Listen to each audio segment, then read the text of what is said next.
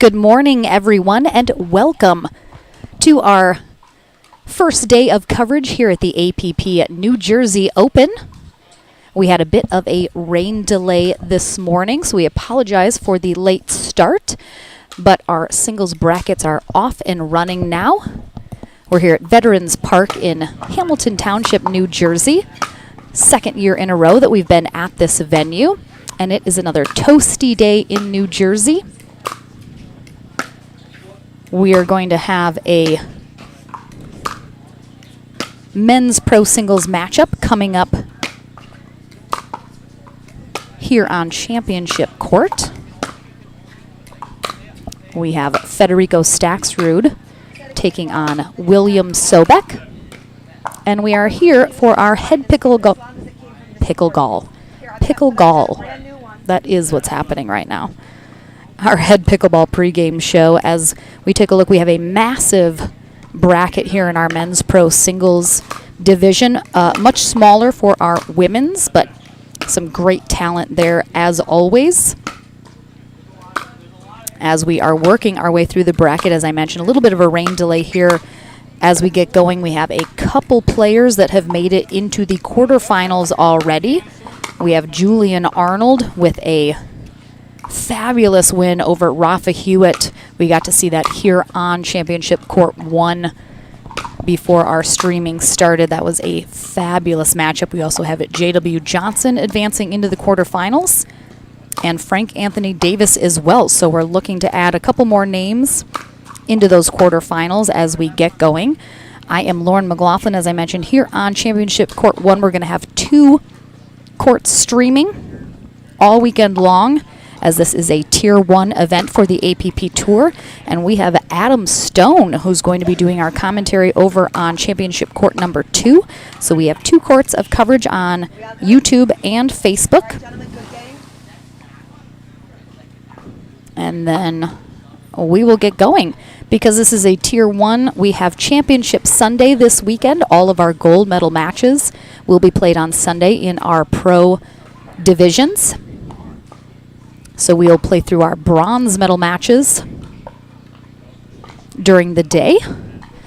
And Trish Stewart will be our USA Pickleball Certified referee for this first matchup on CC1. I have Sobek on my left and Stuckey on my right. This is game 1. Time in, 0-0.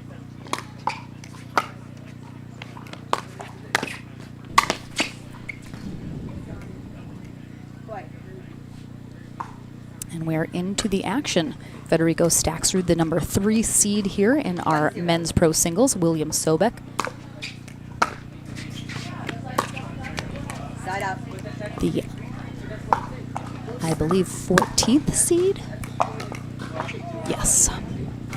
It's so tiny. 0-1.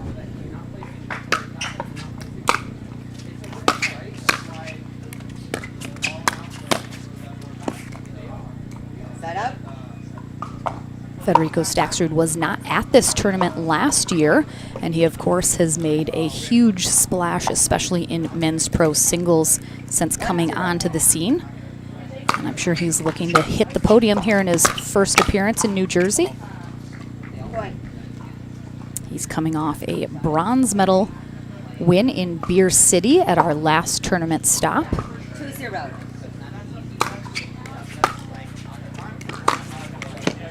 Point.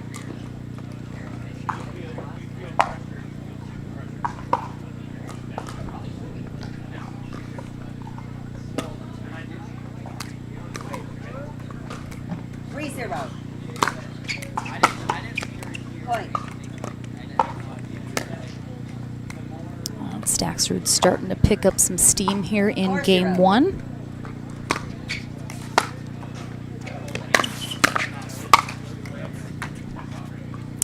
William Sobek had a really good showing last weekend at the Gamma Classic in Pittsburgh, PA. 5-0.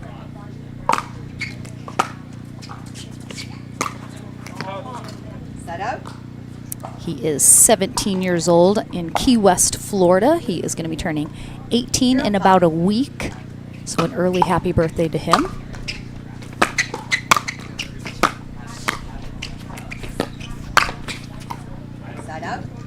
Federico Staxrud, 26 years old, in Estero, Florida. So on the other coast of Florida from Sobek, originally from Argentina. And he said it might even be, as of today, he's been in the States for 8 years. He thinks to the day. So that's a pretty cool thing to be celebrating. Thank you so much for joining us. Hi, everybody. Score 6-0. And we're going to have a timeout here from Sobek as Staxrud is now up 6-0 in this game 1. And again, as I mentioned in the beginning when we first kicked off during our Head Pickleball pregame show, we have 2 courts that are streaming all weekend long. So definitely go ahead and check out on YouTube or Facebook either of those streams if you are looking for additional coverage. Glad to be bringing you 2 courts of streaming coverage. And I have Adam Stone rocking out some commentary on CC2. Very happy to have him. Unfortunately, he's still a little hurt. He had a pretty major calf injury in New York City at that tournament and is still not quite up to being able to play, but his losses are gain having him in the booth now. So definitely check out some of the action over on CC2 as well. But into the action here on CC1. Good timeout there for Sobek. Gets the side out. 0-6.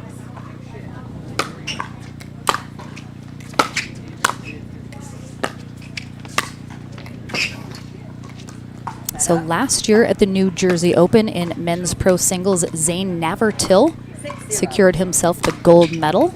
J.W. Johnson got silver. And John Sincola rounded out the podium with bronze. Let's see if any of those gentlemen can get a repeat this year of a podium spot. Oh, big serve there for Staxrud. He's normally not known necessarily for having a serve that does too much. 8-0. Certainly gets a lot on it. Ooh, oh. It's a nice return there from Sobek right on that baseline. Oh, that's tough. Saw him do that last weekend more than a couple times with that overhead opportunity right at that kitchen line. Ends up putting it in the net. It's tough. You got to shake those off. 9-0.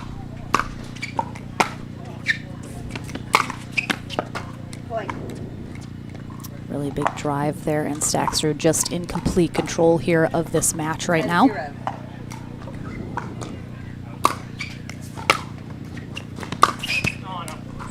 It is a little breezy here in Hamilton Township, New Jersey, just outside of the Trenton area. Sobek sends that long, and it's going to give Staxrud another game point opportunity here.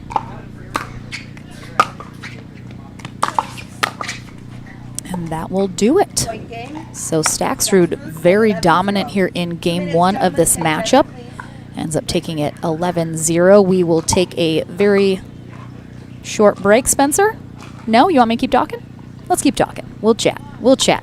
Again, thank you so much for joining us, everyone, for our next stop here on the APP Tour as we are crossing over into mid-August. Winding down summer here very quickly. Hopefully everyone has had a wonderful summer. Hopefully we have been able to see you at one of our stops on the APP Tour. And if we haven't yet, hopefully you're still planning to join us as we have a little, just a couple tournaments left here in 2022. We are in Philadelphia in 2 weeks, followed by Chicago and then Atlanta for another golden ticket tournament.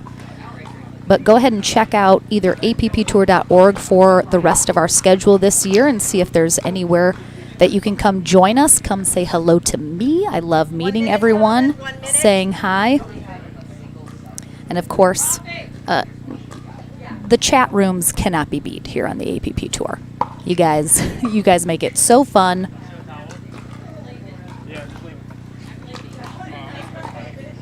Ooh, the tier levels. Kevin, I can. So this is a Tier 1 event. A Tier 1 event on the APP Tour means that there is $50,000 or more on the line in terms of the prize pool. There's also more points on the line for our players. And a Tier 1 event usually means that we're going to have 2 courts streaming and we're going to have a championship Sunday.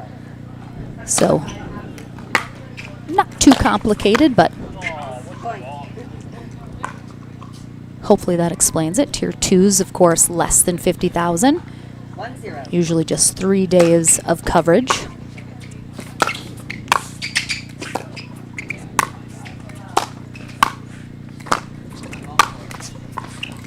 But we are back into this match here on CC1. 0-1. Federico Staksrud now on the far end. William Sobek here on the near end. And you're really seeing how the wind is playing a factor here on court. Definitely enough to make that ball shift in flight.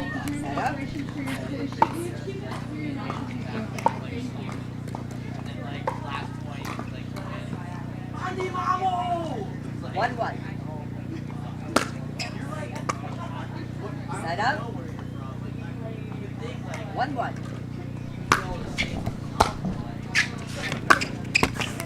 Set up.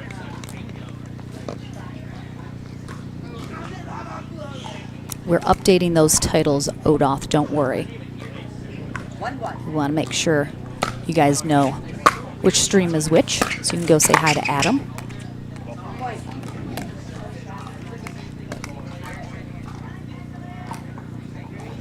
I believe we have about 20 or so courts here in New Jersey that are playing right now.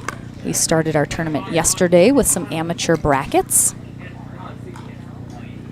3-1.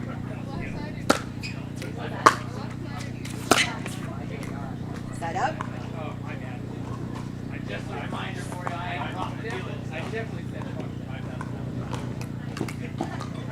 1-3.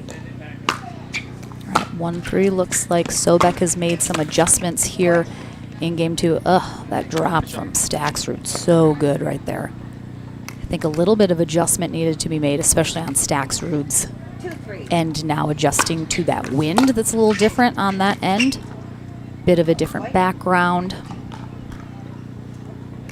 3-3. Oh, another one. That one barely kisses the net as it goes over, but what a drop from Staksrud. His ascension here in pro pickleball, especially singles, has been just a pleasure to watch.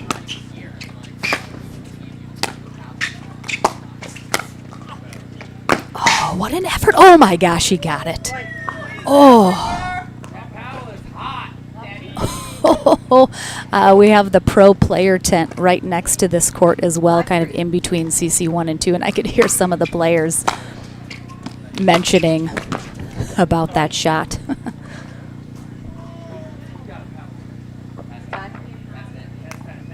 Time out, receiver, 1 minute. We are here in Hamilton Township, New Jersey, as I mentioned, at Veterans Park. Absolutely come on down if you're anywhere in the area and join us all weekend. Rosti Sobek, William's father there, giving him a little advice here during this timeout.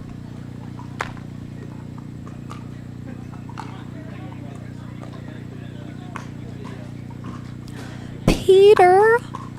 Oh, Peter, I was literally just thinking we need to get Peter Hitchman over to the States so he can add a delightful British accent as well. All right, gentlemen, 15 seconds. Receiver, 1 timeout remaining. Server, you have 2. You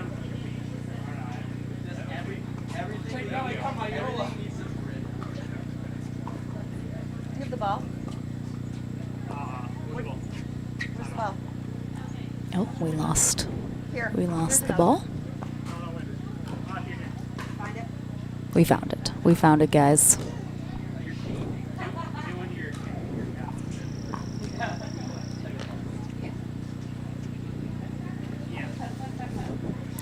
got a Johnson twin sighting there.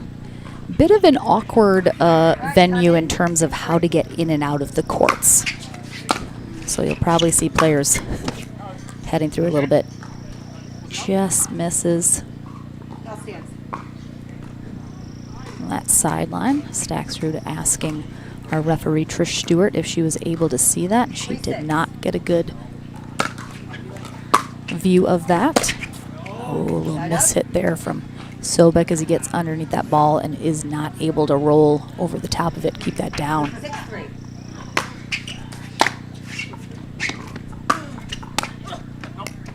The wind is to the back of Stacksrud right now, so it's definitely making his shots sail a little bit, while Sobek, with the wind into his face, is getting those held up. So he's got to give it a little more than he would maybe want to, and it's giving him a little bit of trouble.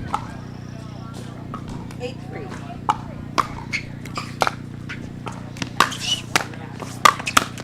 Oh, nice hands there from Sobek. Almost gets that back. Surprising Stacksrud there, but puts it into the net.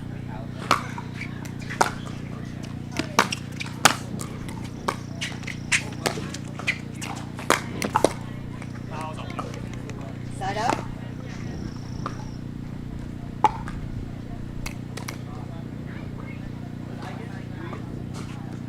3-9. 3-9 here in game 2.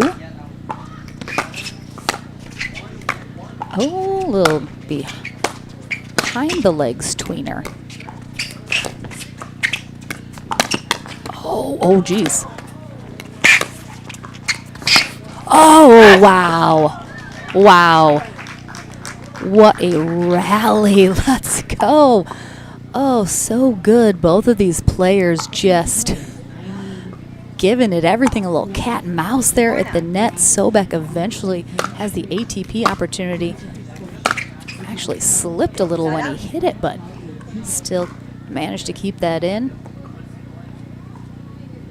9-4.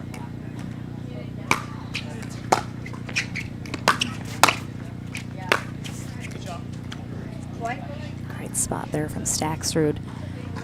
Took him a little bit longer here in the second game to start rolling, but he has certainly done that here now with a match point. Oh, just such a great spot. Stacksrud really, he's coming for the top. He wants to dominate men's pro singles, and he's doing a lot of that now. And I see an appearance there from gold medal winner last year, Zane Navratil. We'll get him here on CC1, I am sure, at some point today. But that match in the books, so I believe Federico Stacksrud will head to the quarterfinals. Those are starting to shape up in our very large men's pro singles bracket. And yes, Peter Hitchman, I am very excited to be at the APP Spanish Open in a few weeks. Very excited to be heading back across the ocean to see my new friends in Europe, so it's going to be an awesome time. But thank you so much for joining us here in New Jersey, everyone, as we're kicking off the weekend. As I mentioned, 2 streaming courts going all weekend long, concluding with Championship Sunday with all of our gold medal matches in our pro brackets. So stay with us. We have tons of awesome men's and women's singles coming your way today, so don't go anywhere. We're back right after this.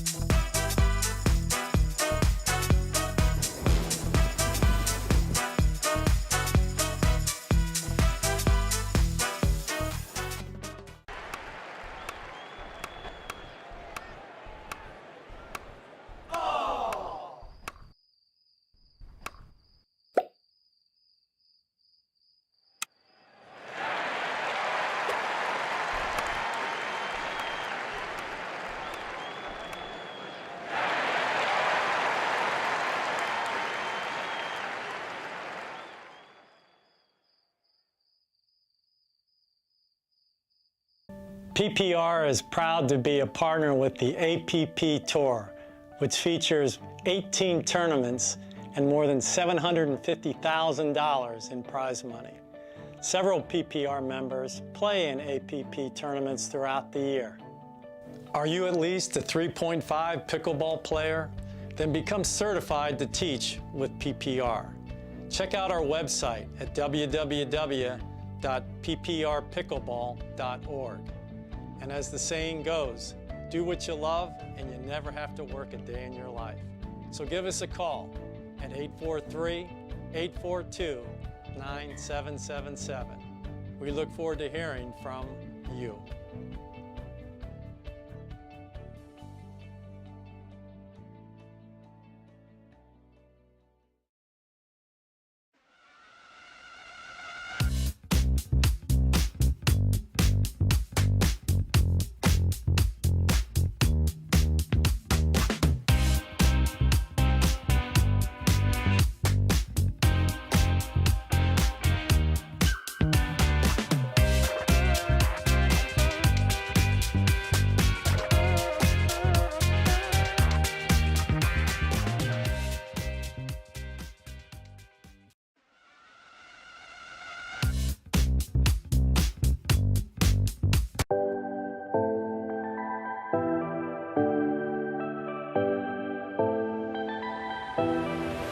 Come on over to APP Academy. Take your pickleball game to the next level.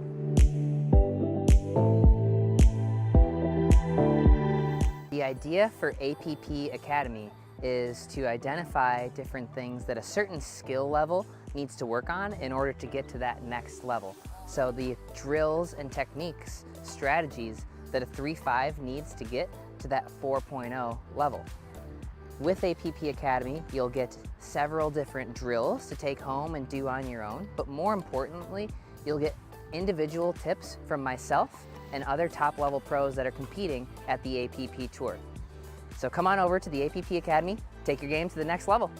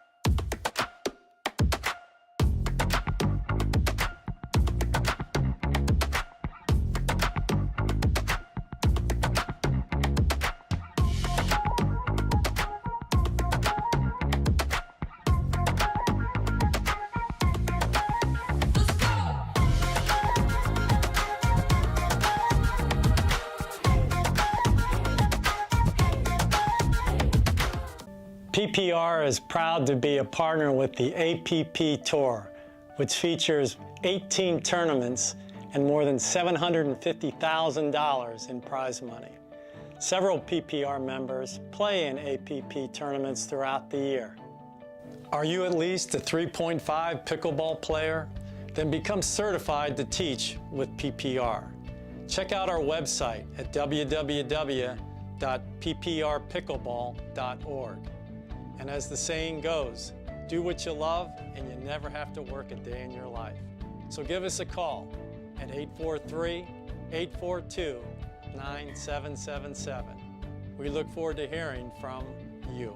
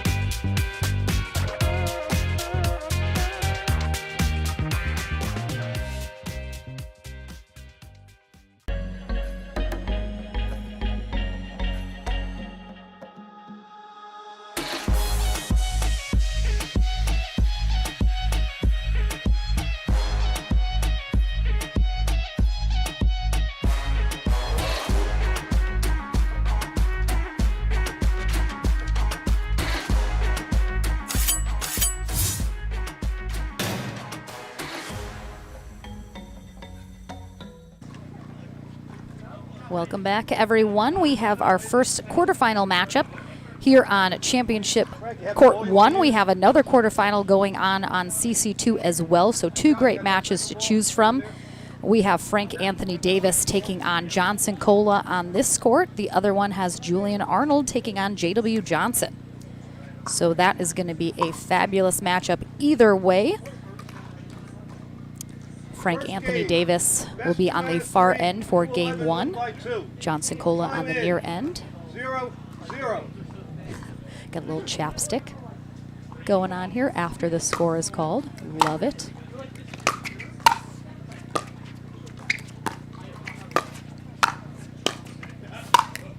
As I mentioned earlier, Sincola is the bronze medalist last year at this New Jersey Open tournament. 0-0. I'm sure he's hoping to hit the podium again. Point. Jack Feinberg is our USA Pickleball Certified referee for this match.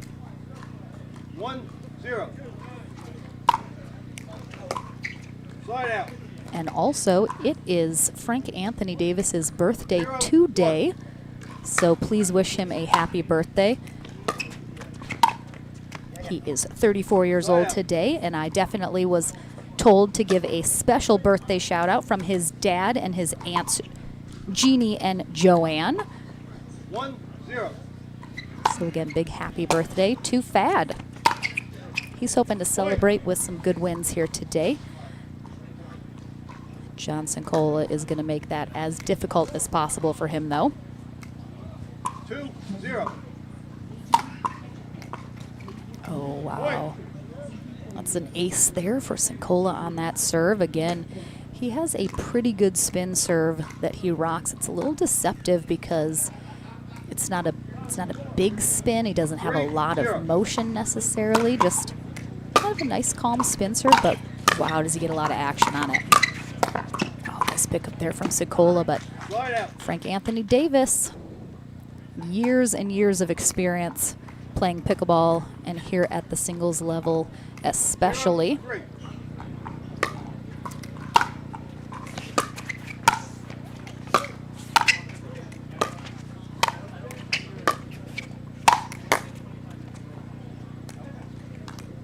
Slide out.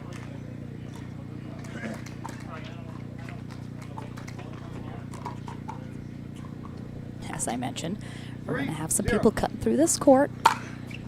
It's a little funky to get to these two championship courts. Point. Frank Anthony Davis defeating Rosie Rosenthal in his first round matchup and then taking down Alex Newman to get here to the quarters, 4-0. while Sincola takes down Domenico Geminiani, who I got to meet last weekend in Pittsburgh, and then defeating Anderson Scarpa in 3. 8-11, 11-7, 11-6 were those final scores. Point.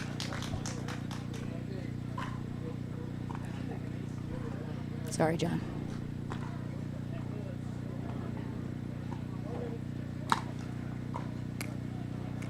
John Sincola, 42 years old, out of McHenry, Illinois. 1-4. While Frank Anthony Davis, as I mentioned, 34 today. Bridgeton, New Jersey is where he calls home, so this is his home state. I'm sure he's loving being in the Garden State for this tournament.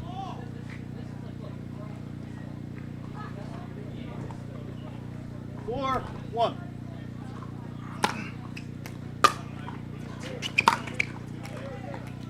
Point. Really nice return there from Davis. Right on that baseline, you can see it backs Sincola up.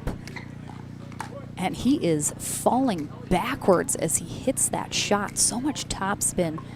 5-1. Just years and years of high-level tennis experience there from Sincola. And another big spin serve gets another free point off of Davis. And we're going to have a timeout from him. Receiver. Score. Sincola up 6-1. 6-1.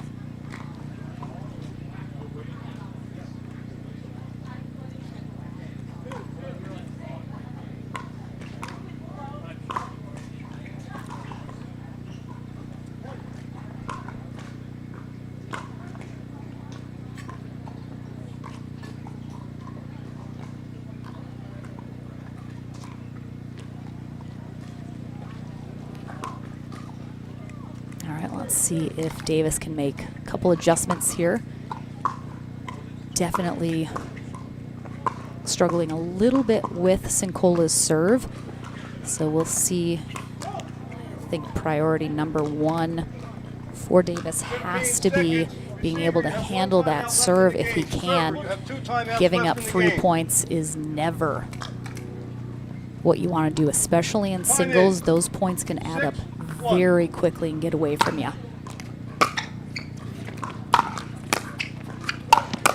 Oh, nice hands on both sides. Really nicely done. Sincola being aggressive, taking that first shot out of the air with a volley. But then Davis, again, just stays nice and calm. A couple more exchanges between the two before Sincola is able to come out on top of that rally. Nice job doubling up on that cross-court spot there from Sincola. He saw Davis committing to that sideline as he thought Sincola was going to switch it up, try and go past him. Good read there from Sincola. Just beautiful passing shot there. Sincola playing his college tennis at the University of Chicago.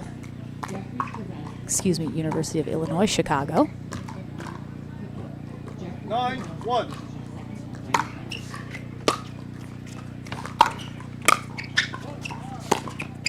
Oh, it's just too good, that two-handed backhand as he's coming up. So many options available to him. And that shot will get him a game point here in game one.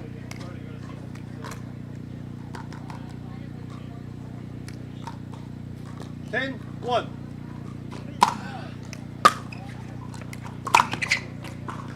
And he will catch that sideline, and that will be game one in the books here for John Sincola. We will take a very short break and be back into the action here on CC1 right after this.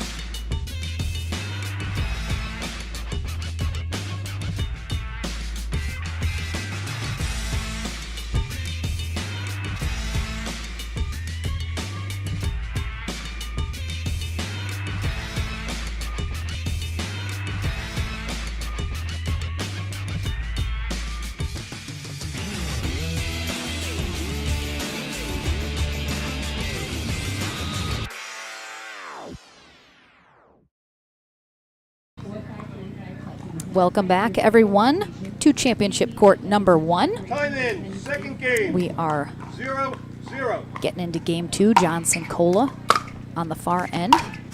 Frank Anthony Davis on the near end. There are going to be some different wind conditions now with the end change between these two gentlemen. We'll see 1-0. if that plays a factor here.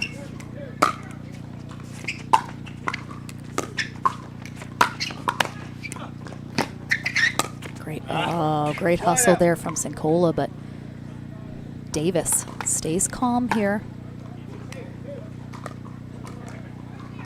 0-1. So nicely done going back behind Sincola after he commits to the middle. Oh, beautiful ATP there from birthday boy Frank Anthony Davis. Sincola gave him a lot to work with there. So nice and patient.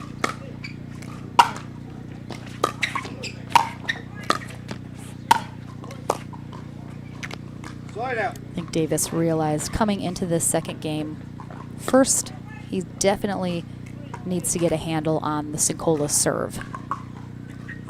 If he can't do that, you know, he's not going to get far.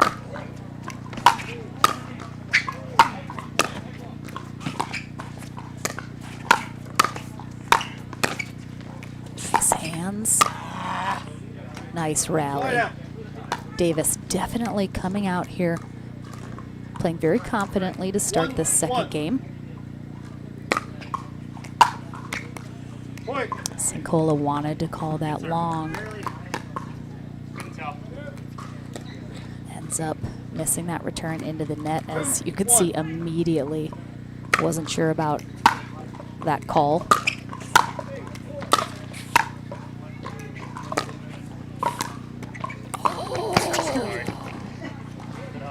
Davis almost gets there. Frank Anthony Davis, I think, you know, if he's known for anything, it's the fact he can get to almost any shot from anywhere, which blows my mind on a consistent basis.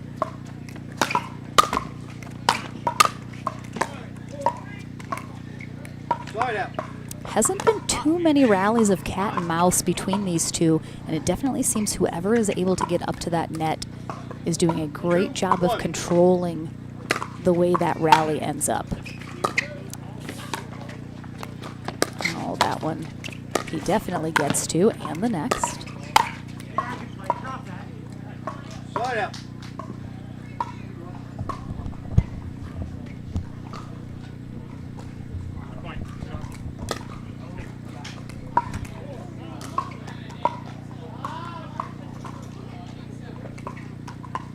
One, two.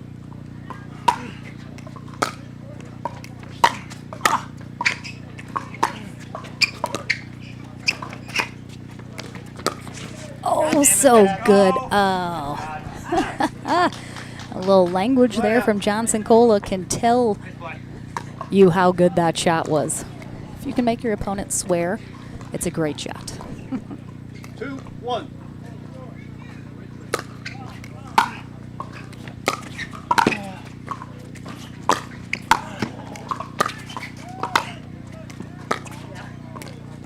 There's just been some unbelievable movement going on here during this match. Really good job moving the ball around, placing shots, trying to make your opponent move. Too good. Sincola with that gorgeous passing shot back from the back of the court.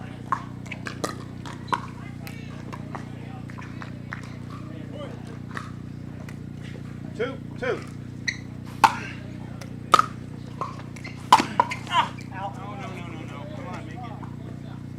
Slide out. Davis goes for that one.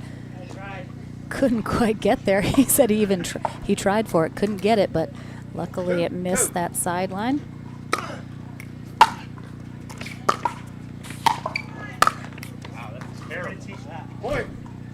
Definitely not the shot Sincola was hoping to hit there.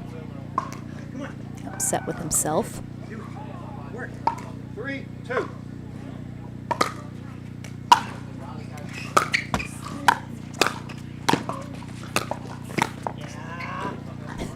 Good job there from our ref, Jack Feinberg, ducking out of the way of that final shot.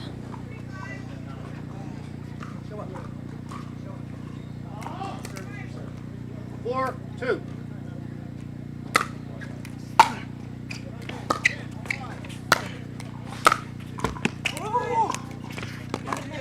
Slide out.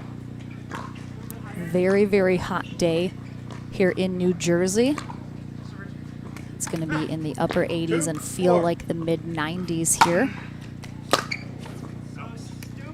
Point.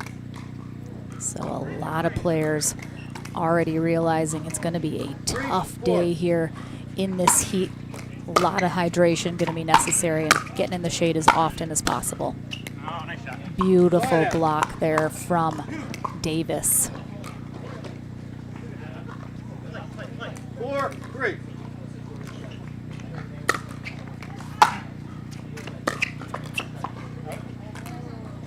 Slide out. Frank Anthony Davis, one of the staples of the men's pro singles scene for many years now, 3-4. with the emergence of a lot of new talent.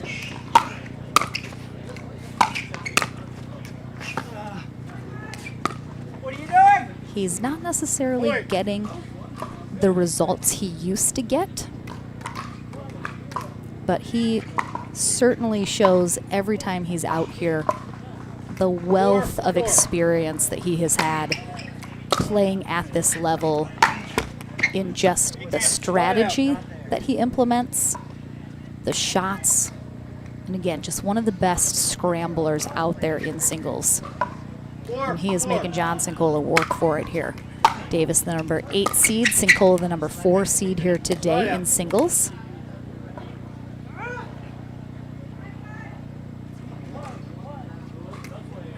Four.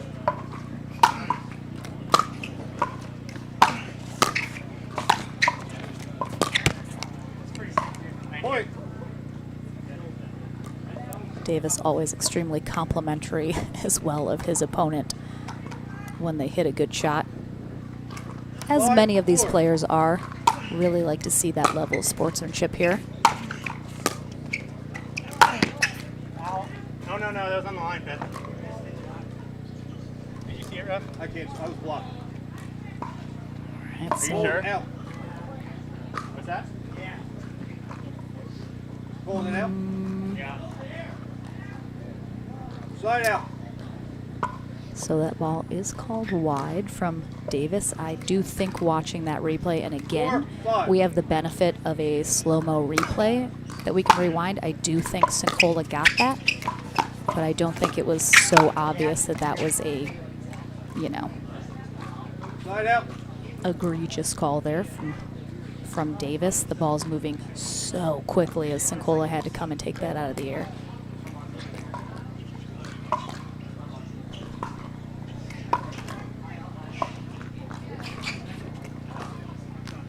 Again, a lot of sweat going on today as well with the heat, so 5-4. it's going to be a lot of toweling off from the players. Davis needing to towel off the court. Oh, again, look at the scrambling. And it's so hard to hit a good shot while you're scrambling. Timeout receiver. All right, Score. we're going to have a timeout here from 1 minute. Davis. As I think we're going to see a lot of these players using both of their timeouts, not necessarily for any strategy, but simply just because they need a break. Need to sit in the shade for a minute, need to have a drink, towel off.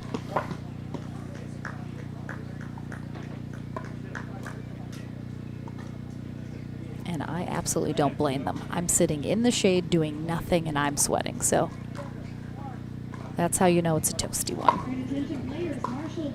Again, thank you so much for joining us here for the first day of our live streaming coverage at the APP New Jersey Open. Lauren McLaughlin here on CC1. We have 2 courts streaming all weekend. Adam Stone rocking it out over on CC2 for today and tomorrow. Hopefully by the end of the day, as we wind our bracket down, he will join me here for some of our later matches.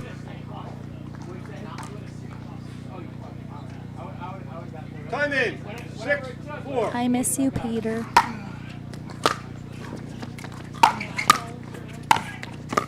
You just like when I say your name on the live stream. Oh, tough. Point.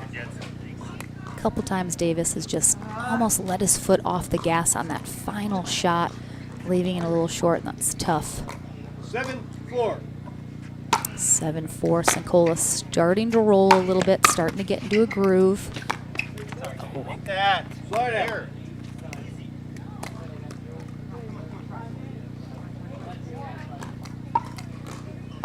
4-7.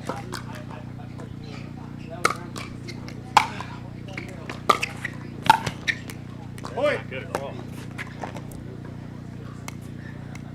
I appreciate singles so much because so many of these players talk to themselves 5-7.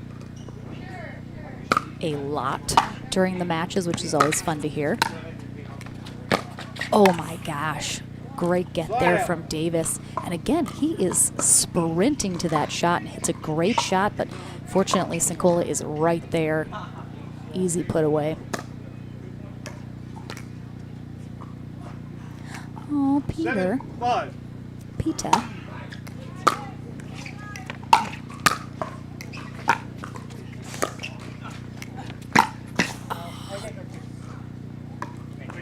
Did he get it? This one is called in. Again, great spot. I like that Davis goes back cross court here. Oh yeah, that's a nice one. Sincola able to hook that ATP back in. Oh boy. Yeah, that's just so tough. Davis returns Sincola's serve, but very short, very lofty. Gave Sincola all the options there. 9-5.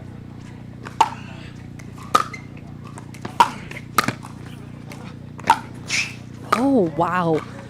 Oh, that just too good. Slide out. My goodness, it was like an ATP on the move there from Sincola, but then Fad just puts in that back corner. Again, the movement from both these players has been phenomenal this match. Point.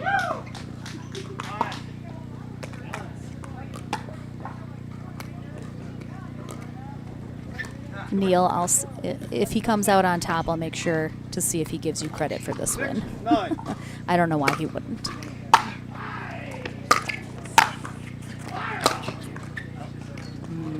Slide I out. can hear Julian Arnold growling on CC2. He's taking on JW Johnson over there. So definitely pop on over or put both of the streams up. I don't know. It's too hard to choose. Slide out.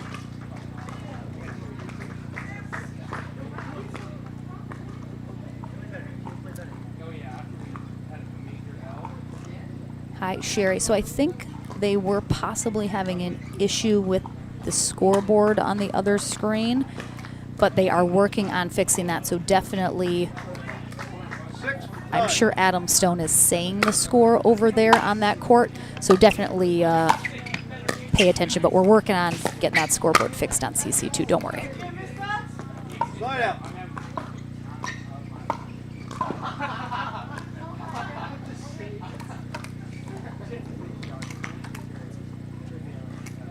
Nine, 6.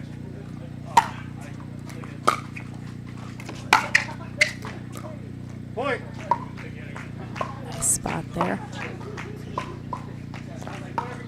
And Sincola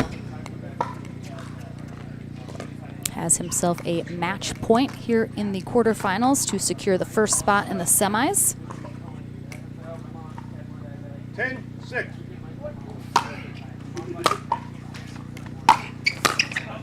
Oh, that was too good there from Davis. Puts a lot of pace, but keeps that so low. Right near Sincola's feet. Haven't seen too many shots like that from him in this matchup. And again, it is Frank Anthony Davis's birthday today, so please go on social media and make sure and wish him a happy birthday.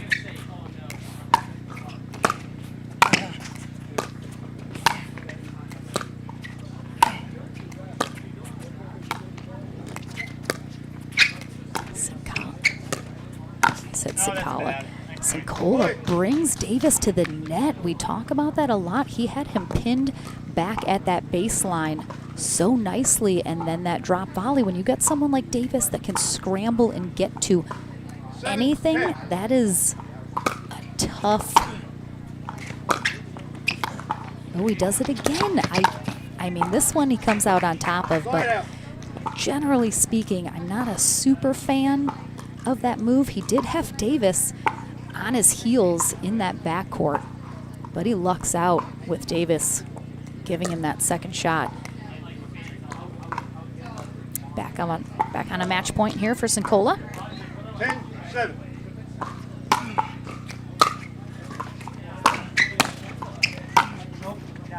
He's going to push that wide and not able to close it out yet, leaving that door open for Davis here to try and force this second game.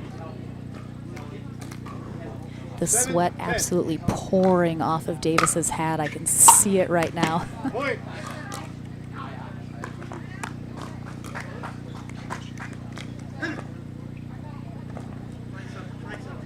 8-10.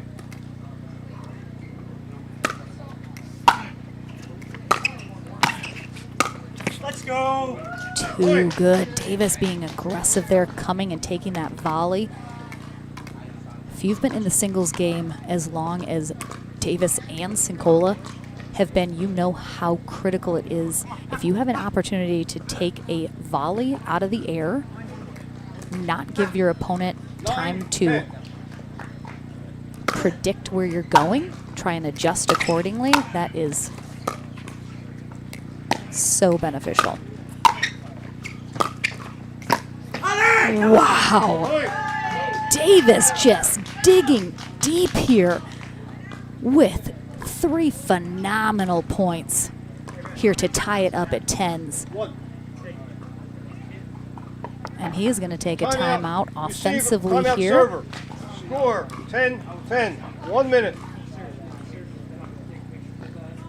Talked about how we are going to see a lot of these players use their timeouts every opportunity they have because it is so hot out here. And I think this is a great timeout here from Davis. He just got the last 3 points in a row after holding off 2 match points from Sincola, has tied it back up at 10s, and he's going to have the serve to take the lead here in this second game. He must win this to force a third game if he wants a shot at the semis. Not for me. 15 seconds. Server, you have 0 time. There's no timeouts left. Receiver, you have 2 timeouts left. Sincola has not taken either of his timeouts. I'm a little surprised. I thought there were some moments they would have been beneficial, but Side out. quick side out. Sincola has lost his match point now, so he will have to get 2. 10-10. Oh no! Point.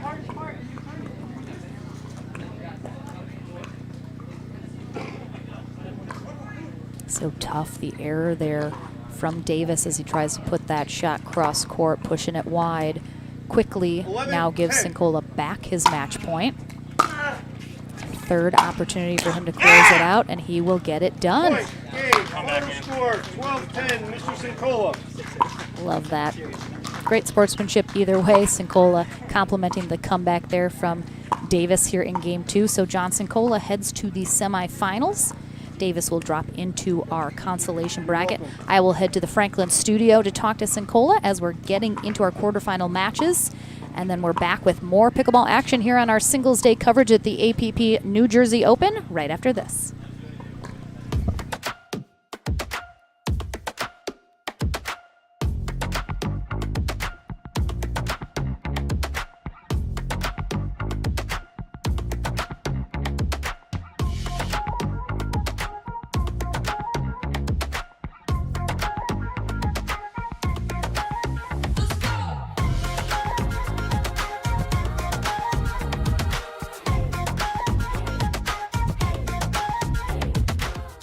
PPR is proud to be a partner with the APP Tour, which features 18 tournaments and more than $750,000 in prize money.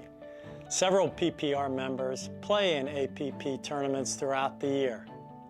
Are you at least a 3.5 pickleball player? Then become certified to teach with PPR. Check out our website at www.pprpickleball.org. And as the saying goes, do what you love and you never have to work a day in your life. So give us a call at 843-842-9777. We look forward to hearing from you.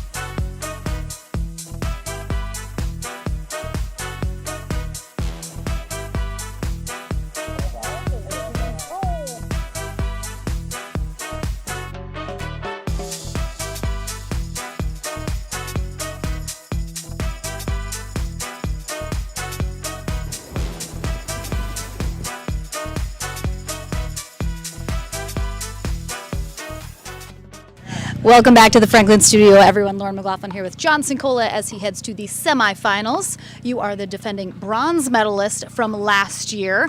Last year also very, very hot here in New Jersey. Another hot one. How important now is it for singles especially that you keep an eye on hydration, being cool as often as you can so that doesn't catch up to you?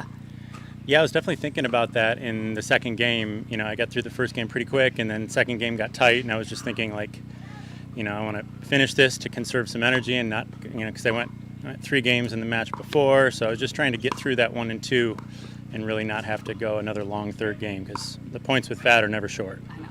And you know, Davis, one of the best scramblers out there in the game. He gets to everything. Mm-hmm. How important then, it seemed like there was a lot of good movement. You were moving the ball around very well. How important is it to know you've got to keep it away from when he gets to everything? Yeah, I think the key is I was just trying to like apply steady pressure, you know, because sometimes if you try to think, okay, I got to finish this one, then you go for too much, and you know, so just trying to keep every ball, keep them under pressure, and then I knew eventually I'd get a finishing chance. So. All right, well, congratulations. You're into the semis. We'll see you as you continue through today, hoping to get another podium spot. I'm sure you're hoping for a higher place this year than last. All right, don't go anywhere. We have more action here at the New Jersey Open right after this.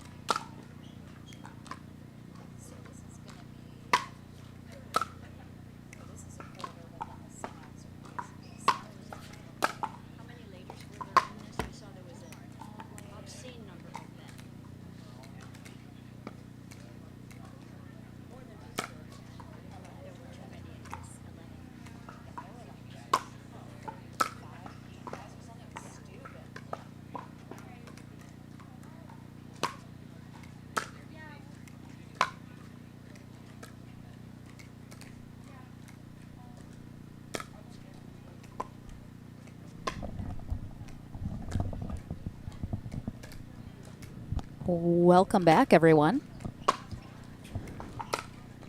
Spencer's running around doing something, so he didn't even tell me we were back. Just sitting twiddling my thumbs.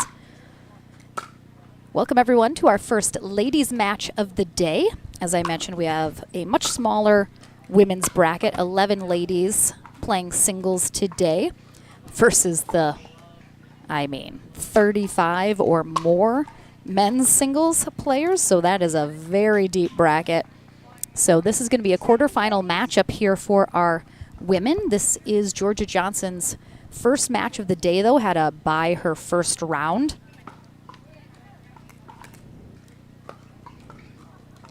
She takes on newcomer Alejandra Lopez Barobia, 21 years old, from Houston, Texas, originally from Puerto Rico. She is about to start her senior year of college at the University of St. Thomas in Houston, where she plays tennis. She has been playing tennis since the age of 5 years old and only been playing pickleball on and off, she said, for about 5 months now. This is her very first ever pro tournament that she's played. So please welcome her with open arms to the pickleball world. Always love seeing a brand new face here at the APP Tour.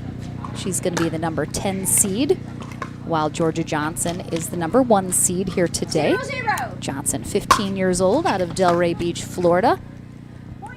Her and brother J.W. Johnson and Julie Johnson recently just signed with the Franklin family, so a big congrats to them. 1-0. Oh, and that is going to sail long. Again, this is Johnson's first matchup of the day. Lopez Barobia has played 1 match already. Oh, nice spot there. Diane Unitich is our USA Pickleball certified referee for this match. 1-1.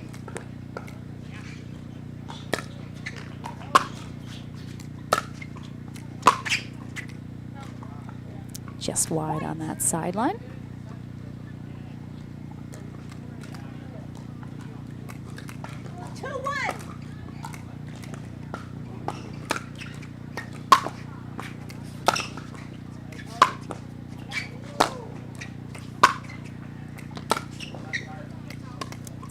Little long there.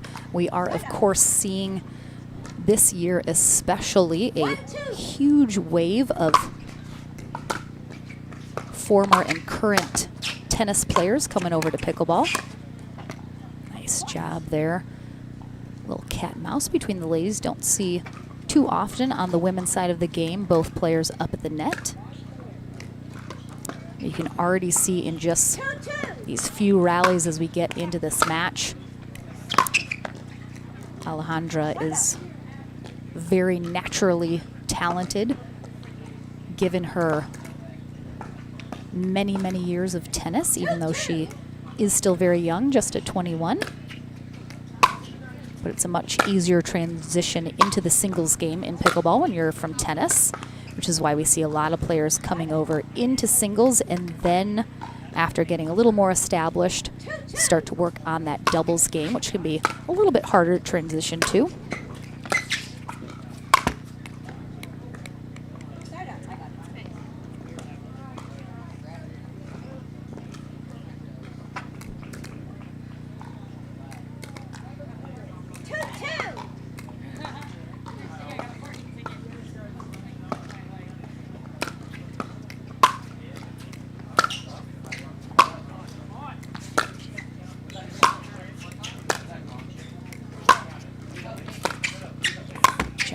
Ooh, makes her move finally to the kitchen line after a few ground strokes between the ladies. Gets a little net cord roll over there. 2-2. Winner of this match will face Salome Davidze in the semifinals. Oh, a little net clip there from Lopez Barobia. Sails it wide. Our other semifinal in our upper half is set. Amanda Hendry will take on Anna Bright. Of course, the winners of those two matches will face off in our winner bracket final. Our men's bracket just getting into the quarterfinals now, as I mentioned, much larger. And because of our rain delay this morning, we're not quite as far as we would have been without that delay.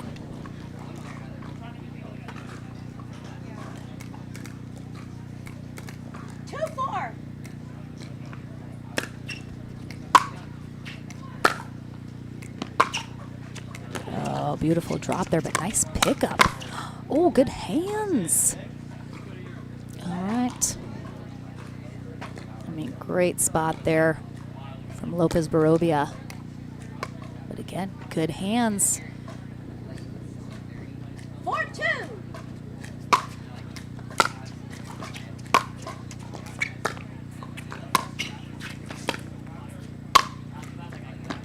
Nice job there by Johnson, getting up to that net, applying pressure, keeping Lopez Barovia back at that baseline, hoping to 5-2. extend the lead after a bye in your first round. Sometimes takes a little bit longer to get going, shake off those first match jitters that even the pros still have. 6-2.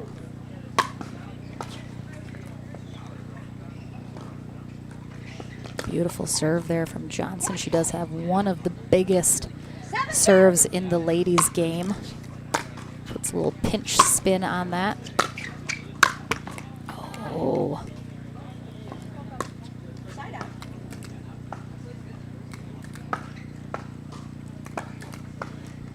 2-7.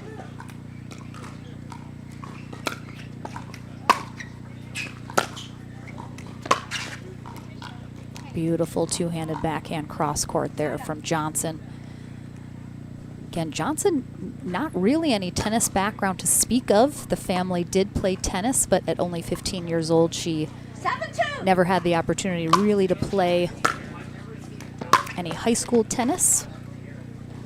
So you can tell her strokes are a little less tennis-esque, a little flatter. 8-2.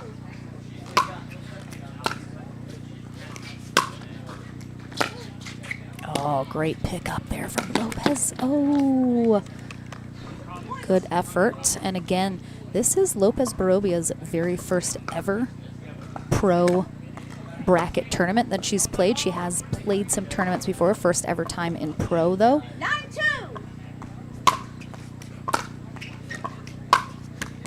So definitely already seeing the talent in her that with a little more time playing pickleball, if she chooses to do so, certainly could become very competitive.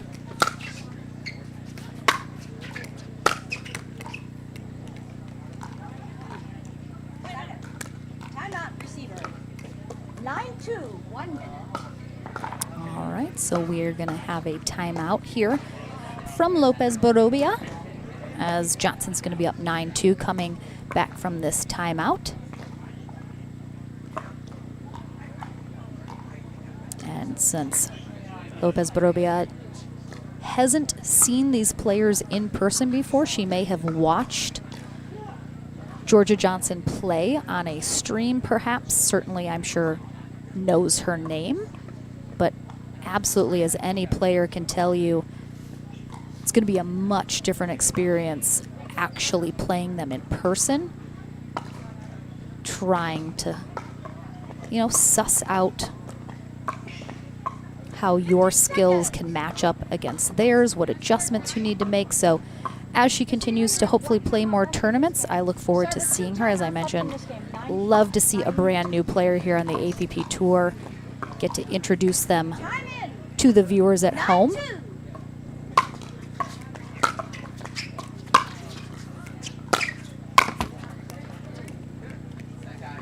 Good timeout.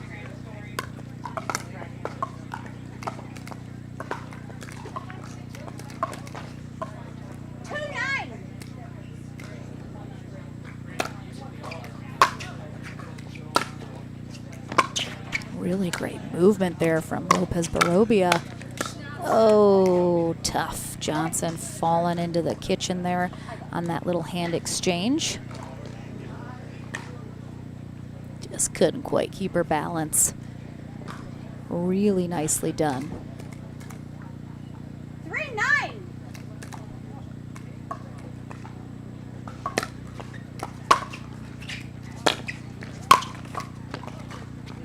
Just a little too high there. Johnson getting very aggressive. Haven't seen her get super aggressive yet here in this first game, but definitely coming up, taking that volley. Put a lot of pace on it.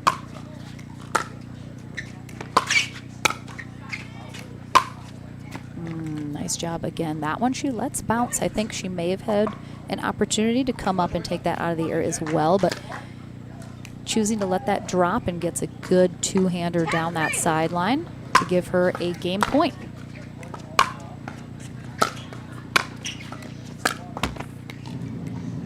Really nicely done from both ladies, but Johnson in her first match of the day able to take game one 11-3 over newcomer Alejandra. We will see how game two shapes up after this very short break. Back into the action after this.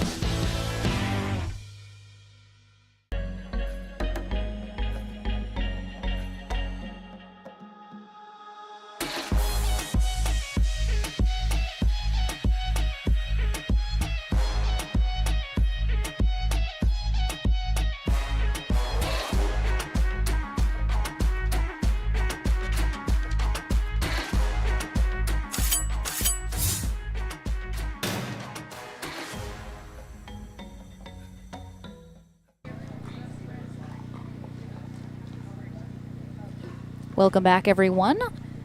Just about to get into game number 2 here in our women's quarterfinal matchup. We have the number 1 seeded Georgia Johnson, who will be on the near end. She takes on newcomer Alejandra Lopez Barobia, 21 years old, in Houston, Texas, originally from Puerto Rico. Tennis player at the University of St. Thomas in Houston, where she is about to head into her senior year. Only been playing pickleball for about 5 months now, she said. Her first ever pro bracket at a tournament.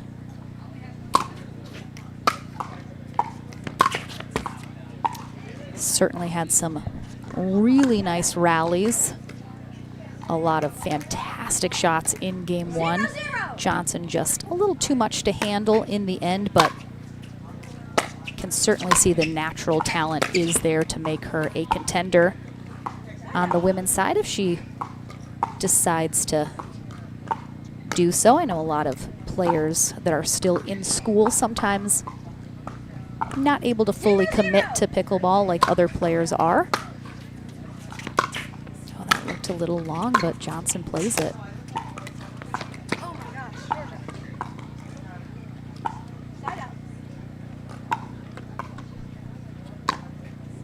Very toasty one here at Veterans Park in Hamilton Township, New Jersey, where we are located. It's gonna feel about in the mid-90s here. When that sun comes out from behind the clouds, ooh, is it toasty.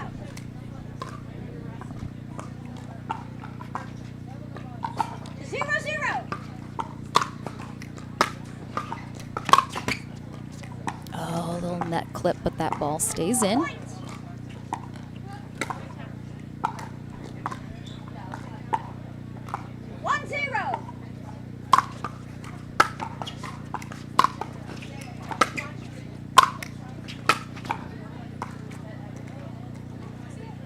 Yes, I did. It was on the line. All right. Johnson conferring with Diane Unitich, referee, saw that ball catch the line. I think Johnson thought it may have as well.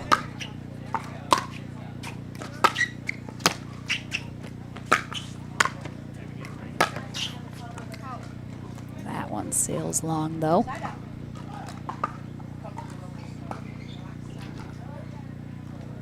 Winner of this match will face Salome Davidze in the semifinals here in our women's side.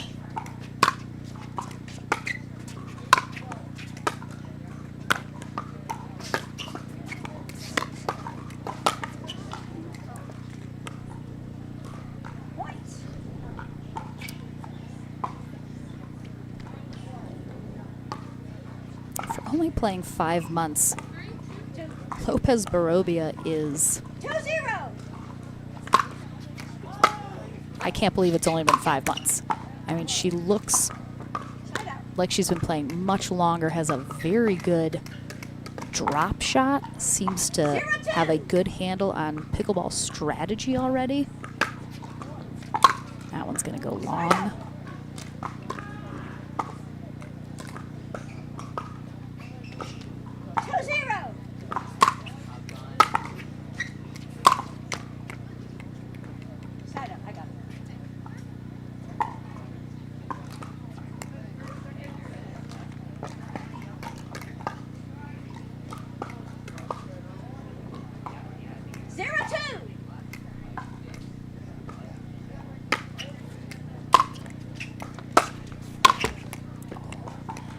Saw a couple unforced errors in game 1 out of Johnson. Didn't make too big of a difference ultimately given the final score. But I'm sure she would like to cut those down. Really nice shot down that sideline from her. 2-1.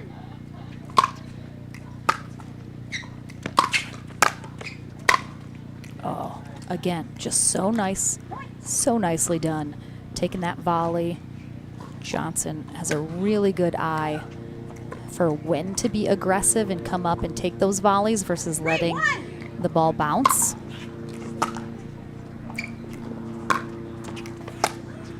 Very short return, and the wind held that up a little bit as well.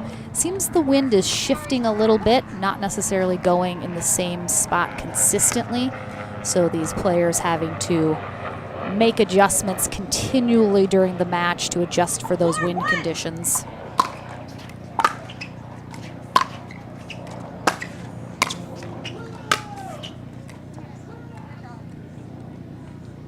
Beautiful spot there from Lopez Barobia.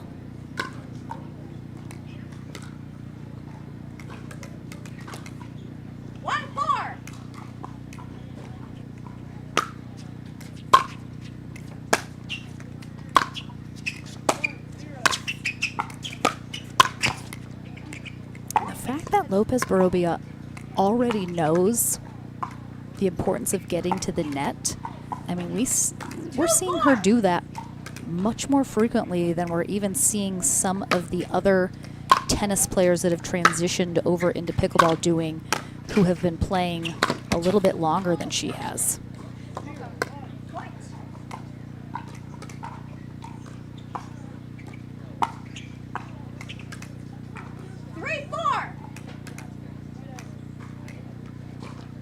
And Lopez Barobia looking to tie it up here in game 2. I mean, what a pickup.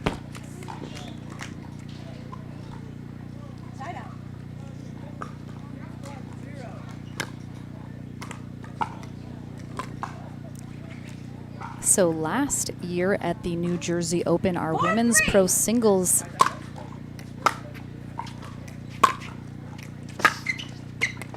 podium was Annika Cooper taking gold, Olivia McMillan taking silver, and Kristen Mueller taking bronze. So the only person from that podium that is even playing this weekend is Kristen Mueller in our singles bracket. So for the most part, we'll have a fresh podium here on our women's side, while all three of our men's medalists from last year, Zane Navertil, J.W. Johnson, and John Sincola, all here today, all looking to defend those finishes or do better than last year. We're going to have a timeout here called by Lopez Barovia as Johnson's starting to pick up a little steam here, up 6-3 in game 2 after taking game 1 11-3.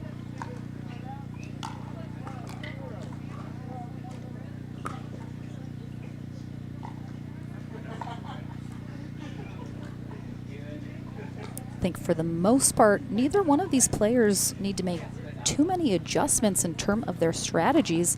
I think right now some unforced errors on both sides are mostly what is slowing them down from getting too big of a run going, but Johnson seems to be doing just that here. Let's see if coming out of this timeout she can continue to widen the gap here over Lopez Barovia. Server, 2 timeouts remaining in this game. Time in. 6-3. Oh, beautiful spot, and Johnson indeed adds another point on the scoreboard quickly out of that timeout.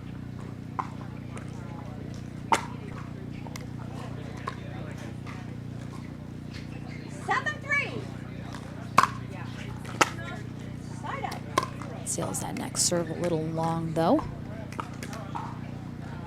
3-7.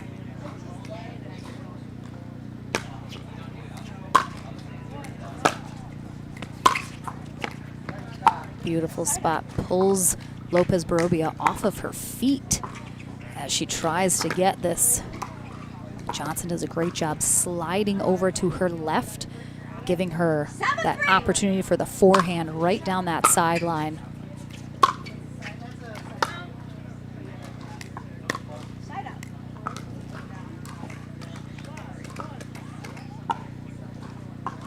3-7.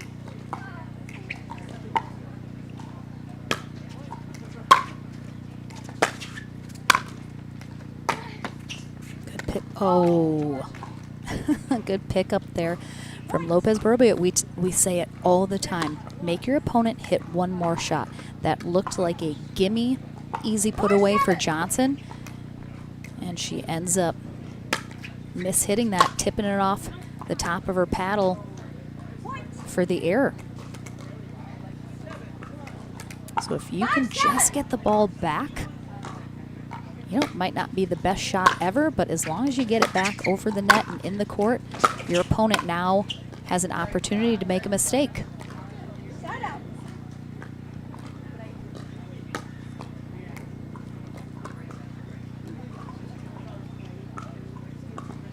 7-5.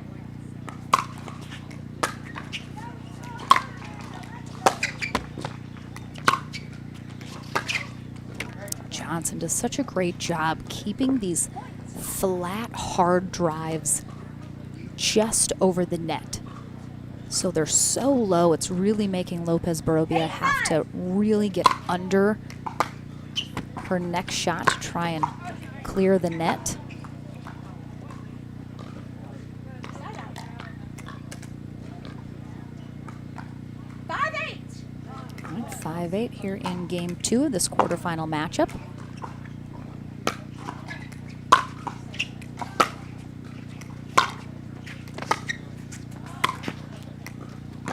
Ooh, that looked real tight to that sideline. Almost looked like Johnson was going to push that wide. She ends up catching that sideline, but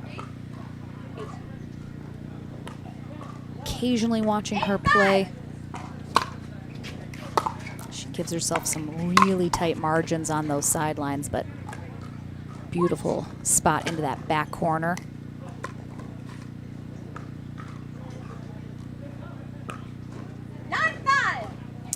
Johnson now 2 points away from heading to the semis. Ooh, you could hear the squeaking of the shoes there again as Lopez Barovia gets almost pulled off of her feet. Oh my gosh. Mentioned before, this venue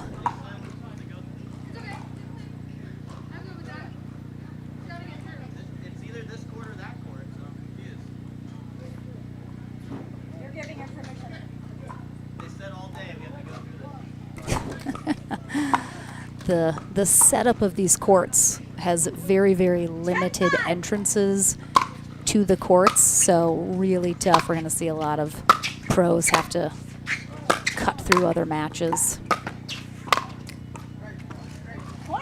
And that will be the match. Georgia Johnson comes out on top, but ooh, I am excited. Hopefully Alejandra Lopez Borobia sticks with it and we get to see her at more tournaments. A lot of talent. Hopefully more to come from her. So a big congrats on her first pro tournament here this weekend. She'll drop to our consolation bracket. I'll head to the Franklin studio to talk to new Franklin team member Georgia Johnson, and then we're back into the action here at the APP New Jersey Open right after this.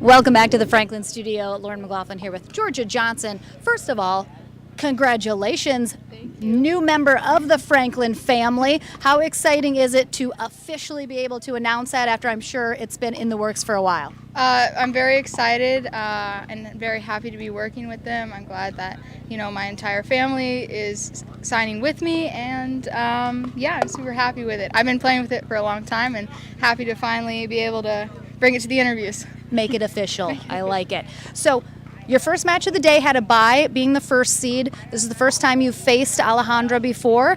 Coming in, you know, it's your first match, a little jitters to shake off and seeing a new player. Did it take you just a little bit to get your footing here in this match?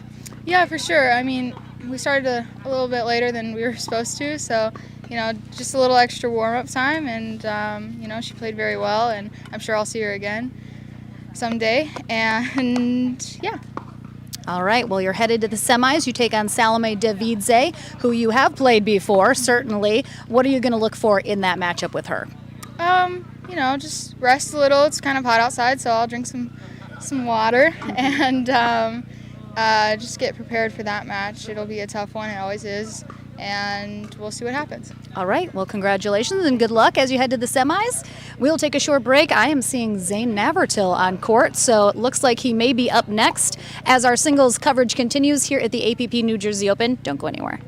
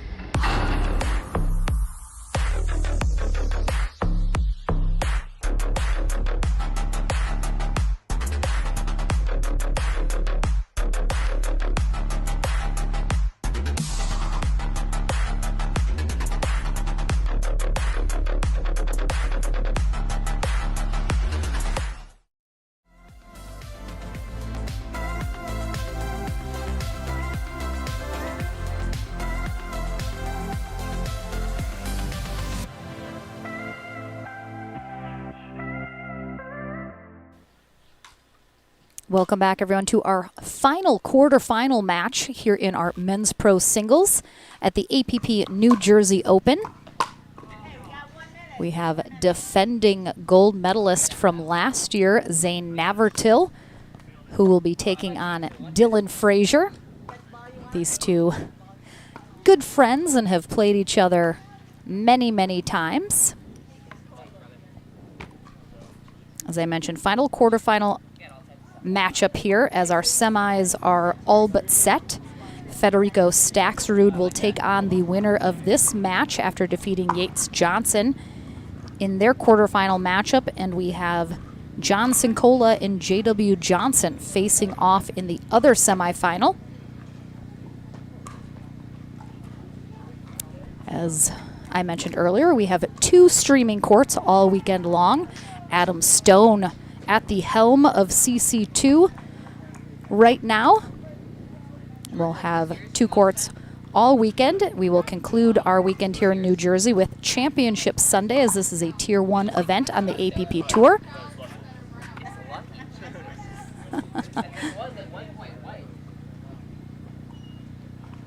Already starting with the joking here between these two. Dylan Frazier, 20 years old, out of Ashland, Missouri. Currently a student at the University of Missouri. I believe going into his junior year after this summer. Zane Navertil, 26 years old. Played college tennis all 4 years at the University of Wisconsin Whitewater. Originally from Racine, Wisconsin. Recently moved with his fiancée, Jennifer Schmidt, to Austin, Texas. Big congrats to them as they recently got engaged. I think now about a month or 2 ago. 0-0. Joanna Corker is our USA Pickleball Certified referee for this match. And you may have noticed, and if you didn't, I'll point it out, Dylan Frazier playing with a Selkirk paddle. So I believe he's doing some shopping.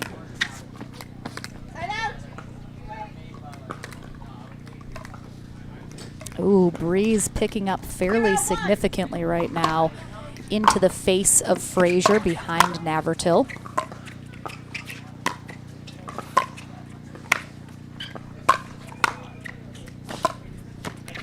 Definitely nice having that breeze on such a hot day, but can wreak a little bit of havoc here on some of these shots.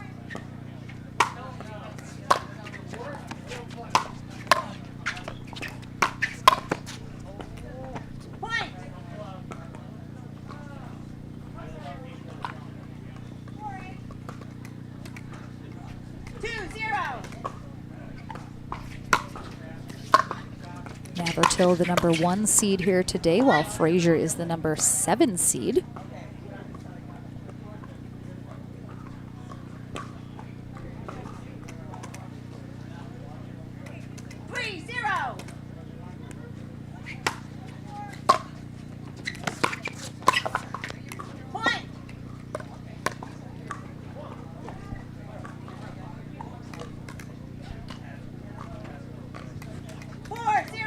Oh, hi, Deckle. Deckle Bar stopping to say hello. Hi.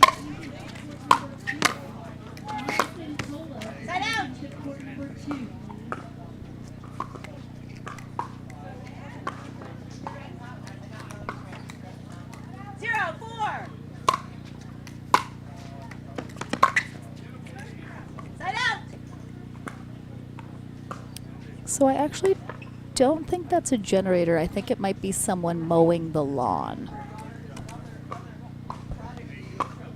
Or it may be a generator. What do I know? It's a generator, I guess. 4-0. Apologies, it's white noise in the background.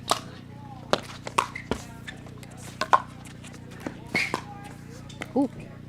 Navertil gets a hold of that with that one-handed backhand. Not quite an ATP attempt. 0-4. And that's going to sail long as well. Again, Navratil's got that wind to his back. He's got to be careful. If it picks up during a shot, could certainly sail it long. These two love to play a little cat and mouse with each other at the net, so I assume we're going to be seeing a lot of that in this matchup.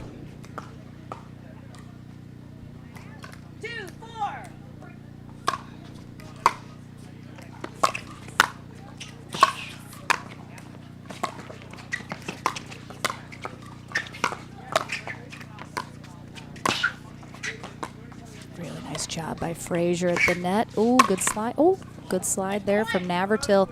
Well done. Frazier really has just kind of upped his game in the last 4 to 6 months, maybe I'll say. He's been a really good player for a long time, but I think he's finally to a point where I think he's built his confidence.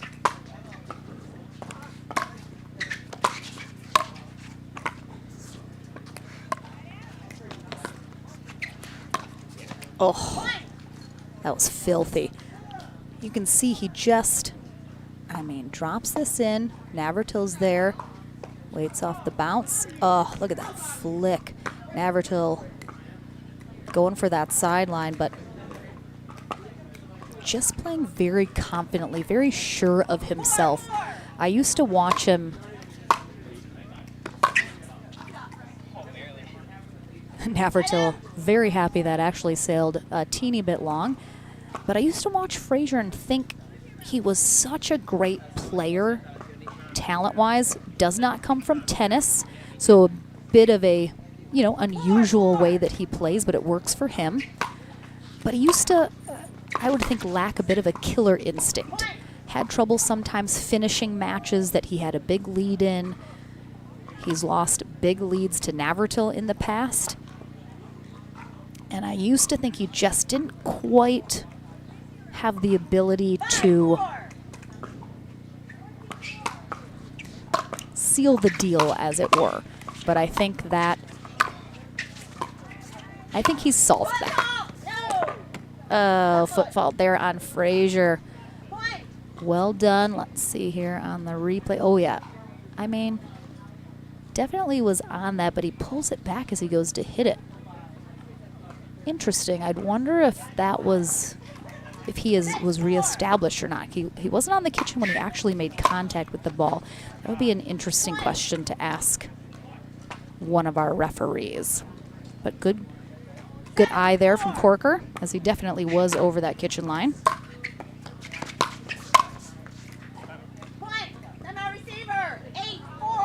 All right, Frazier, couple unforced errors.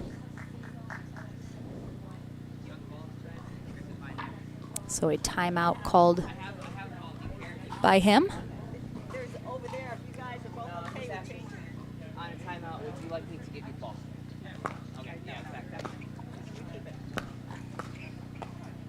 So Navratil opening up the gap, and you can see there Frazier does have his Onyx paddle with him. It seems like he is, you know, he's seeing someone new. We'll see if it works out or not. Also a big shout out to Pickleball TV, who is rocking our production all weekend on both courts, Spencer Laurent and Mitch DeVoe. And we got Ashley rocking out our scoreboard. Love it.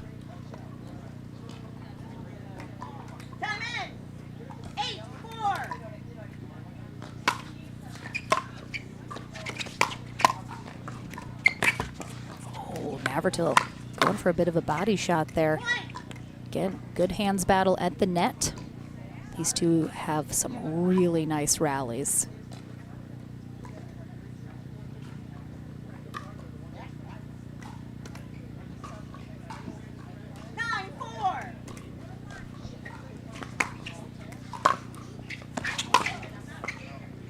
And just wide.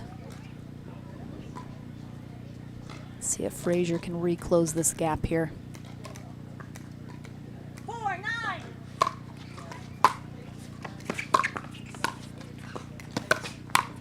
Oh, good hands there from Navratil. Anticipated well that shot from Frazier. Frazier's so good at hiding where he's going with his shots. He has barely any backswing on any of his shots. A lot of wrist flick instead.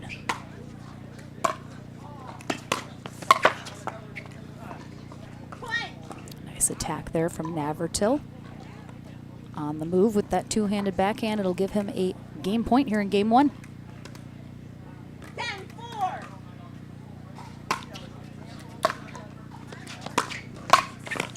Side out. Frazier prepared that time for the same shot from Navratil. As he attempts to go down that sideline. So he will hold off that first game point, but needs to now turn that into some points of his own. 4-10.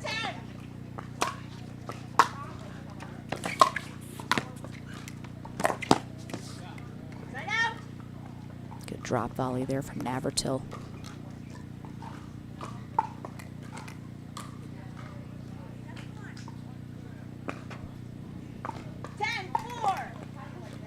Second game point. Side out. Navratil looking at his paddle first and then at the ball, wondering if there was perhaps a crack. It looked like it sounded a little weird off his paddle. Side out. Again, playing with that Dura Fast 40 is one of the harder balls in the game. Going to travel quickly, however, on hot days like today's, it definitely gets a little softer.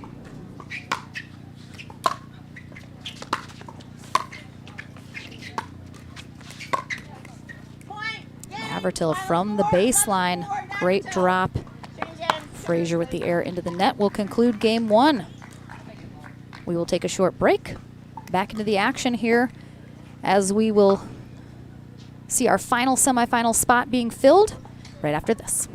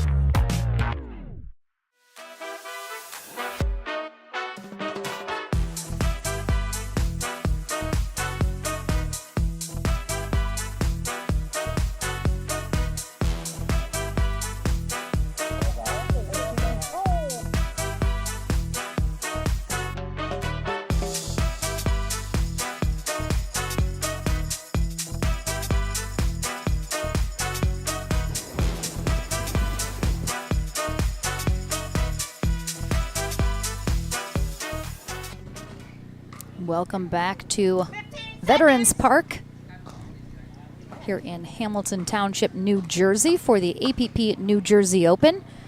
Defending gold medalist Zane Navratil. One game in the books here in the quarterfinals. Looking to head to the semis to face Federico Staxrud. But he's got to get through Dylan Frazier first.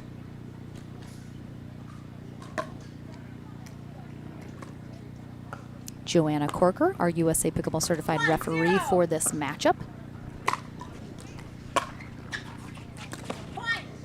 Again, bit of a breeze that comes and goes here on CC1. So we'll see if our players need to make some adjustments for that here into game 2.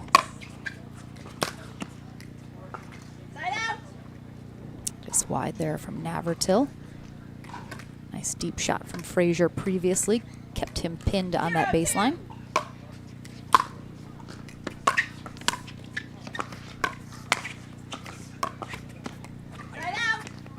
As I mentioned, this is CC1.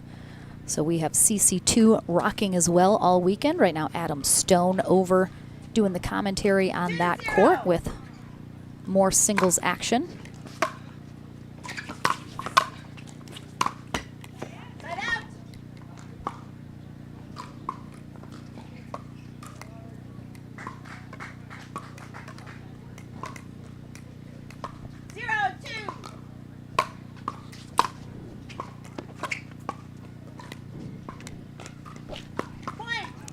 Go wide, gets Frazier on the board.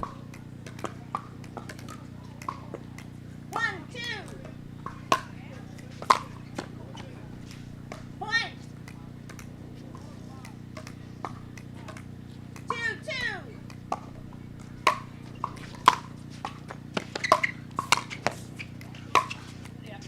Beautiful spot there from Frazier, firing that drive.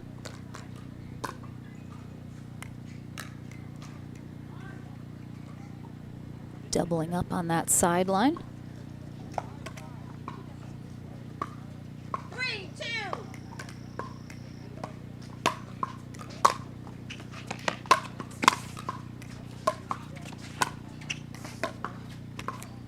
Side out. Frazier did take the lead there in that last exchange. 2, 3. Up by 1.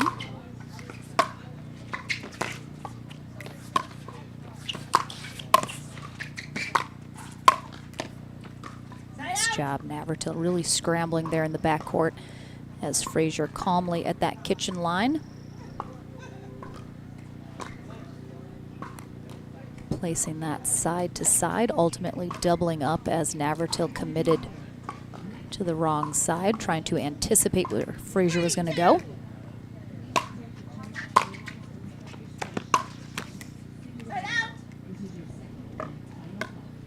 Thank you so much for joining us, everyone, wherever you're at on YouTube or Facebook. We appreciate you spending time with us here this weekend for some great pickleball action.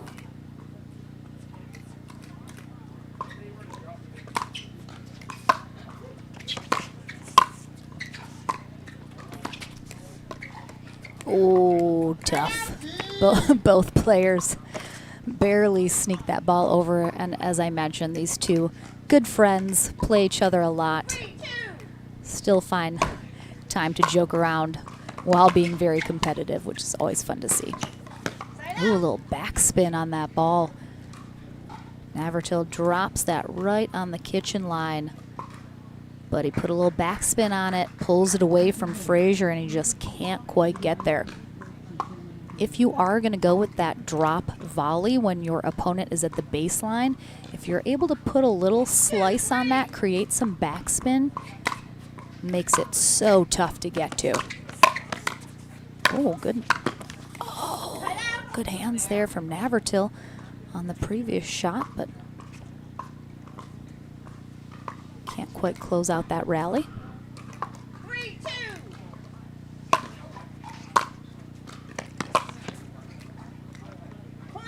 Nice spot right down that sideline. Navratil with the paddle clap behind his back, acknowledging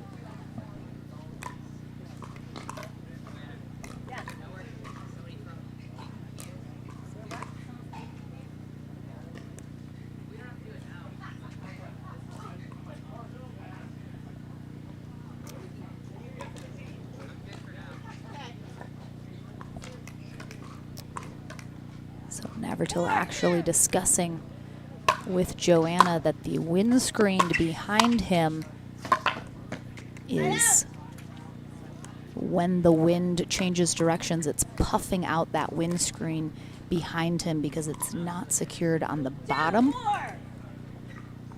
I think probably following this match, we'll have someone get on that. Oh, good get there from Navratil. Nice ATP and good defense. Oh, again.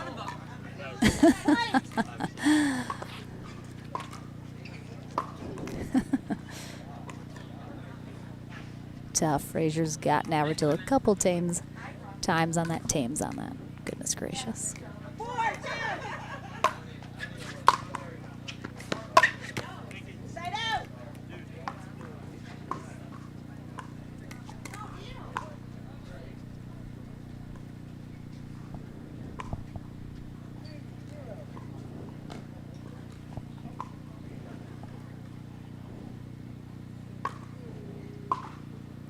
Have a quick towel off here. Not an official timeout, but because it is so hot here, we're going to see a lot of little towel breaks and hydration breaks for these players to make sure they're staying hydrated.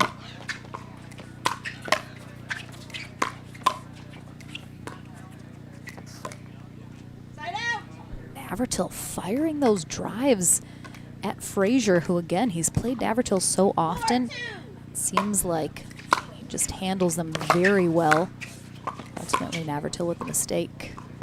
Frazier repays it with a error of his own, putting that wide.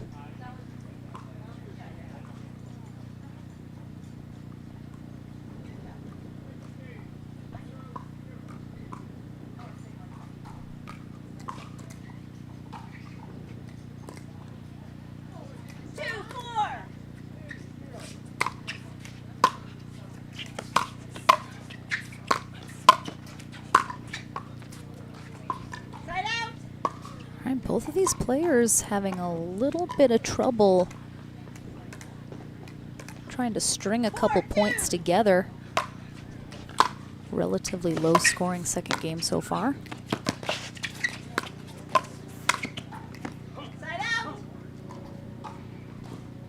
Again, such great anticipation here at the net.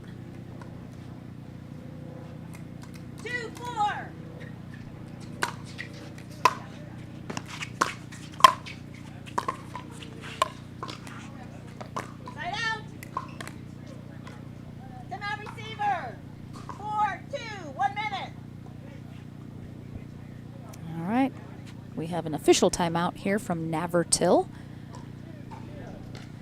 As again, Frazier only up 4-2, but neither player is finding success getting into a rhythm here in this second game. Certainly had more errors on both sides than I think either of these players would like.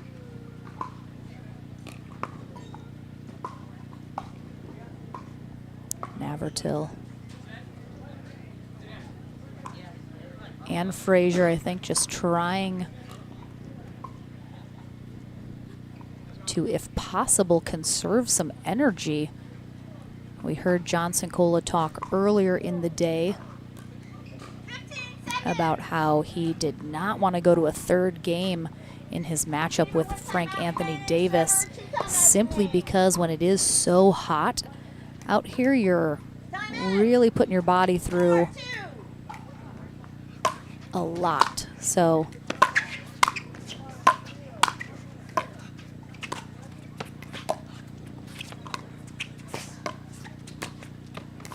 some good cat and mouse. Oh, nice patience there from Navratil. Finally able to strike. I have to imagine Navratil also has that in the back of his mind, that he does not want this to go to 3.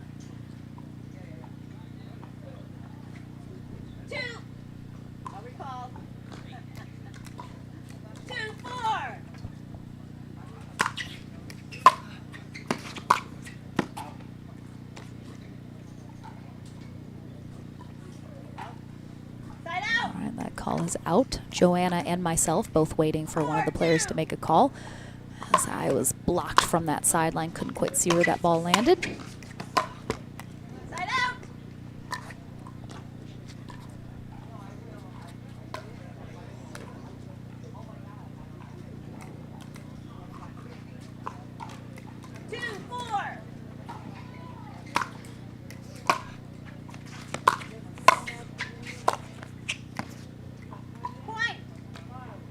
Frazier staring down at that sideline, looks at Joanna Corker, but does not ask her if she saw it. So the call is going to be in. Navratil within 1.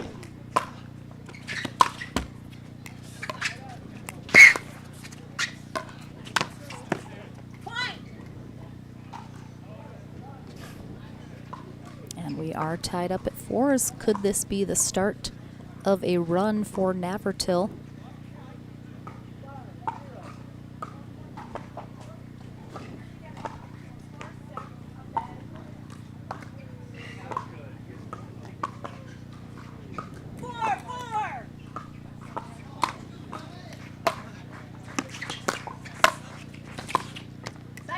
So for anyone that's interested, you can of course follow along with the brackets on pickleballtournaments.com, but also if you look at the brackets, there should show next to the matches next up on CC1 or next up on CC2.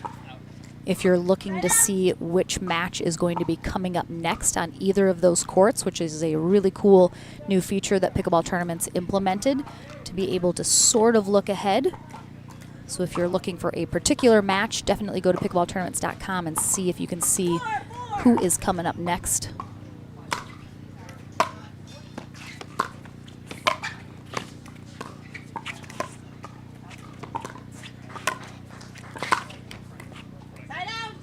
Interesting to watch Navratil. He wants to get up to the net and play cat and mouse, but he also knows he needs to be wary of Frazier and his abilities based on where he puts his shots.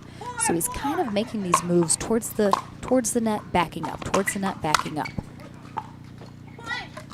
That time got up to the net very decisively, but interesting to see in these rallies when he's waiting to make that move.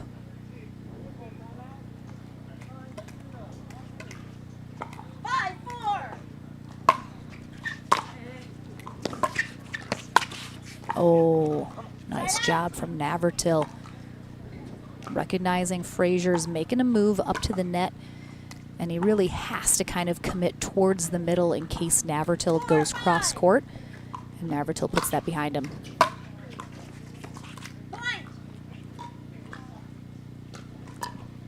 Quick point there for Navratil off the serve. Return long, ties us back up at 5s.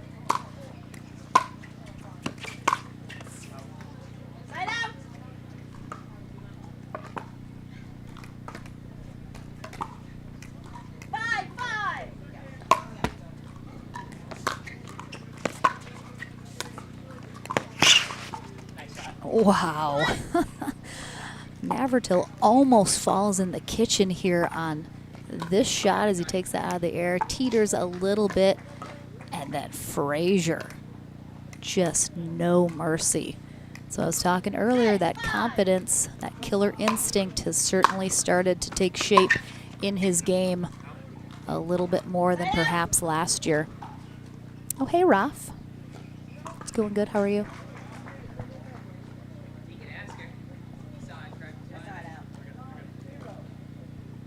And that ball is called out and confirmed by our referee.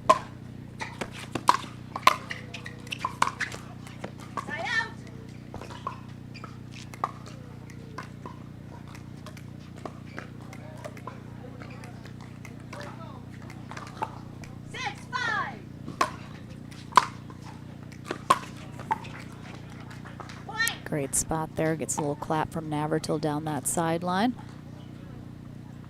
As we watch the replay. Oh, I mean, Navratil gives him so little room to work with, and he still is able to get it down. Very impressive. Frazier takes a 2-point lead.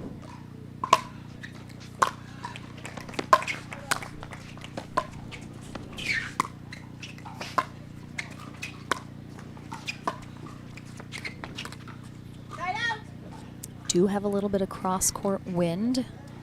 You have to wonder if that perhaps played a factor in Frazier pushing that a little wide. Especially in singles, you're trying to get so close to those sidelines to give your opponents even less room to work with. When you got wind playing a factor, it can be really tough.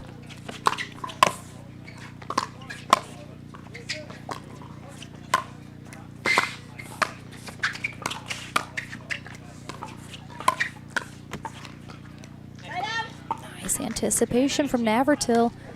He was in the right place at the right time.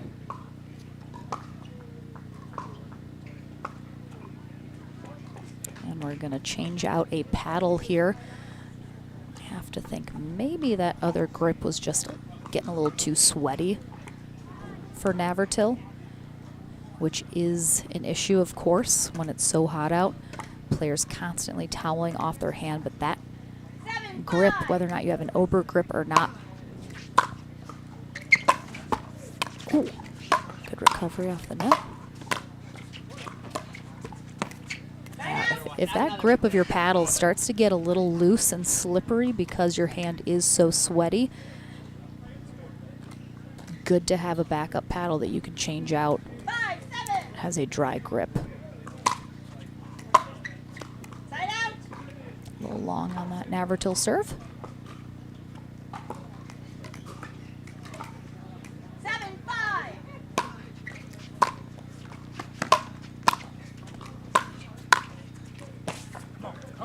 Side out.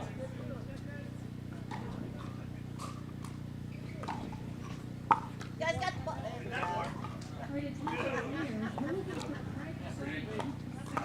Little hydration break here.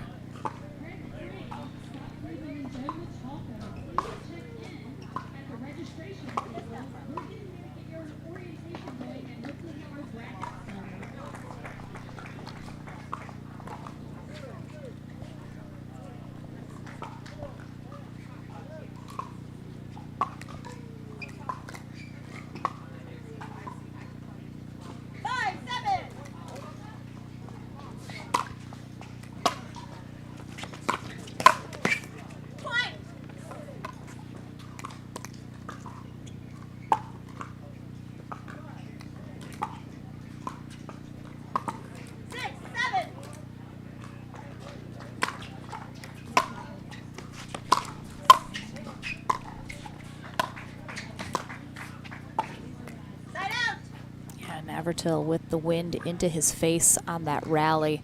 He's having a tough time getting that ball very deep. Frazier fairly easily able to handle that and keep him back at that baseline.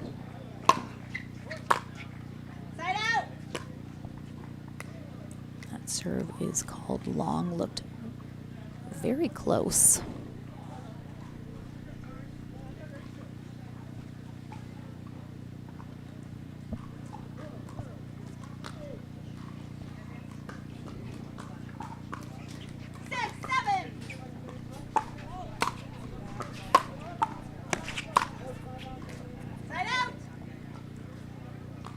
Been a very, very tight second game here after Navratil was able to take game one. A decent gap, 11-4.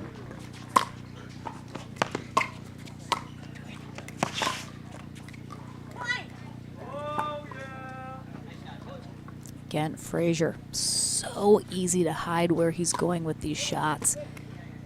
Does not telegraph at all with his backswing. It's all a wrist flick. One of the best players in singles in terms of hiding where he's going with that shot.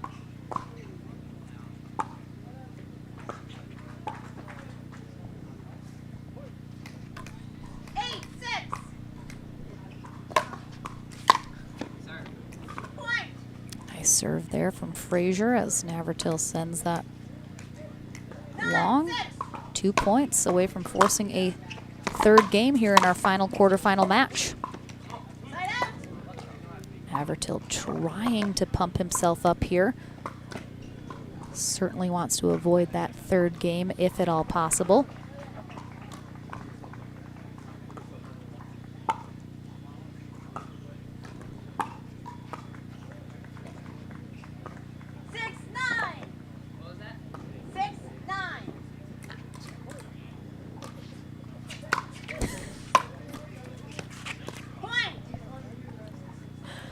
I caught that, Gucci. I caught that.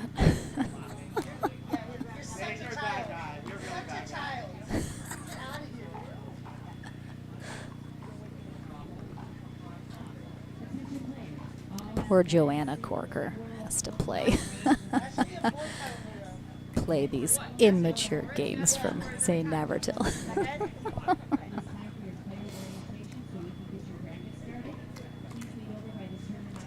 7-9.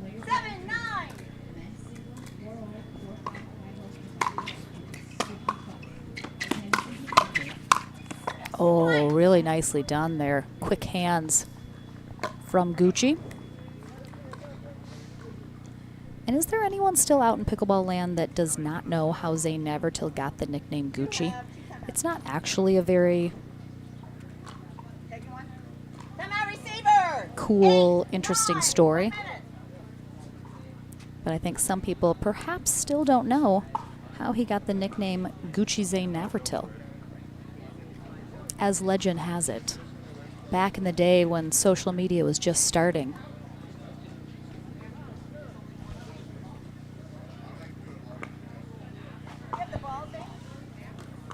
he was trying to create his handle for social media, and it was a play off of the rapper Gucci Mane. So it was Gucci Zane instead. And ever since then, Gucci it was.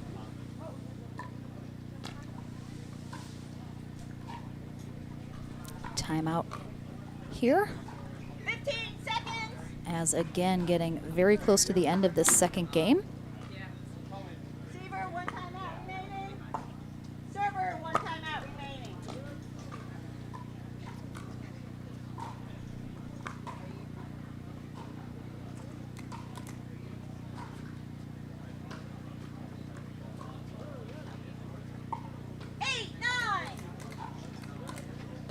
All right, 8-9. Let's see if Navratil can tie it up at 9s, and he can. Coming out strong out of that timeout.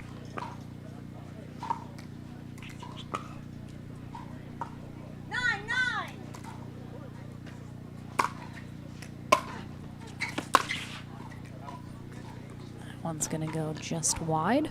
Side out.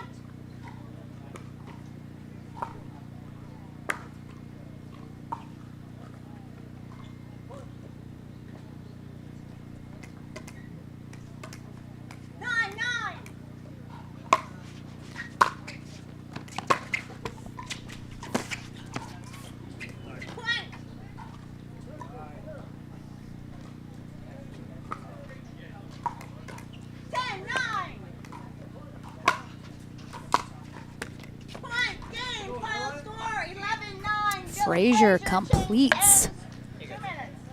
Game 2 in the books. What a fight that second game was. Will game 3 be the same? We will find out after this short break. Back into the action right after this.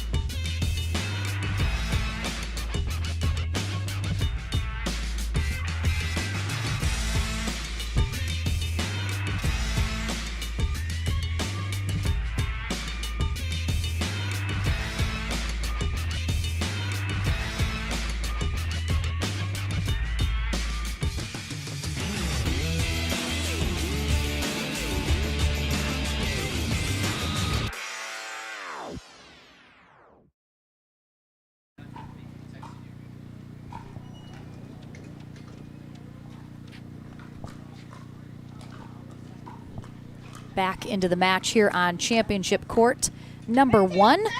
We have our first third game of the day here on CC1. We have Zane Navertil in a nice fresh shirt on the far end, taking on Dylan Frazier here on the near end. We'll switch ends at 6 in this game 3. Joanna Corker, our referee. Great start for Frazier right out of the gate.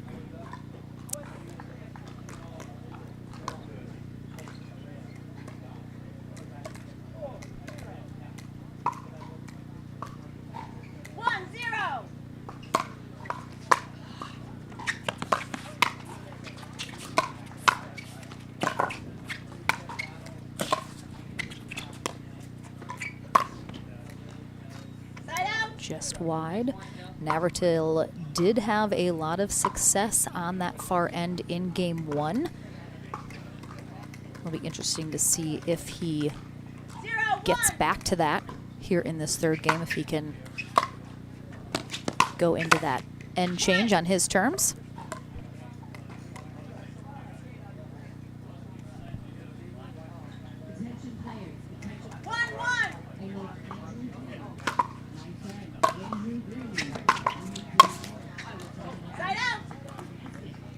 Navertil upsetted himself, leaving that shot way too high. Frazier essentially with an overhead put away. Again, Frazier just gives no indication where he's going with that shot. So tough for Navertil to read. And Navertil is very good at anticipating his opponents, being one of the top singles players in the game. That one just long.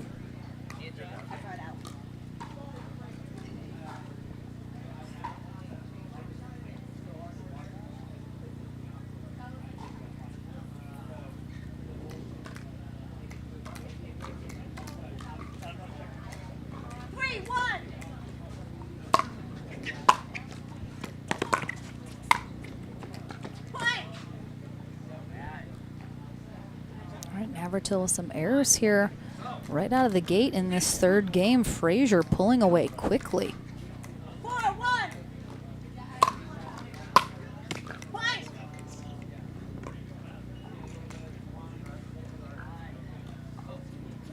Oh, hey, Gabe Tardio.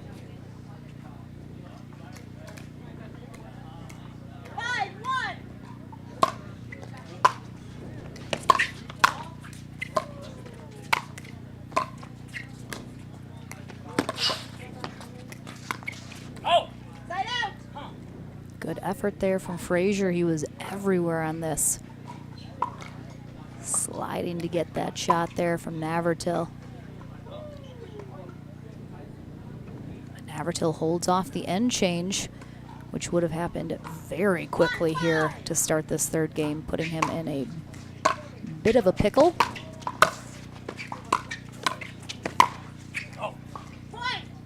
I truly think in the entire time that I've been doing this, that's the first time that I've used in a pickle. And it's pickleball. Like, what have I been doing with my life that I haven't used that? It's right there. It's like a it's a gimme metaphor.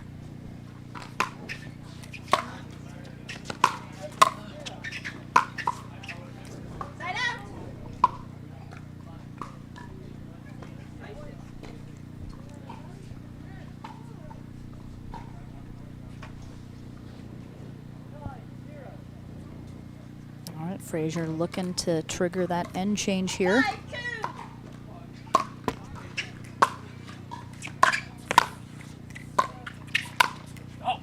Oh, another pancake shot there from Navertil.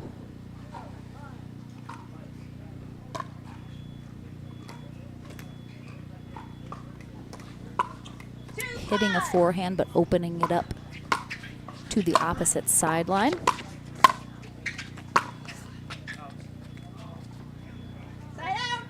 Navertil's had a couple good holds here, but it's not really translating that into points on the board here in this third game. Oh, Just a gorgeous passing shot there from Frazier. And that will get the end change done on his terms. Up 6-2 here. Navratil definitely has a hole to dig himself out of. I think if you look at the numbers, as often as these two have faced off, I think Navratil has probably come out on top the majority of those matchups, but I think Frazier, again, he's just, seems like he's clicked into a new level the last few months, even going into this year, that I think is elevating his game. And perhaps when these two face off in the future, it'll be a little bit more evenly matched, as Frazier is hoping to start to shift those numbers in his favor.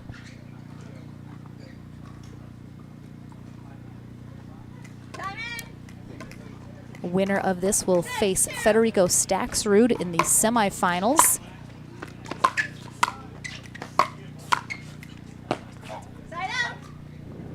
The other semifinal already set, with Johnson Cola facing off against J.W. Johnson. 2-6.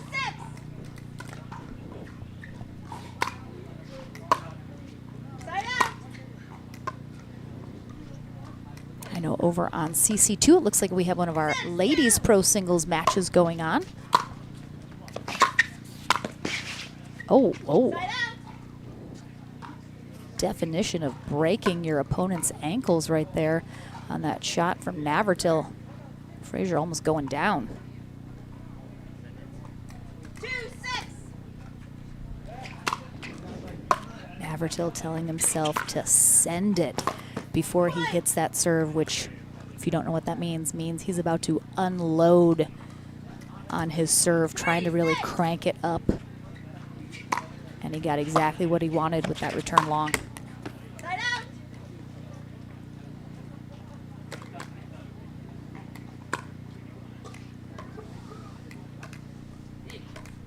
Set 3.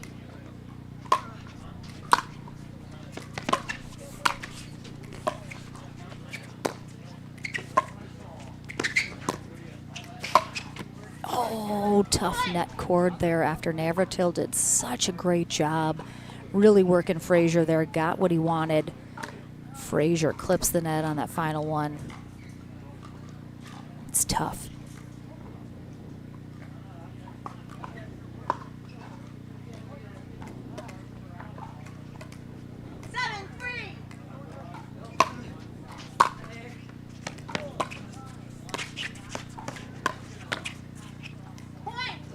Yeah, Frazier just in control here in game 3 right now, playing very confidently. We're gonna have a timeout here from Navratil. Seemed like Frazier really started to lock in game 2, although that score was very close the entire time. Definitely looked like Frazier seemed just a little more locked in. Navratil struggling just a little bit more, ultimately not able to close out that second game, and now I'd say errors are really the name of the game here in game 3 for Navratil. Gotten a couple unlucky breaks, but just not quite executing at a level that he needs to do in order to beat Dylan Frazier.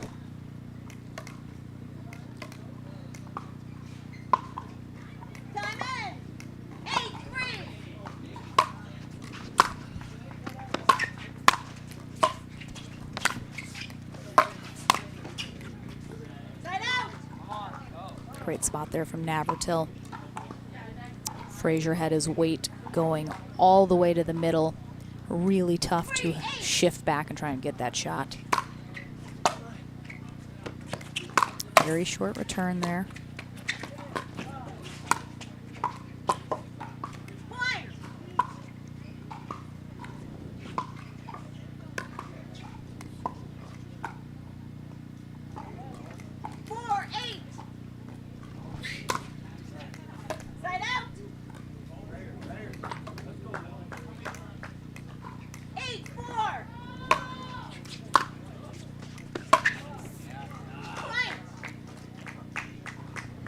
Frazier definitely seems like he is comfortable with his game right now. His strategy is working. He's sticking with it. And the pressure is all on Navratil right now to make the adjustments. Oh, he's couldn't see him, but he was into the sidelines over there. Great hustle. Usually, if your opponent has the opportunity and you are into the sideline, leaves a lot of court to work with, unfortunately.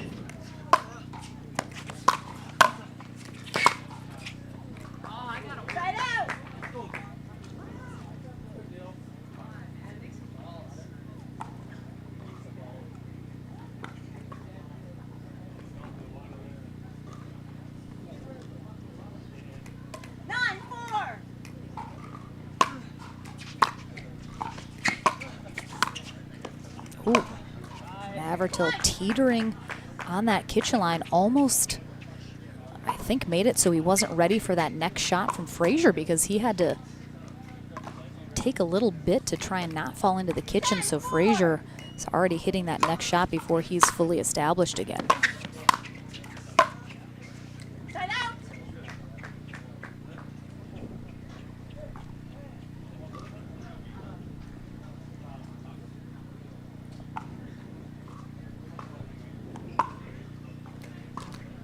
Navratil holds off the match point, but a lot of work to do.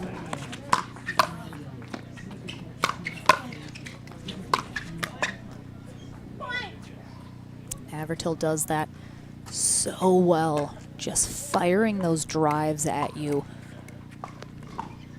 from really anywhere on the court. Saw him think about coming and taking one of those shots out of the air, ultimately let it drop to stay in his rhythm of those drives. Nice job by Frazier keeping that shot very low, hard for Navratil to get under. And it's going to be a match point once again for Dylan Frazier to head to the semis and face Staksrud.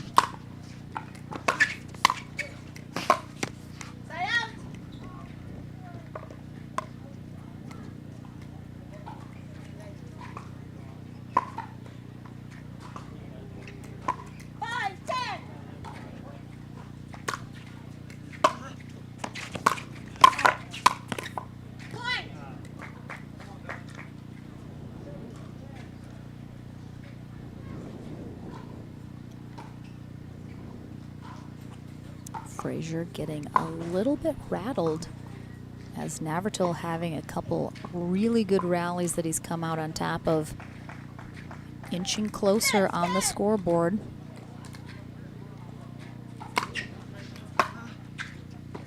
Navratil, with really nothing to lose at this point, is really just throwing everything that he has at Frazier right now. And I think Frazier is going to take a timeout. And he is, after asking. He has 2 remaining, and this is absolutely danger zone territory here for Frazier. As I mentioned, these two have faced off many times. Navratil getting the best of Frazier more often than not at this point. And Frazier has certainly been on the receiving end of an epic comeback from Navratil. So we know that Navratil can absolutely come back and win this. Frazier can absolutely hold him off. And I think it's going to be the mental game right now. Can Frazier shake off the fact that Navratil is starting to roll here, get back to what was working, forget everything that happened before, focus only on getting this side out and closing out this match? Not let the pressure get to him, not feel that tightness that sometimes you can feel creeping in when your opponent is making a comeback that can be so tough to do. We talk all the time about the mental fortitude of players and how important it is.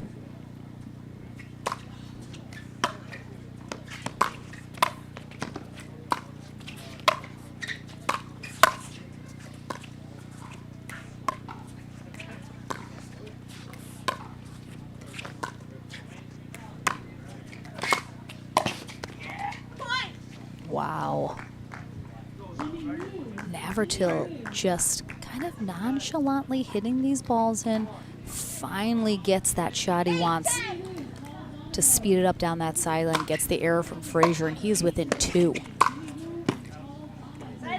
Misses that one, though. That is a big break for Frazier. He knows Navratil can complete this comeback. He needs to finish this right now.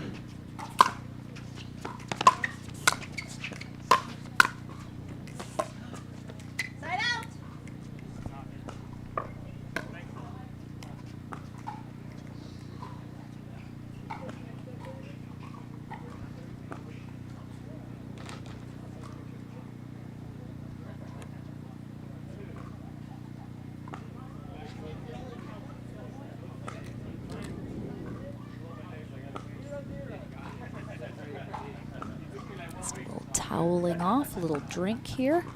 As I mentioned, very, very hot here in New Jersey.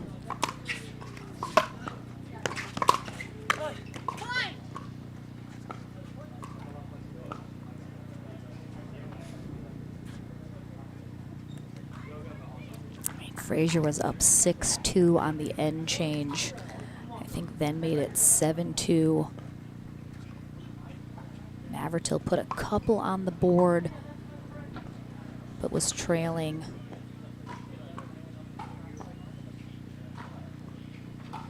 10-6, I want to say.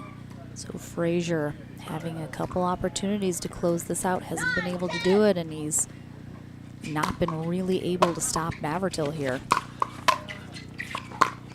Oh, saw one of those net cords go the other way earlier in this match.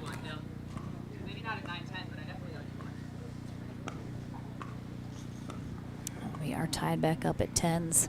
Frazier not taking his second time out right now. I would certainly like to see him do it if Navratil gets to 11.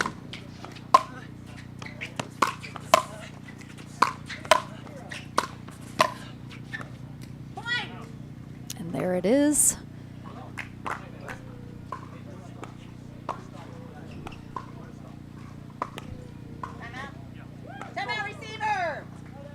You know, people maybe debate whether or not they would like to be the player with the big lead or the player chasing the lead. I think most of us would choose to be, you know, in the lead. However, Navratil in this third game, you know, he's just maybe playing looser because he knows, you know, Frazier is getting the best of him. He just needs to cut down those errors, and he's right back in this.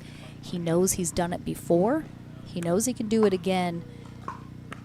And that maybe puts a little bit more pressure on Frazier because he knows all too well how much Navratil can come back as well. So he has all of the pressure to close out that third game in the match before Navratil is able to come back. We talk so often, it's not over until it's over. Until one team gets to 11 or, you know, whatever the number is that closes it out, you are still in it. Fight, fight. All right, this is now a match point for Zane Navratil.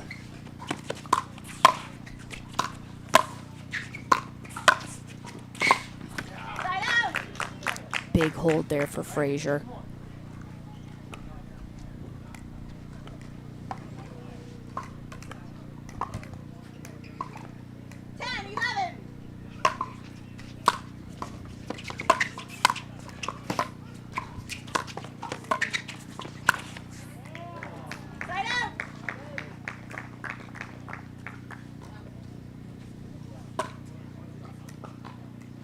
We've certainly seen the momentum shift within this third game. Another match point for Navratil. And he gets it done. Frazier visibly frustrated, as I think any of us would be.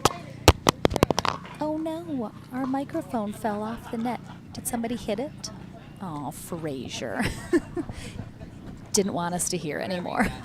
All right, well done there from Zane Navratil. He goes on to the semis to face Federico Staksrud, where he is still keeping his hopes alive to get back into that medal match and defend his gold medal from last year. We'll take a short break. We're into the Franklin studio to talk to him right after this.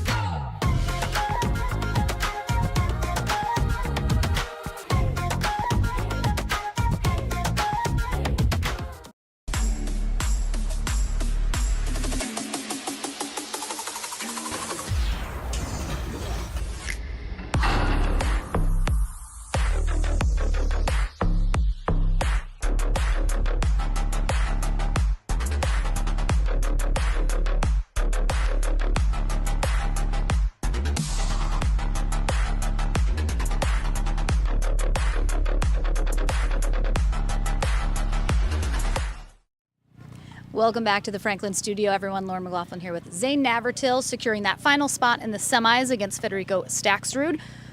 You and Dylan, it's a story for the ages at this point, a real rivalry. You've played each other so many times, and there have been many times when you have had to come back to overtake him ultimately in the end. What's the story? Why does this keep happening? I don't know. It's what I mean to do, but I mean, Dylan was just playing really well with that new. Oh, thank you. That's Rafa over The there. fans getting crazy. Dylan's playing really well with his new Selkirk paddle, and yeah, I don't mean to get down big against Dylan, but oh well, I got to win. That's all that matters. So. Well, you're the defending gold medalist from last year's New Jersey Open. So you're still, of course, in the top half, making it a little easier on yourself. It's a very hot day out here. It looked like you might have been struggling a little bit with the heat, as everyone is. How important is it to be able to stay hydrated, keep on top of that so that that doesn't catch up with you? I mean, I feel pretty good physically. It is hot out. My my little duper patch is falling off, and my Yobo patch, that's coming off. Pickle and Social seems to be hanging on right there. Franklin on the back, I don't know what's going on, but it's hot and sweaty out here. But I moved to Texas. It's 100 degrees every day there. This doesn't feel too bad. It's just gotta manage it, and I don't want to discredit Dylan's play at all. I mean, Dylan's play is the reason why it was very close and very good match, not the fact that it's hot out. It was hot out for both of us, and so. All right, well, you're heading to face Federico Staksrud. What's going to be the strategy up against him to head to the winter bracket final? Serve big, hit big, be big. I mean, you can only do so much. You can only do so much, Zane. I can serve big and hit big, but be big, I don't know. We'll work on that. We'll see. We'll see if you got it in you. Maybe for next year. All right, well, stay tuned, everyone. We're back here with another pro singles men's match right after this.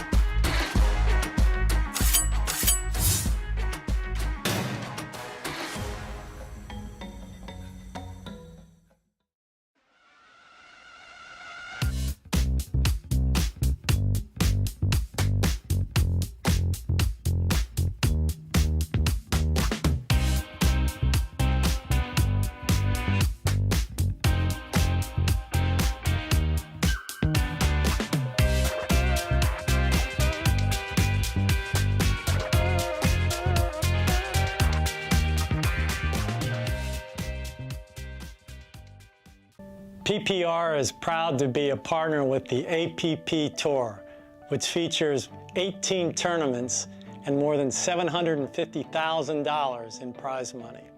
Several PPR members play in APP tournaments throughout the year. Are you at least a 3.5 pickleball player? Then become certified to teach with PPR. Check out our website at www.pprpickleball.org. And as the saying goes, do what you love and you never have to work a day in your life.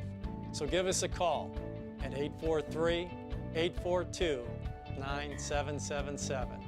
We look forward to hearing from you.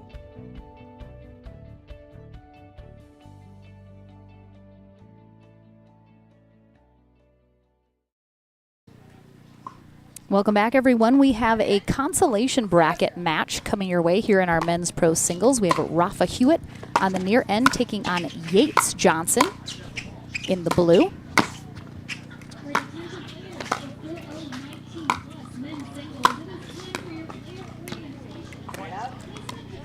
Should be a good matchup here. This is one match to 15. We'll switch ends at 8. 0-0.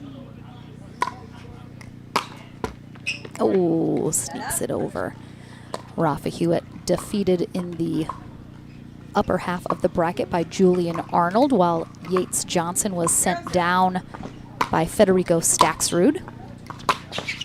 Oh, that was a beautiful spot there. Yates Johnson making big name for himself after securing a silver medal You forgot about. at the SoCal Classic.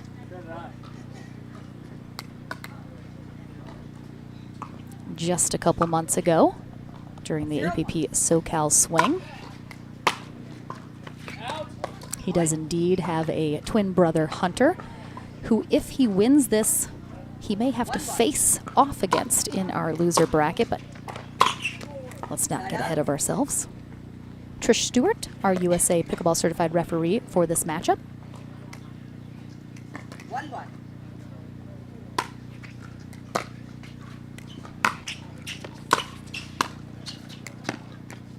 Going. Both of the Johnson twins, 28 years old, in New Braunfels, Texas, just outside of Austin.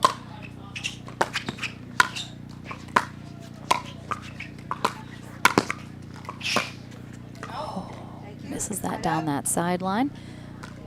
They are former professional tennis players, recently just retiring within the last year. Now focusing full-time on pickleball. But played professional tennis about 8 years. Having some really good results. They were the practice partners for the Bryan brothers for many years as well.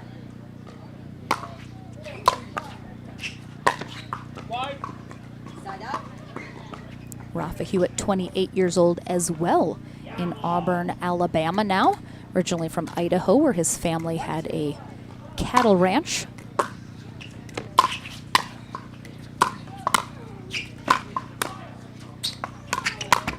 Wow. Ooh, Yates just handling everything that Rafa was throwing at him there. 2-2. Puts that last one in the net, though, after a really nice. Hewitt get fired up now, starting to get vocal. You guys can hear Julian Arnold? I can as well. 3-2. Side up. Hewitt, the number 8 seed here today, while Yates Johnson, the number 23 seed. 2-3.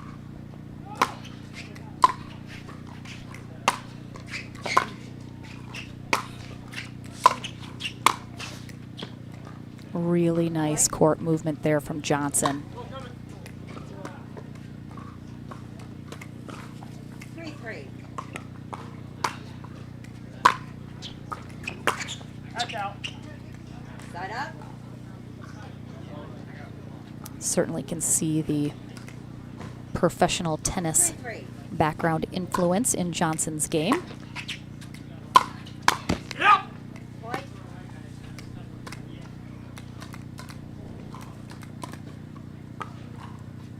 Four, 3. And Hewitt takes a 1-point lead, Side up. telling himself he can't miss that.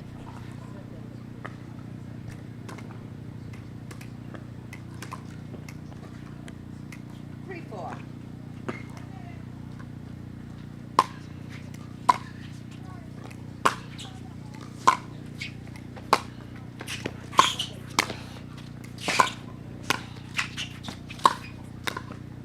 Oh my gosh.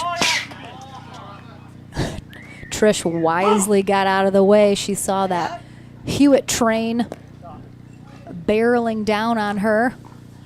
What a get from Hewitt.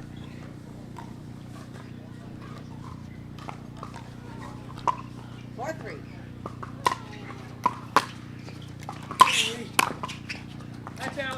Point. Johnson just been seriously playing pickleball since January of this year. Right on that baseline, nice return. Side up.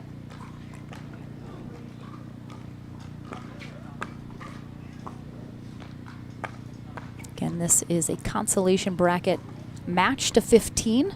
So both of these players just trying to stay alive in this very deep men's field. Loser will be done for the day. Side up. The Johnsons both, I'd call them perfectionists. They're very easily frustrated with themselves, even though they've only been playing 5-3. about 8 months now. Point. They have a lot of really high-level practice partners, being close to Austin and Dreamland. 6-3.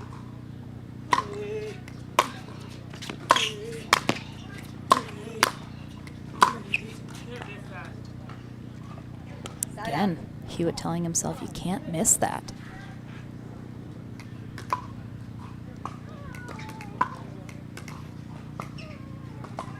3-6.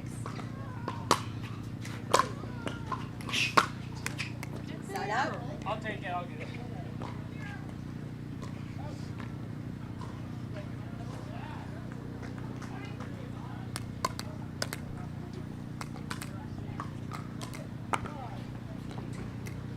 Six, 3.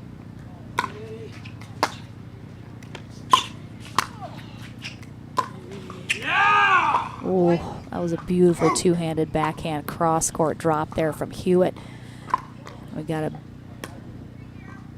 yeah, I guess that was a bark. We'll say that was a bark in celebration there. 7-3.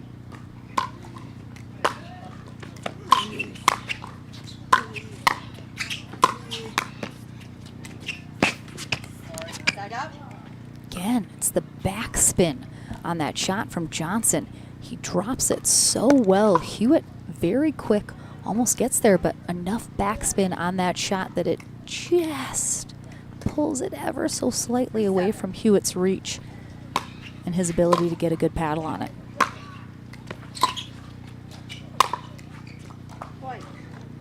Johnson's been doing really well getting to that kitchen line and making Hewitt work for it. He's handling what's getting thrown at him, but he's still working on being able to stay consistent through that final shot. Side up. Just missing that one long. Hewitt looking for the end change, mixing it up with that backhand slice serve. Side up. Does not get the job done.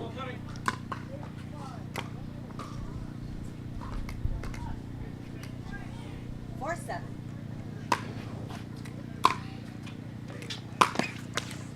Point.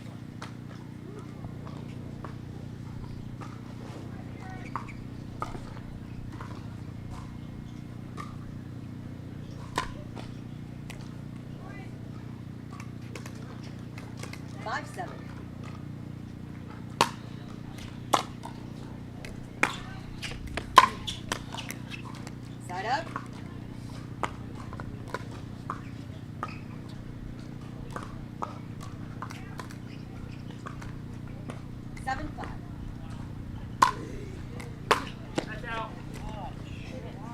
So Hewitt gets his 8th point and the end change here in this match to 15. Johnson, not too much work to do though, only trailing by 3.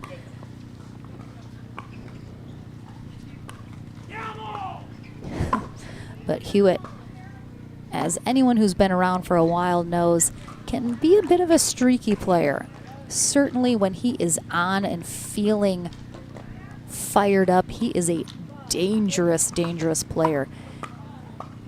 But if he's not, really gives his opponents the opportunity to up their game and come out on top.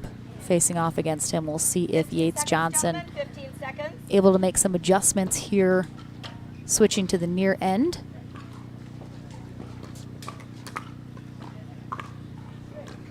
Again, bit of a breeze. It's very nice on such a hot day.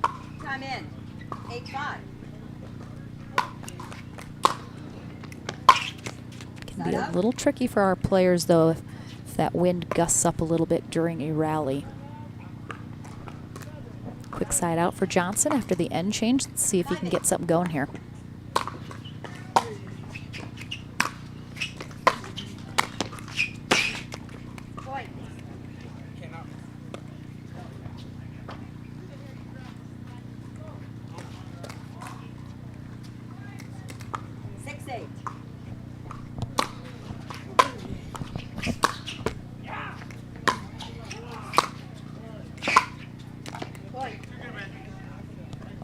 Some really nice shots in that rally from Johnson.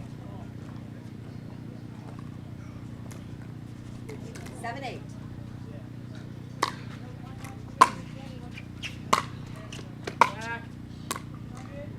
Side up. As I mentioned, Yates got his first ever pro singles medal in SoCal just a little bit earlier this summer. Looking to try and be a podium presence a little more consistently. 9-7.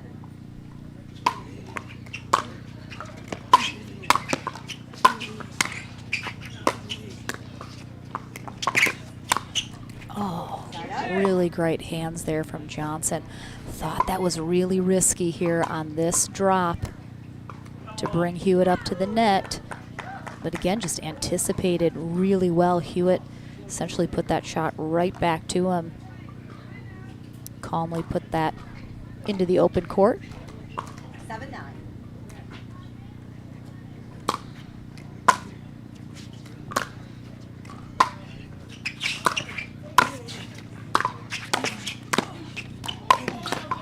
Oh my goodness, he got it. Did you see that ball? Right here? I saw that ball in. Okay, let's look at this again. Yeah, that was right on the line. 8-8. I think that's a good call from Hewitt. Left correction. Oh, that's so tough. I wonder if he thought maybe it was out and kind of pulled off of that a little bit. Ball stands.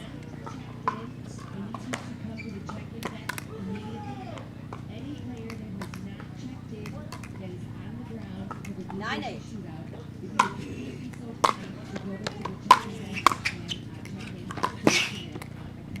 Side up.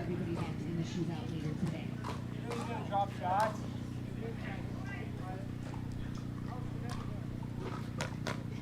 Sorry.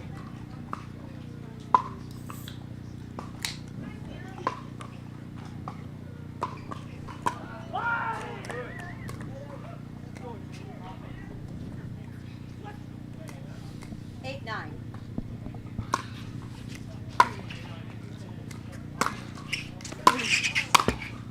Sorry. How many effing balls?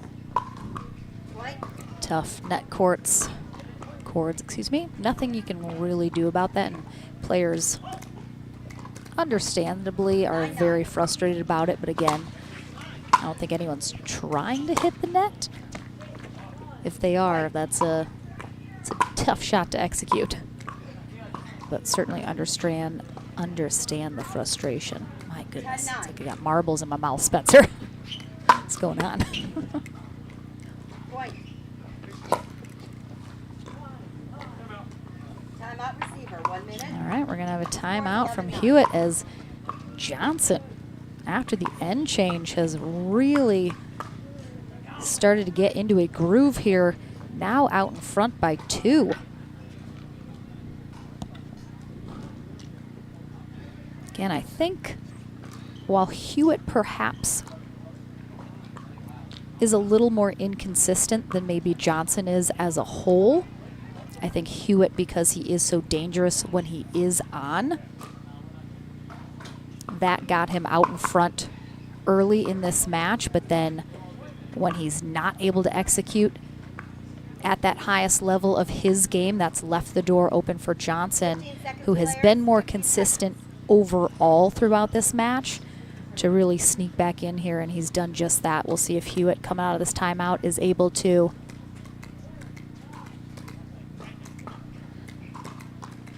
Time in. 11-9. cut down some of these errors and get back in here.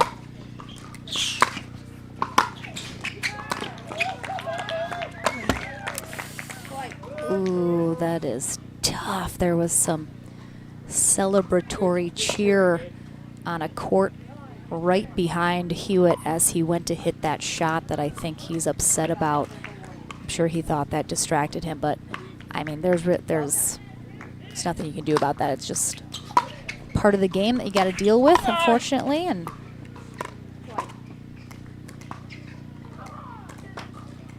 I think Hewitt is also a bit into the wind right now, which is holding up some of his shots, but oof.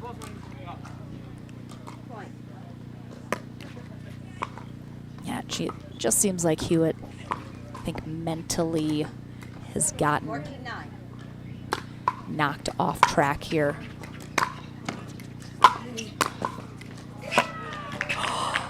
Wow, I thought that was it.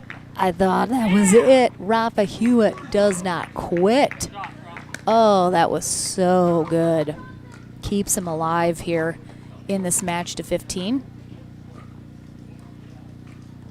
9-14.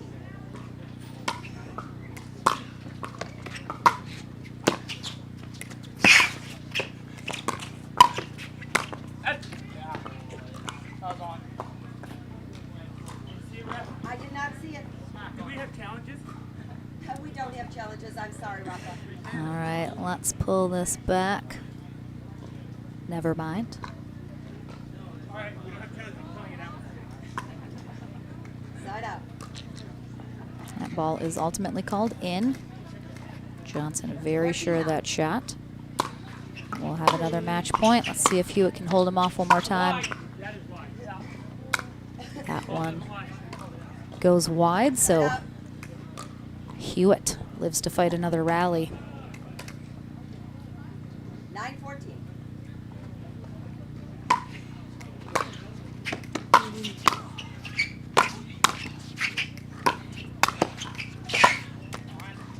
Side up. Those tippy toes are getting tight over there. Third match point here for Yates Johnson. 14-9. Oh, too good. Match, final score. What a great shot. And again, Johnson just stays steady, stays consistent. He is used to the pressure of professional tennis. So that really is what I think held him in here. Rafa Hewitt done for the day, but I'm sure he doesn't mind getting to take a little break from this heat here today in New Jersey. So thank you so much, everyone, for joining us. More singles action still to come as we are working our way through our brackets. We'll be back into the action here on CC1 right after this.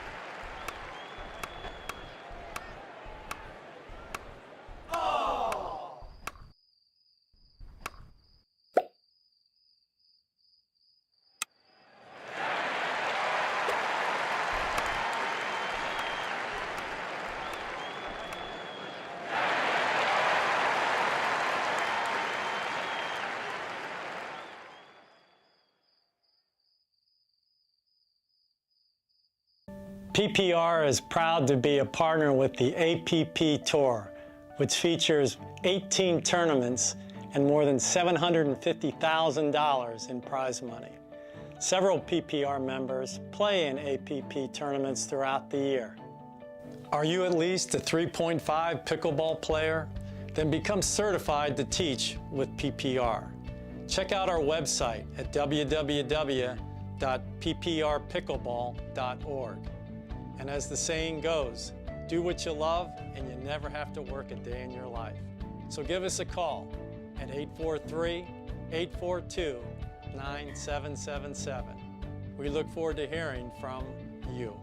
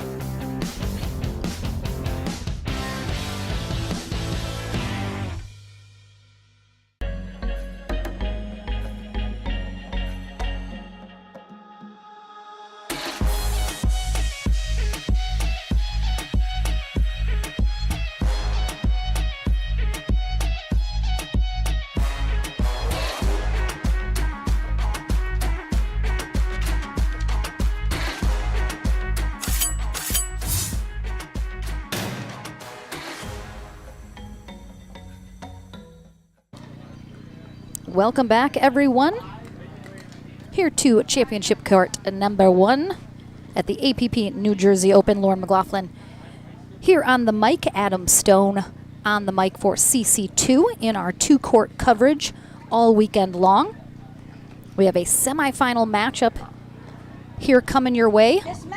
Federico Staxrud will be on the near end for game 1. He takes on Zane Navratil on the far end. Diane Unitich will be our USA Pickleball Certified referee for this match. Staxrud starts us off.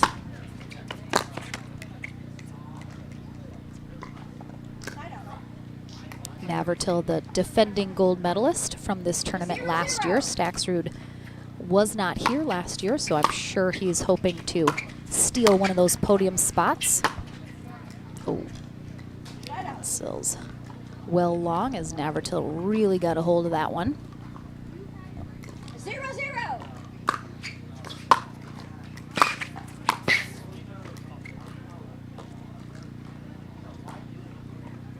Point. 1-0. Beautiful spot there. Staxrud just really has been dominating on the men's pro singles scene. 2-0. Very quickly after he even got into pro pickleball. Originally from Argentina, now resides in the Estero, Florida area. 26 years old, came to the States 8 years ago today. Point. 4-0. And right now he is on a tear here in game one. Just Navratil seems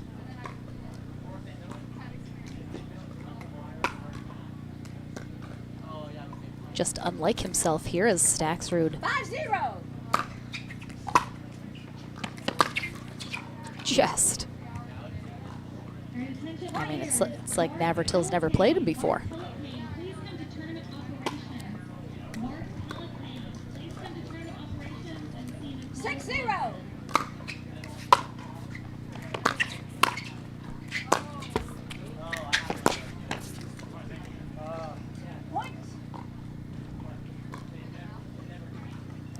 Navratil finally finding a little success here. Beautiful ATP. And all of a sudden, Staxrud now making some errors he hasn't made yet in this game one. 0-7. Oh, excuse me, I thought it was 1-7. My apologies.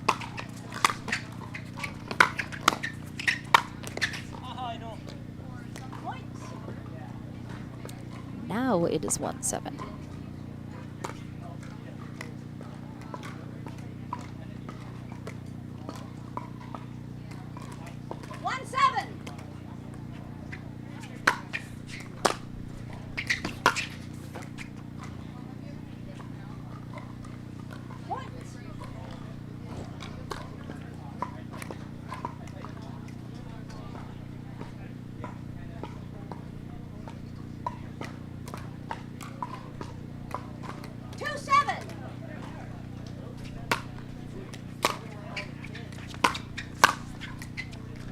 Staxrud playing college tennis here in the States, but also played tennis back in Argentina, as well as rugby and American soccer.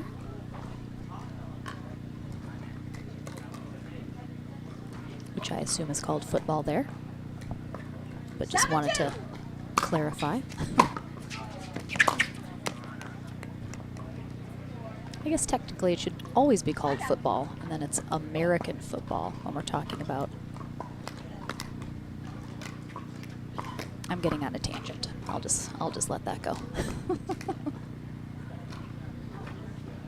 2-7. Oh, nice serve there from Navratil. It's the easy free point. All right, Navratil starting to put it together here. 3-7. Making those adjustments.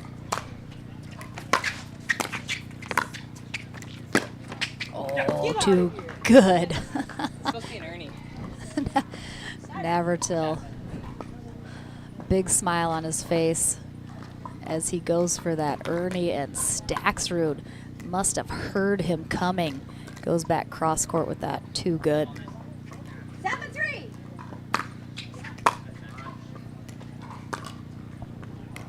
All right, to answer some people's questions. Dave, yes, JW is indeed in this tournament.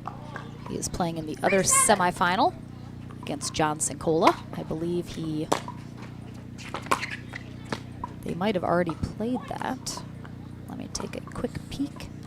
Yes, they did. So JW Johnson advancing to the winner bracket final. He'll take on the winner of this semifinal match.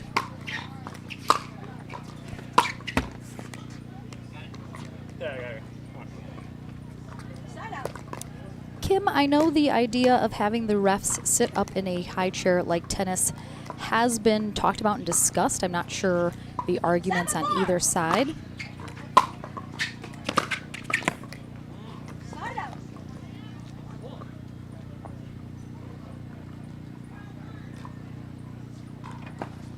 I think they've said it's hard to be up high because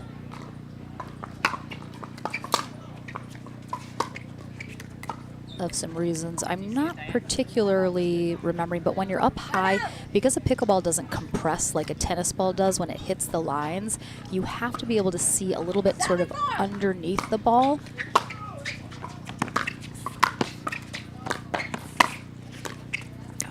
Nice rally there. Good hands at the net from both gentlemen. Ooh, thank you, fake Ben Johns. It should always be called soccer unless other countries want to call it football. And then we say it's not real football. I get that argument.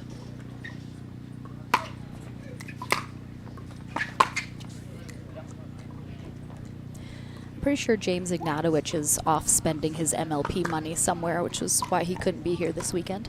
We'll allow it. 5-7. Navertil making a comeback.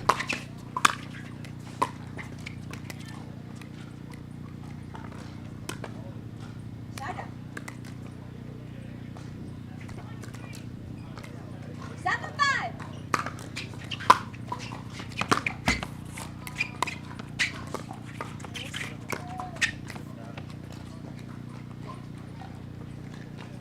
Side out. I think given the way this first game started, looks like Staxrud is going to run away with this, but Navertil hangs in there, makes the adjustments.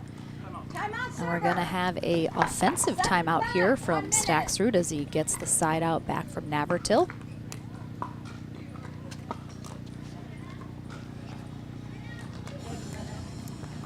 Staxrud, I think, simply needed just a moment. Grab a drink, towel off a bit. Looks like he's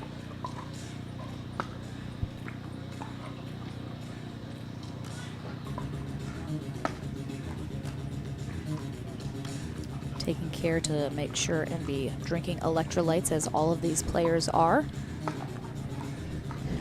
And Navertil enjoying the beats that DJ Terry's throwing down right now.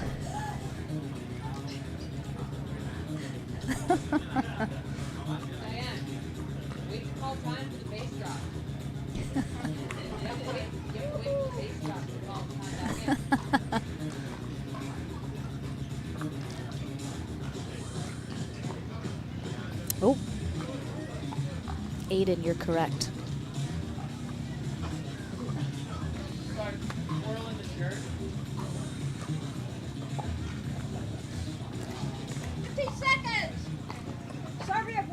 I mean, the argument could be made that I'm the real version of myself 7-5. since you can see me. But who really knows?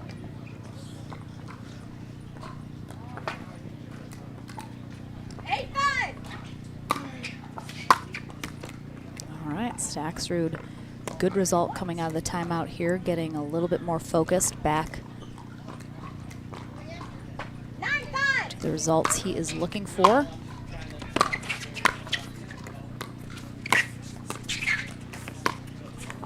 Oh, nice floater. Looks like Staxrud thought about putting a paddle on this shot here,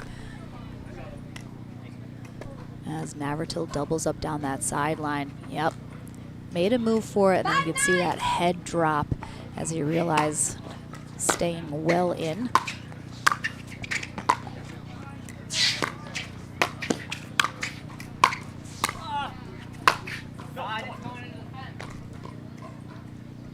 Navertil thinking he was possibly playing an out ball on that final shot. 9-5.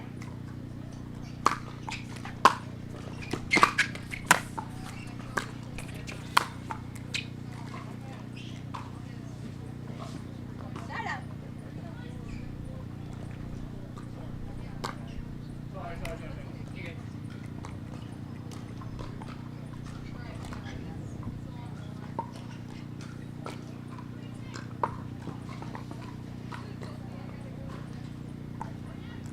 Again, thank you so much for joining us here for our Tier 1 APP New Jersey event. We will have Championship Sunday, since we are a Tier 1 event, which means we will play through our bronze medal matches in the pro divisions, but all of the gold medal matches will be on Sunday.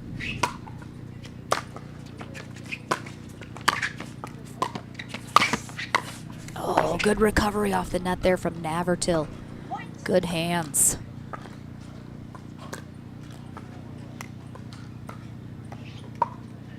get that down. Very impressive.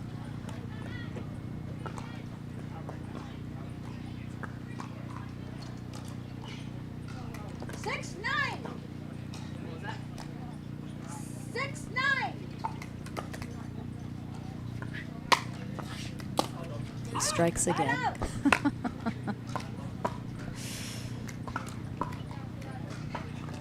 9-6.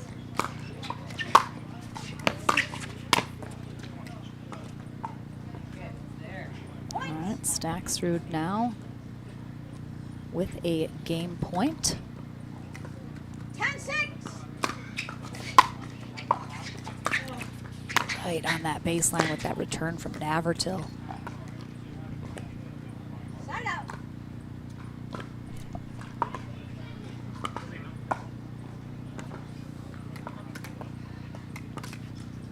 6-10.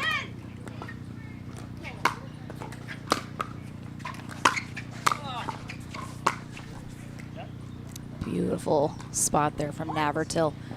So tough to be able to drop that ball into the kitchen when Staxrud is at the net. 7-10.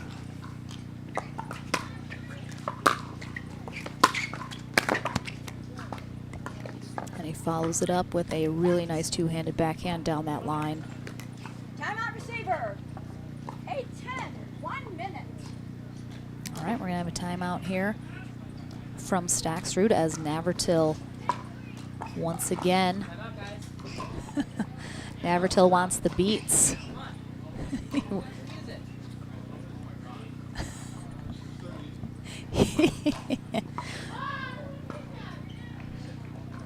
Again, Navertil made some big adjustments here in this first game. I mean, Navertil, you know, he's losing in this first game. Coming back, playing well, but I think he's trying to stay loose, trying to stay having a good time as well. I can appreciate that. 15 seconds. Receiver, you have 0 timeouts left in this game. Server 2 timeouts left in this game.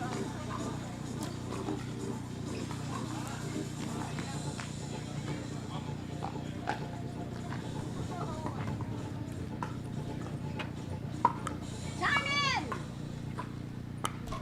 All right, let's see if Staxrud can hold Navertil here.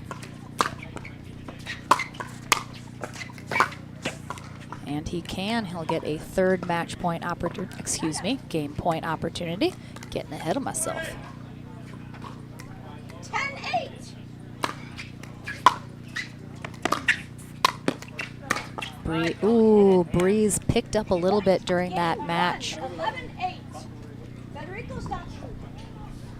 And Staxrud holds on, taking game one here 11-8 after cruising out in front early on, but we'll take a short break. Game number 2 here in this semifinal right after this.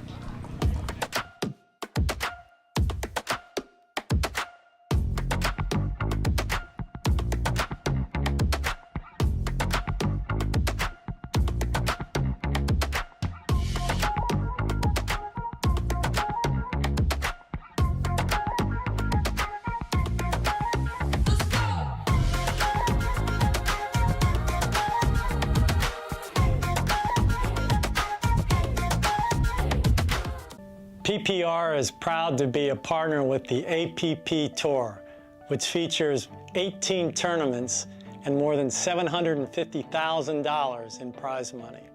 Several PPR members play in APP tournaments throughout the year. Are you at least a 3.5 pickleball player? Then become certified to teach with PPR. Check out our website at www.pprpickleball.org. And as the saying goes, do what you love and you never have to work a day in your life. So give us a call at 843-842-9777. We look forward to hearing from you.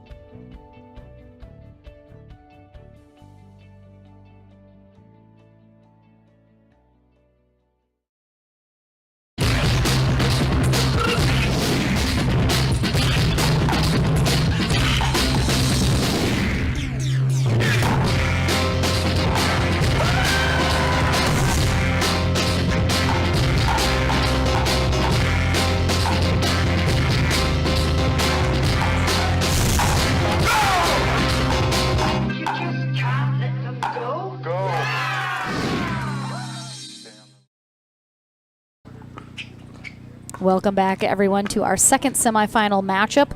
One spot in our winner bracket final has already been taken by J.W. Johnson.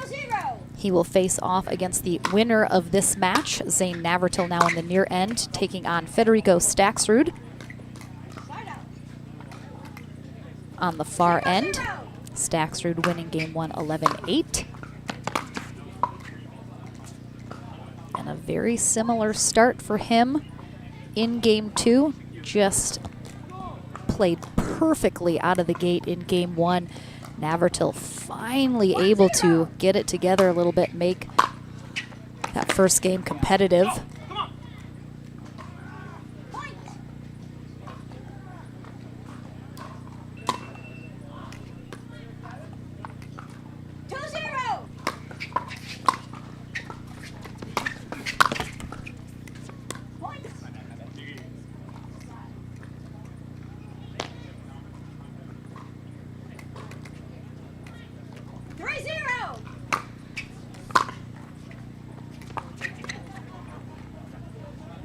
Oh, that caught the line.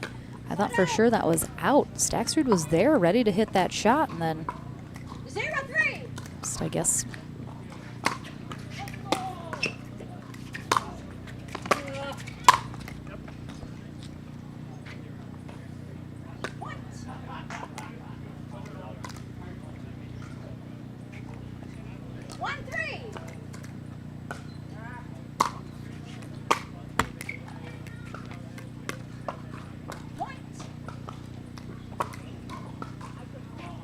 all right, Navratil taking much less time here in game 2 to make some adjustments. And ties it up quickly at 3.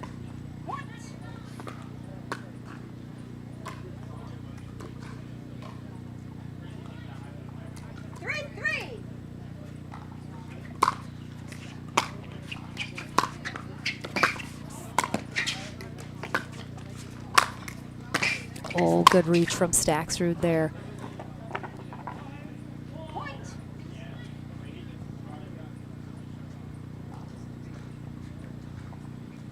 Timeout, receiver. All right, we're gonna have a timeout here from Staxrud fairly quickly here in game 2, but I think a very good timeout as Navratil, like I mentioned, very quickly readjusted to Staxrud coming out quickly, being up 3-0, and now has overtaken him with a 1-point lead. Navratil must win this second game to force a third if he wants a shot at J.W. Johnson in the winner bracket final.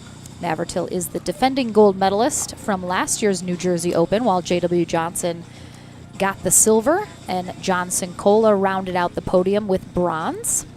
All three of those gentlemen playing here this weekend, looking to hit the podium once again, but they got some new faces vying for those top spots, one of which is, of course, Federico Staxrud, making a big name for himself here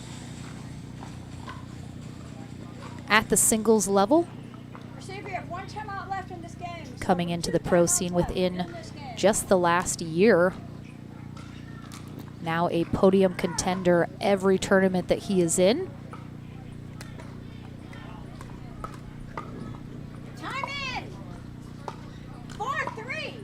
All right, Diane Unitich calls us back in.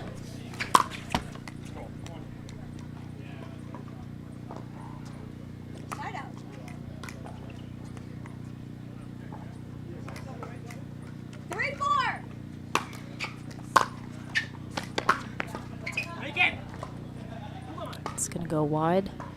Staxrud doesn't normally get too vocal while playing, but yelling at himself after that miss. 4-3.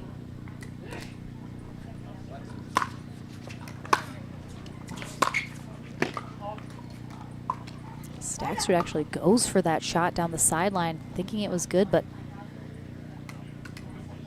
missed it, so worked out well for him.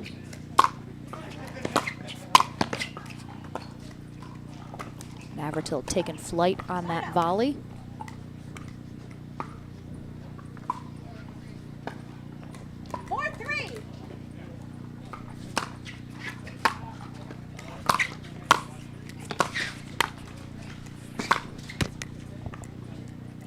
Staxrud did a great job keeping Navratil scrambling there during that rally.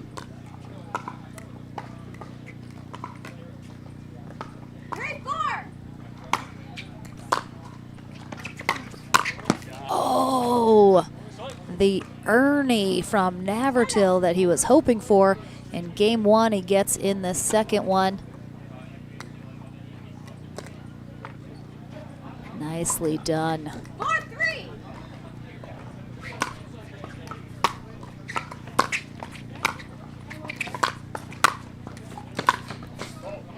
So tough. Navratil has to give literally everything just to get to that shot.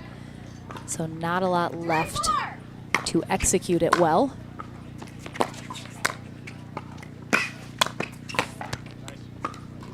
Again, good balance there, that kitchen line. We've seen Navratil a couple times today just teetering.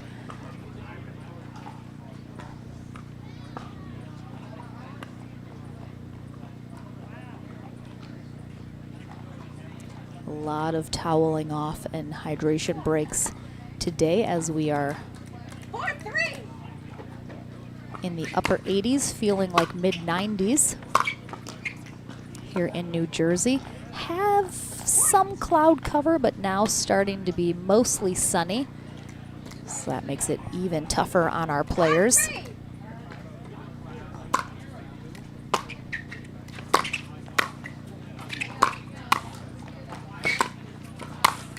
Oh. That was like a literal smackdown right there from Staxrud. Navratil just gives him a little too much to work with. 3-5.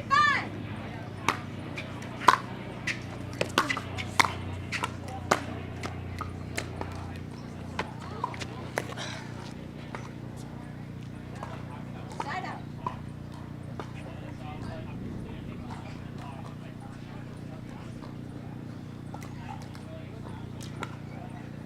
5-3. Well, I don't see that happen too often on the Navratil serve. Certainly have seen him miss his serve. Not too often I see that type of error.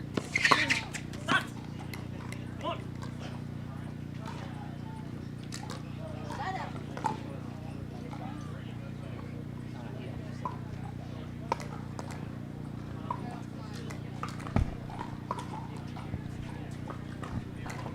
5-3.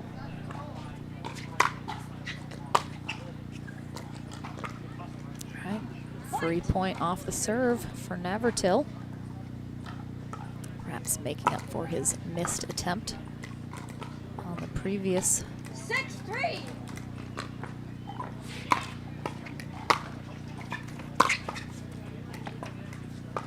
sails long. I can see we got Deckelbar over in the front row of our spectator section. He 3-6. is not playing today, but if you're watching, love to see it. Side out.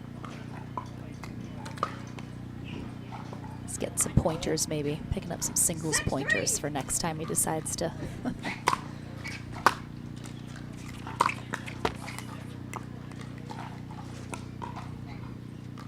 Side out.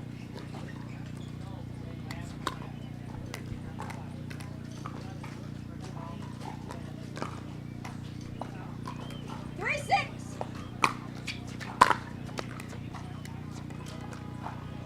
Points. Staxrud has desperately needed to get something going here in this second game. We've been stalled out a little bit. 4-6.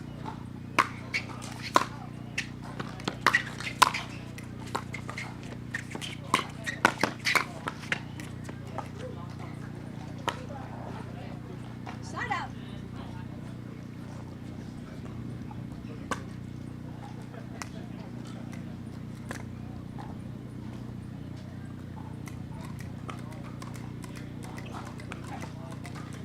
6-4.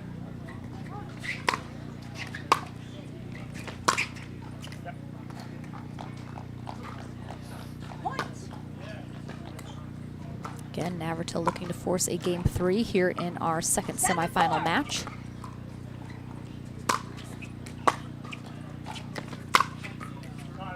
No, Fetty, come on, man. You can't call that one out. That was on the line, dude. That was thank you. You're changing your ball. Watch the replay, and if I'm lying to you, Your own one. I don't know. What do you want? What do you want if I'm wrong? Point! Yeah, you do. But it's just saying, like, if I'm wrong, what? Like, I know. What do you want? What do you want if I'm wrong? We're betting. I'll give you We're $500 if I'm wrong. That's a Oh. point! all right. So Navratil with a nice shot down that sideline. 8-4! We didn't have the replay quick enough.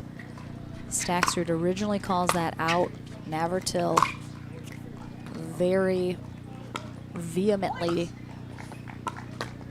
saying that that was in. Staxrud does give him that 9-4. call and the point. But you guys all heard it. Navratil owes Staxrud $500. That ball was out. Oh, beautiful spot in that corner from Staxrud. Side out. 4-9.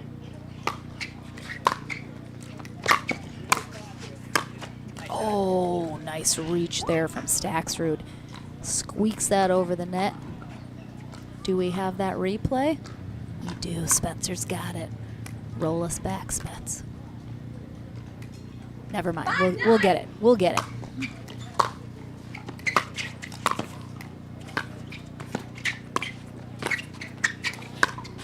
Oh, a little body shot there. Attempt from Navratil.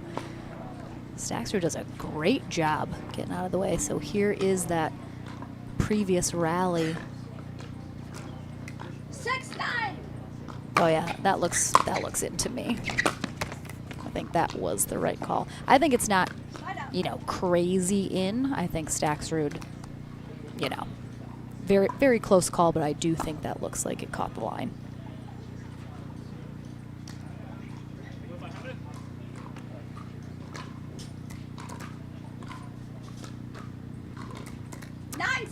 Navratil within 2 have taken us to a third game.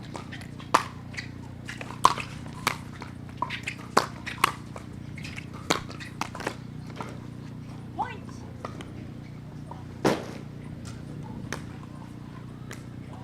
Staxrud, very upset. You 10-6. game point here for Navratil.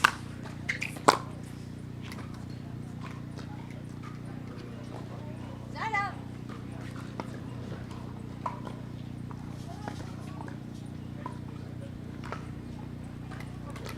6-10. All right, good start for a run that Staxrud needs to go on right now. 7-10.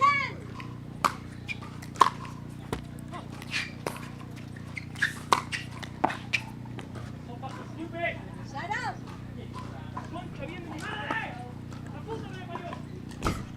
Definitely hearing What is that? another language come into play here, which means Staxrud. Navratil trying to tattle on him, say one of those words was a bad word. He had a couple in English first though before he decided to switch Side out. languages.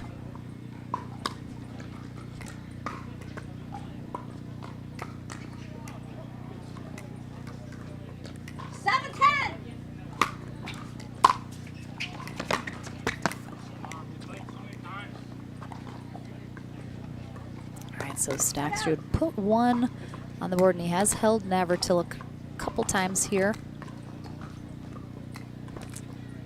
Having a tough time. 10-7.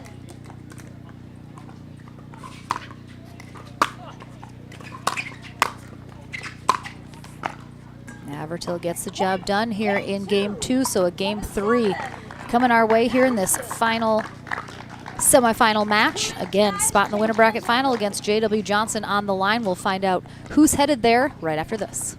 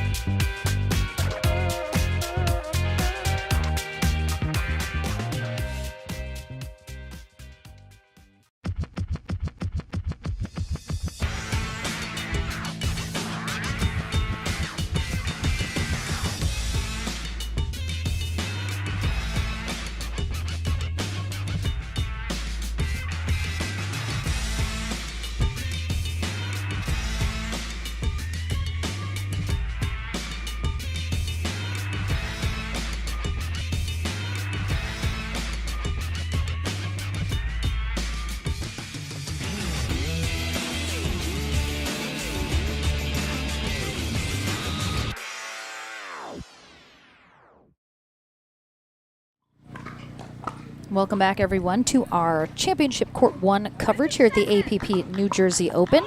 Over on Championship Court number 2, we have Anna Bright facing off against Georgia Johnson in their winner bracket final. So a spot in the gold medal match on the line over there for the ladies.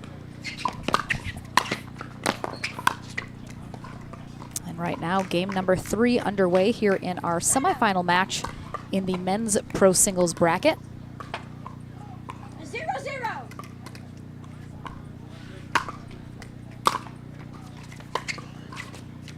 Federico Staxrud, the number 2 seed here today on the near end. Navratil, the number 1 seed. 0-0. On the far end, we'll switch ends at 6.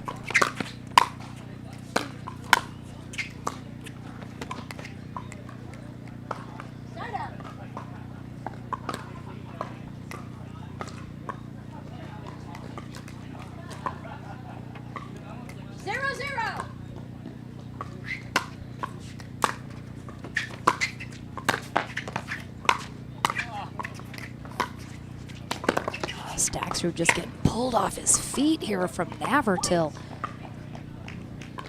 3 shots in a row before Navratil finally finishes it off with a nice shot down that left sideline.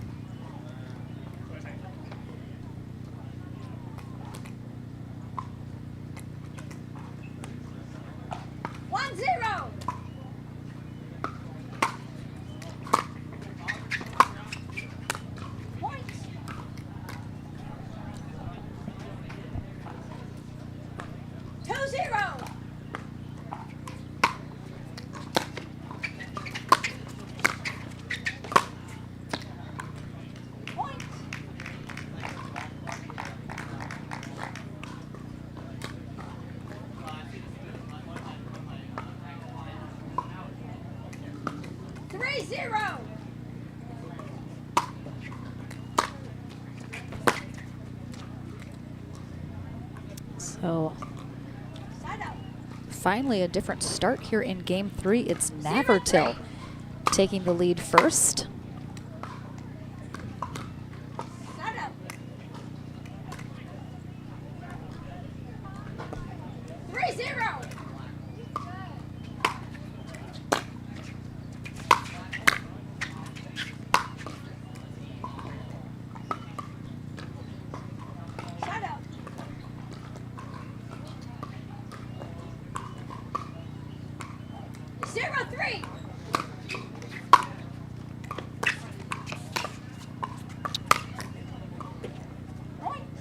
Pretty sure that's not what Navratil wanted to do.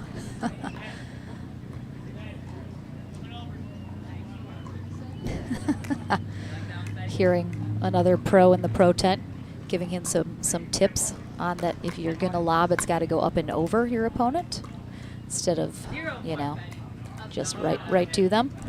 So appreciate the pros giving some advice to each other.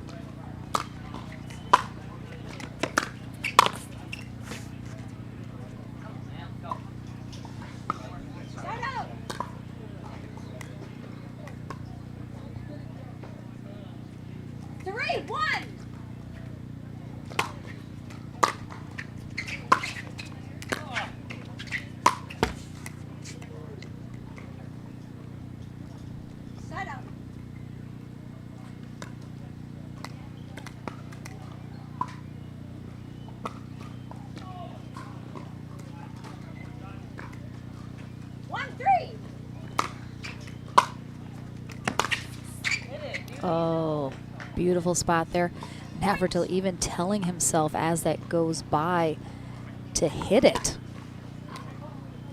It's right there. I think he thought perhaps maybe he was a little closer to that sideline, but certainly upset he let that one go.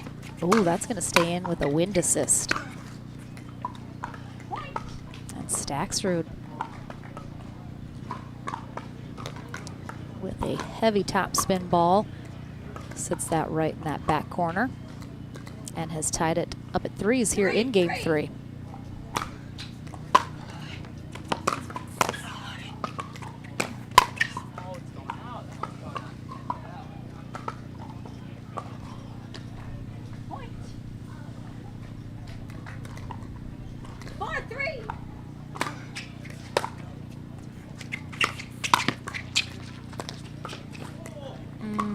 almost gets that. I thought perhaps a tweener would have been maybe the only option Staksrud had, as Navratil got that ball behind him.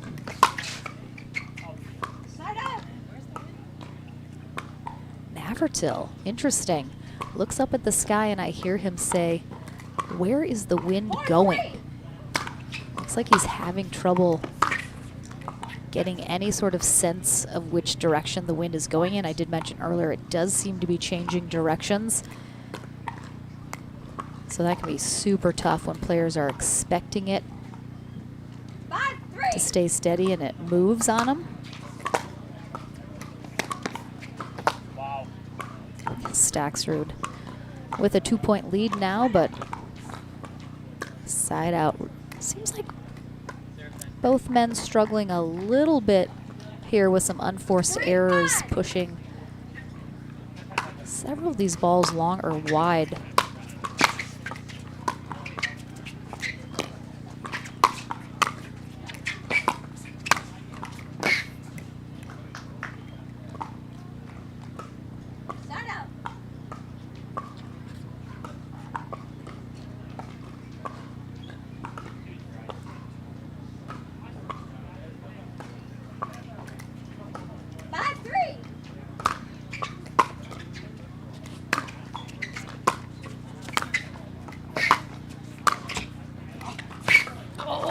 Oh, tough get there. Thought he was going to have that. Clips the net, and Navratil's there, but he just has to stab at that ball with his paddle to even attempt to get it over the net. Can't really control that well, so Staksrud, after being down 3-0, ties it up and then puts 3 more on the board himself to get the end change here at 6. So Navratil will be the one chasing him yet again here in game 3.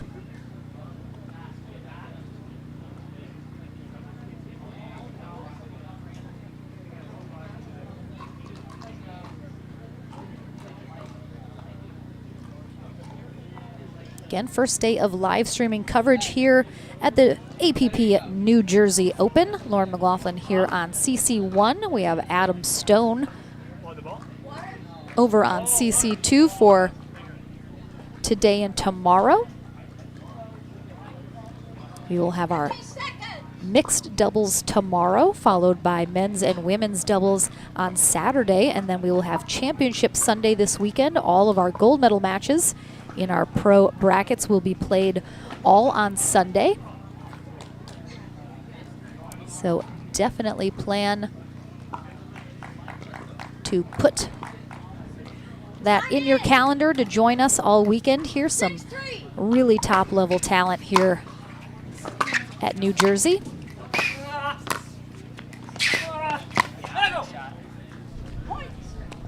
Really great effort here from Staksrud.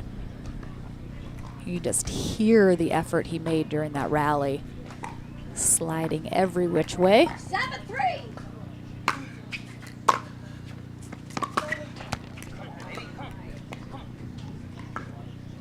Side out.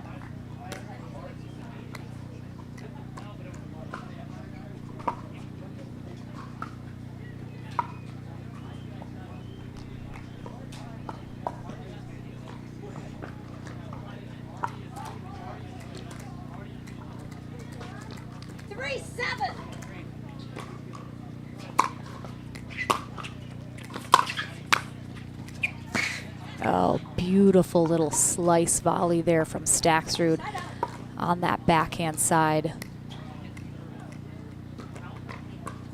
Really nicely placed. Navratil can't even get a paddle on it.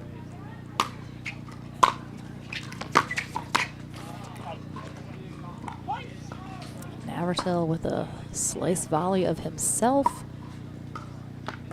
but pushes it wide. A slice volley of himself is what I said. Makes no sense, Spencer.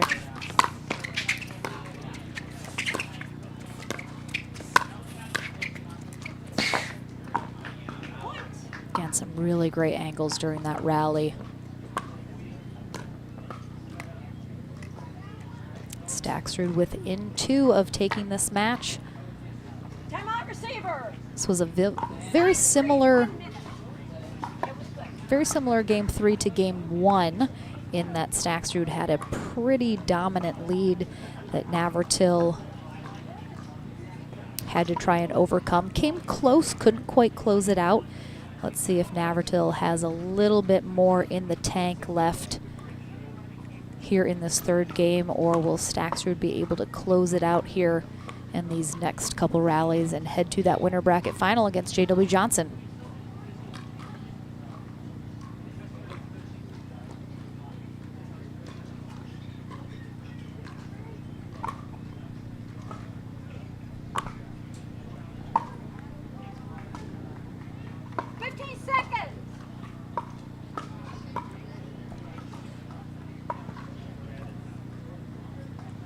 Receiver, you have 1 timeout left.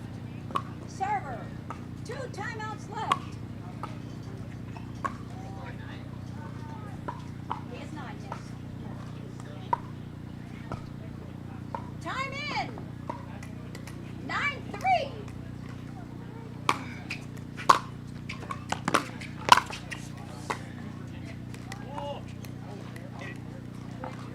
Good timeout here for Navratil.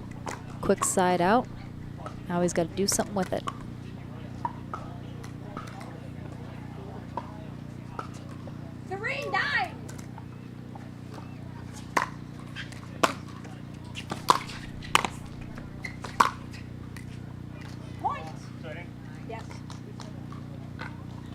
Good spot down that sideline. Confirmed in by Diane Unitich. 4-9.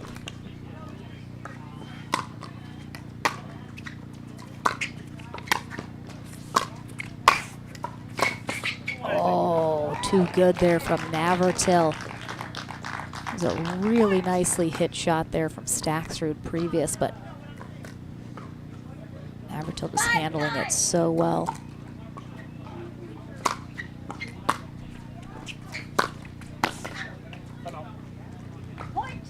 And a quick timeout from Staxrud as Navratil closing the gap. Staxrud knows all too well, based on previous matches, as well as his own experience playing Navratil, you cannot give him any room to work with. He needs to be able to hold him and close this out. Navratil, we mentioned earlier, 3 paddles there at his disposal.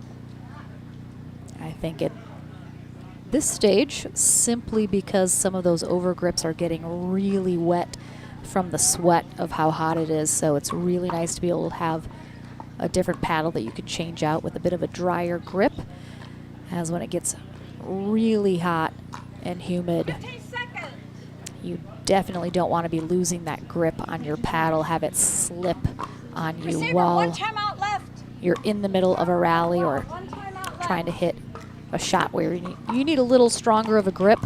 Don't want to have to deal with that, so Navratil, we've seen him change out a couple of those paddles earlier in the day. 6-9.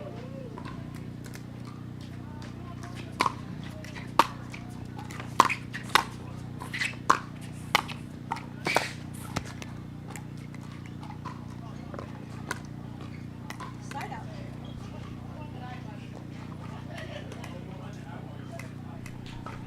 9-6.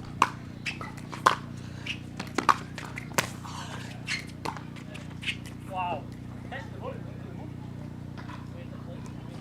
Side out.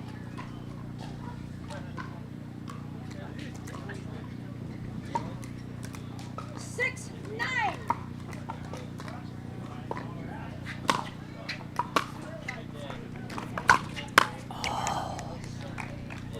Bullet of a drive right there from Navratil from that baseline. 7-9.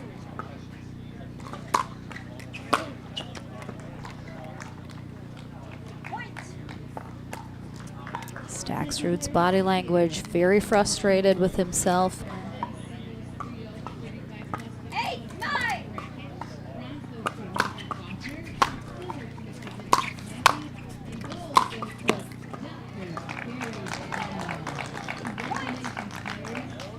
Again, leaving the door open to have Navratil try and sneak back in.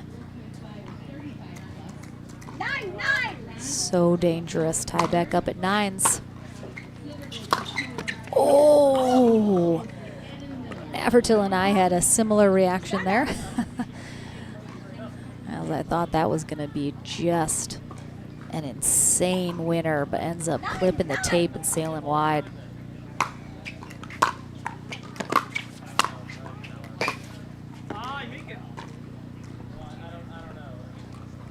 Side out.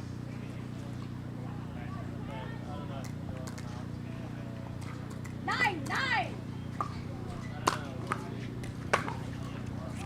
Really short return from Staxrud, but a gift there for from Navratil, Side out. putting that one into the bottom of the net.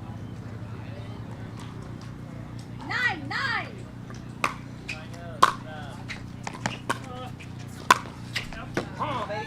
Nice put away there on a Side out. mini Ernie there from Navratil as he's able to jump a little bit of that kitchen to give himself a nice cross-court angle.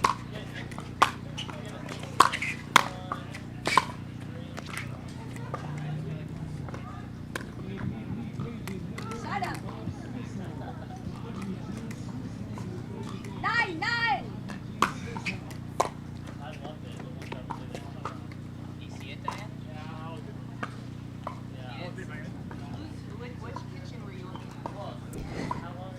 I was looking at it, but I couldn't tell for sure. Not well enough. That's a point. All right, so Staxrud with a match point here. Oh, that one catches the line though. Oh, 11-9. Better it goes down to.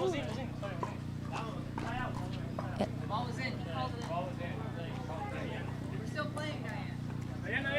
Change your call. Okay, so it's a side out. it's a little confusion there I guess you can call it out now if you want. on that call after that ball kind of skipped off that baseline. Resume play. Diane thought that call was out. It was not, so we play on. Point. And Navratil back to 10s.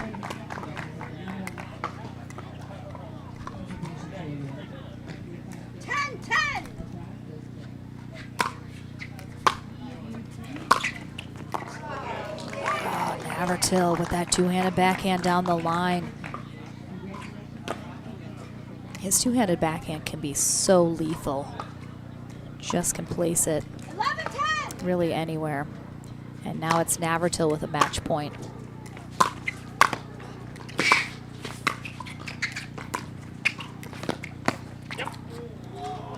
Beautiful spot. Navratil up in the air. Looks like he wants to hit this. Pulls off. I mean, that ball was wide, but Staxrud was able to curl that back in.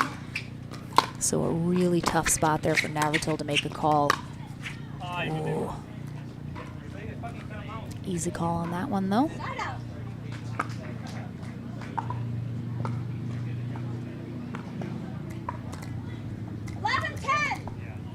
Another match point for Navratil. Oh, crushes his serve, but Staxrud with a very nice return, very deep. Navratil's gotten a couple really short returns out of Staxrud.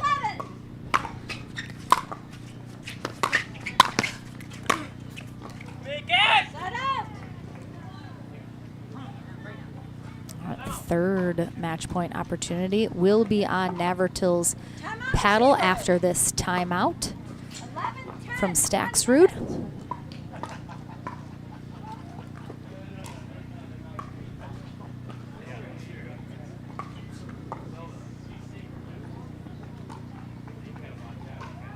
Very evenly matched between these two players here in this final semifinal.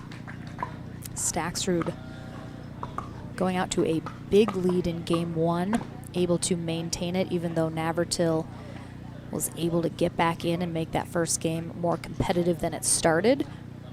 Staxrud also out to a quick lead in game 2, but Navratil turned it around much quicker, going neck and neck for quite a while before Navratil finally able to close that out. But this third game fairly even the whole way.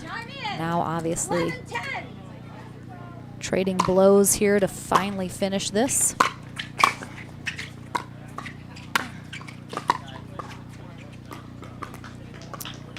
And 3 times is not enough for Navratil to close this out.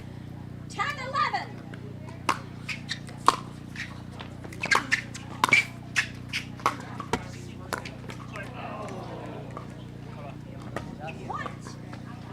Big crowd reaction after that miss from Navratil. Looked like he made the adjustment after that ball clipped the net, but 11-11. tied back up at 11.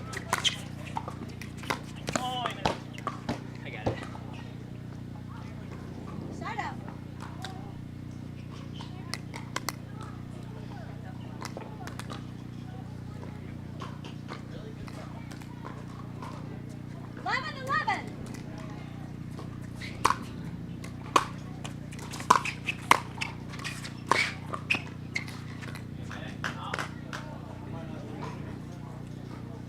Side up. 11-11. Oh, gorgeous spot there. Staxrud seemed to be stuck in the mud here at the end of this third game, not really able to make much happen, but match point for him now. And he gets it done. Beautifully done. Really nice match from both of these players. But Staxrud takes his spot in the winter bracket final against J.W. Johnson. Navratil will drop to the consolation bracket, hope to fight his way back into the medal rounds. We'll see if he can do it. He is the defending champion from last year, but a lot of competition to face. So we will head to the Franklin studio as we talk to Staxrud on his way to face J.W. Johnson, and then we're back into the action here on championship court number 1 at the APP New Jersey Open right after this.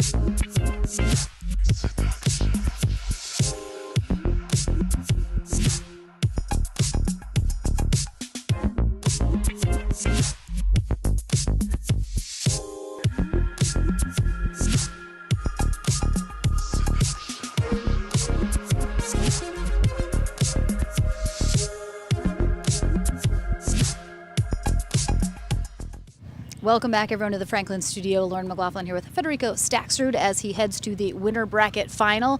What a match there between you and Zane Navratil. In game 1 especially, you just came out playing perfect. Out to a big lead. Navratil finally made some adjustments.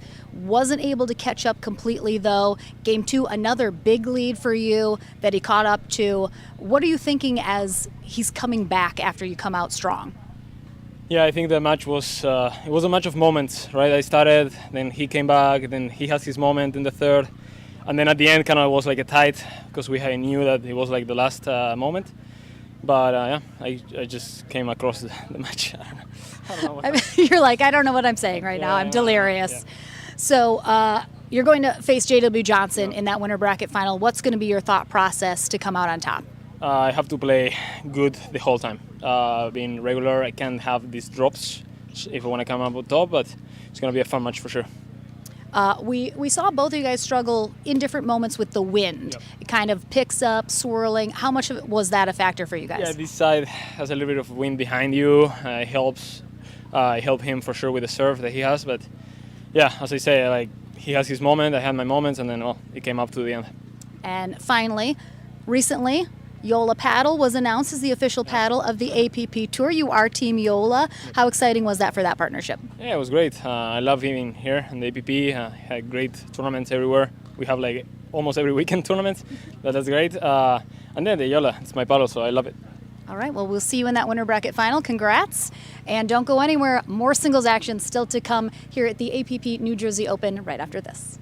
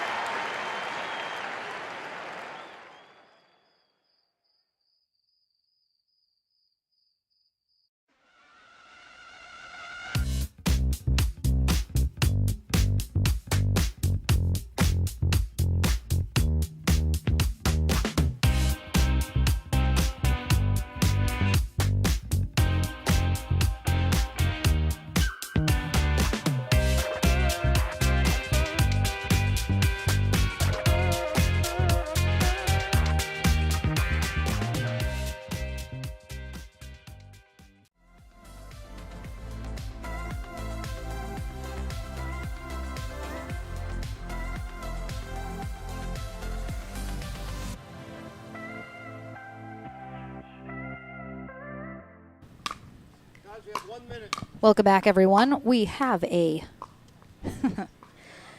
consolation bracket match. Well, problem is, I'll give you. Okay.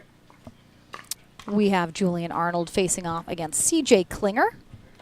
Already seen Arnold here on CC1 this morning, but first time getting to see CJ Klinger, who is 16 years old out of Columbus, Ohio.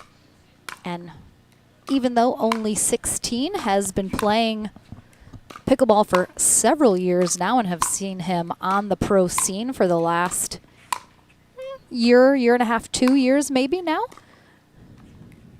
So he is still working on his game, continuing to improve. But he's very tall at 16, a lot of reach, uses that very well.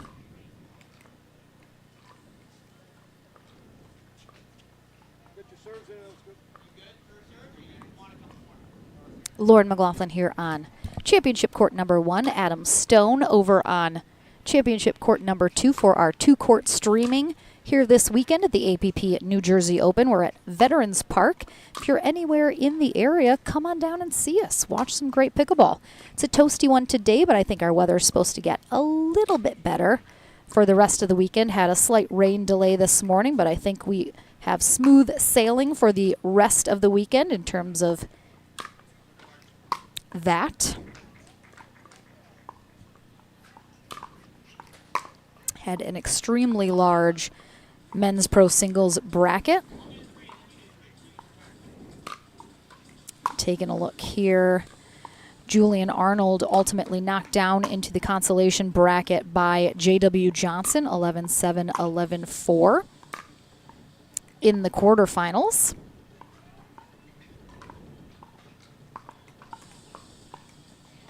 You can check the brackets on pickleballtournaments.com to see how all of the players are faring here on singles day.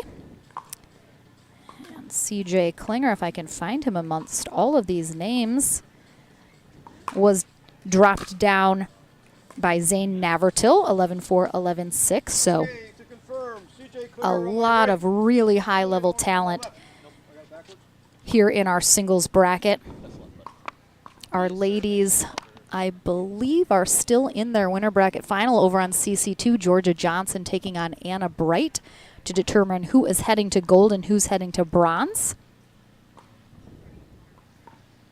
Jack Feinberg is our USA Pickleball Certified referee for this match to 15. We'll switch ends at 8. And one of these gentlemen will move on and one will be done for the day. Slide out.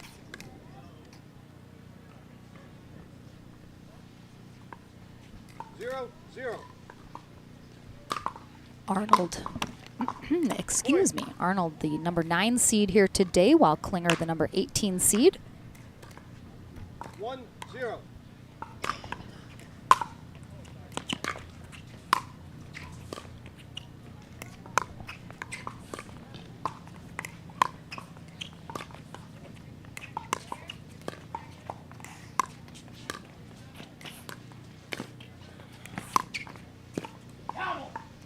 Good patience there on both sides, but Arnold gets the error out of Klinger. Score 2-0. 1 minute. And a very quick timeout here from CJ Klinger, as this match has barely gotten started, but he's going to go take a seat in the shade, grab a drink, and just refocus. Again, CJ Klinger, one of the more quiet players.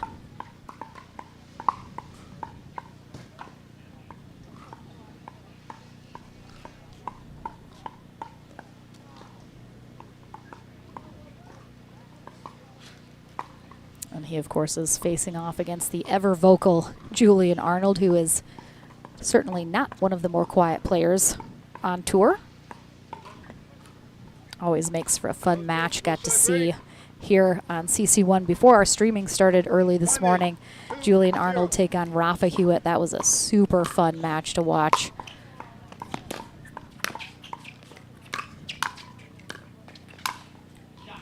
Slide out.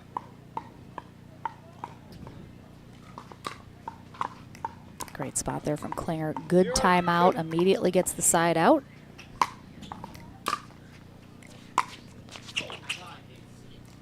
Oh, interesting. Arnold lost that ball. I'm not sure why. 1, 2. The background is fairly dark besides the white lettering, so I wonder if that had anything to do with it, but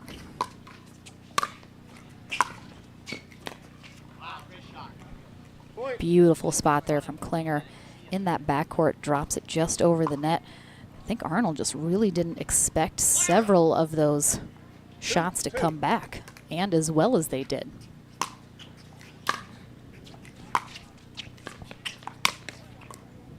Point.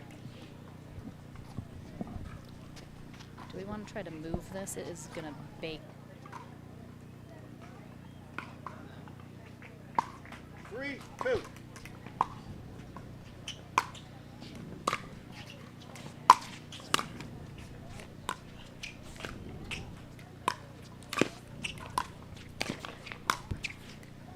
Point.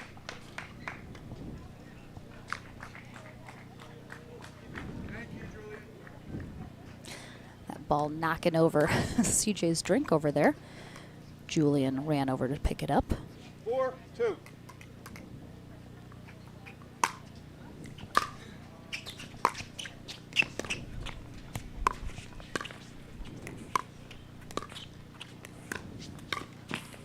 Point. So out.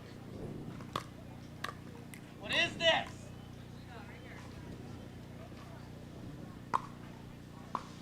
5, 2.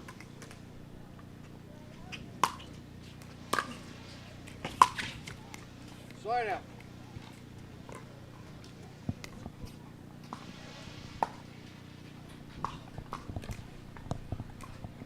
2, 5.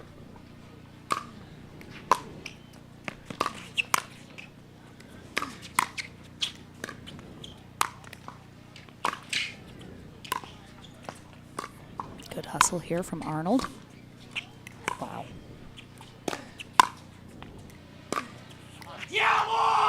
I was expecting that from Julian after how that rally ended. So well done.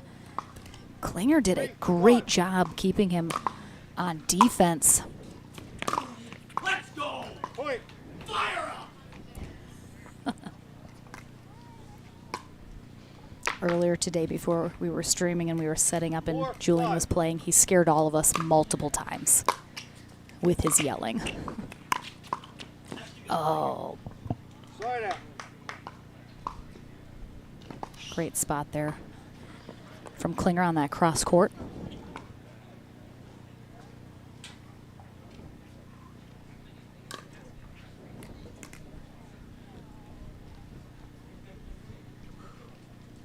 Five, four.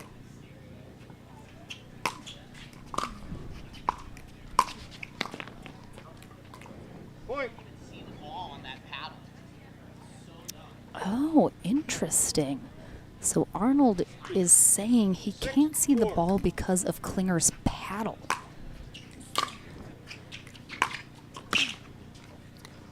Point.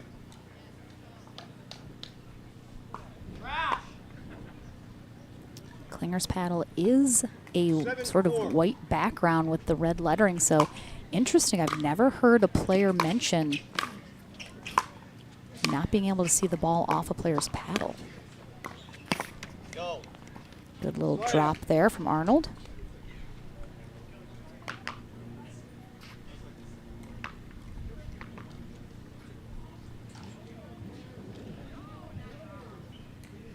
Four, seven.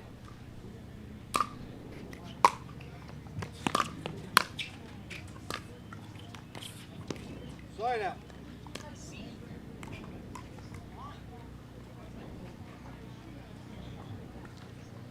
Klinger 1 point away from the end change here in this match to 15.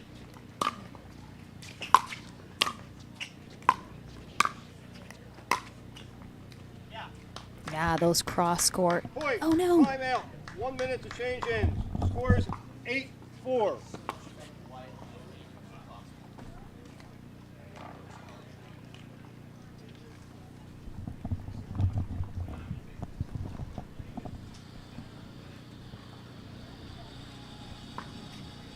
The ball hit a can of pop that was sitting over here and knocked it over.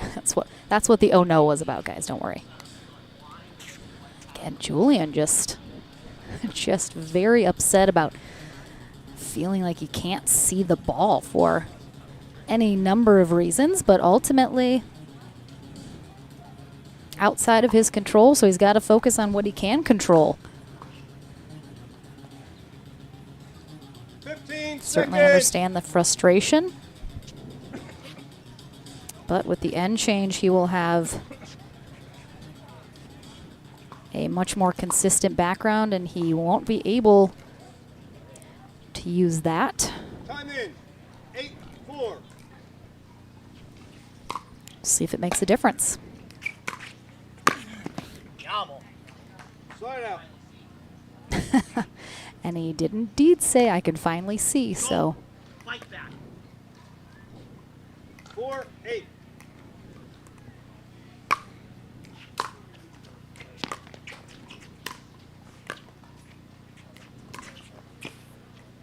Nice job by Klinger. Triples up down that sideline.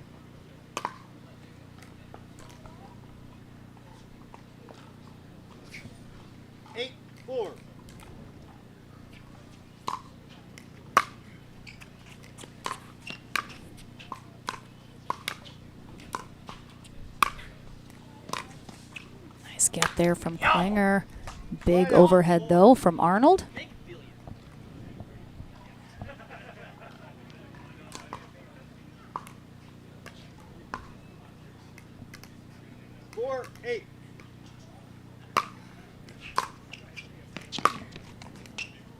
Point.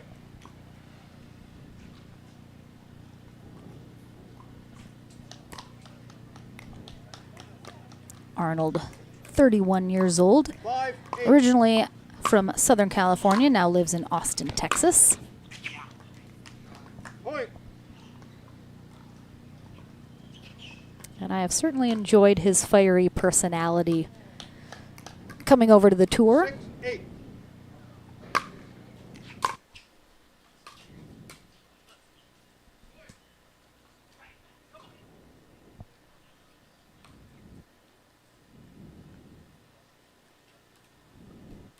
And he is within one of tying it up.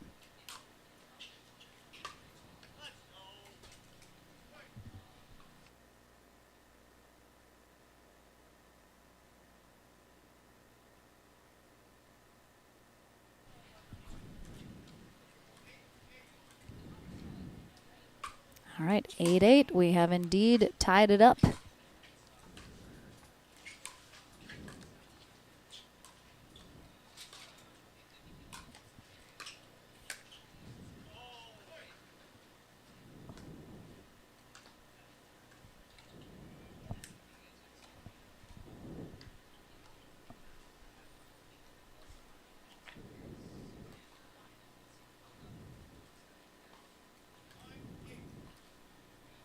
All right, Arnold now with his first lead of the match.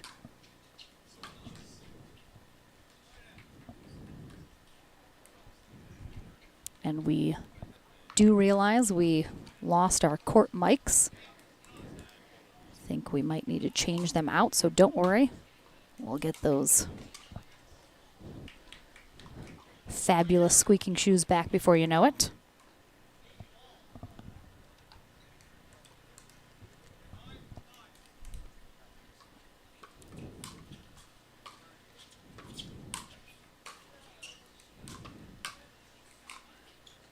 Ooh, yeah, that net cord actually helping out Arnold there for that ATP attempt.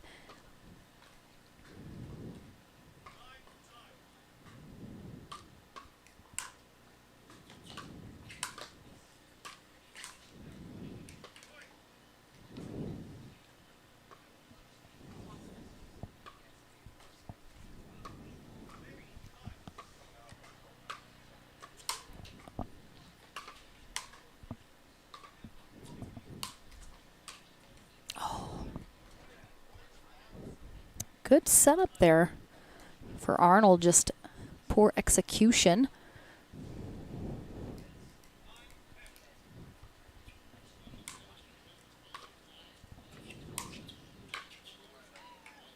Beautiful drop there from Klinger. Have seen several of those from him in this match.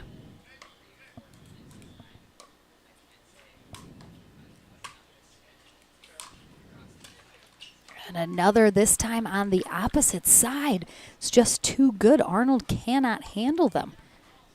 He's right there, but that's how you know how good of a shot that is from Klinger.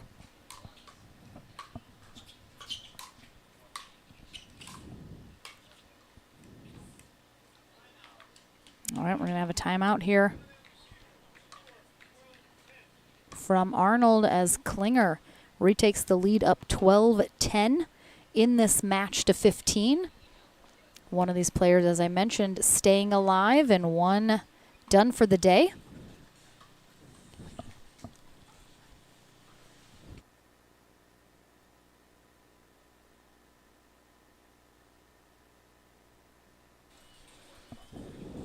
CJ's dad coming over to give him a little encouragement, perhaps a little advice, something that he sees watching on the sideline. I mentioned CJ Klinger, 16 years old, out of Columbus, Ohio.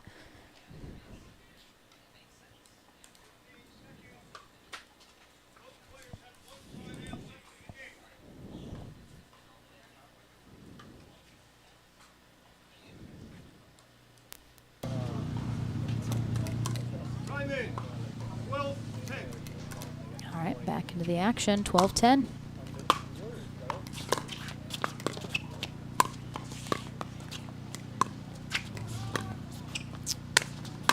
Oh, Arnold, I thought was in trouble there. He left that lob pretty low, and Klinger is pretty tall, so I thought that was a for sure put away, but Klinger doesn't put a lot on it, and Arnold gets a good paddle on it. Oh, no. Ooh. Ooh, Arnold. He was cramping very early in the day playing Rafa Hewitt, but that was his left calf. That looked like a right ankle issue. Oh, what an angle. Worried about anything but the ball. Just focus on the ball.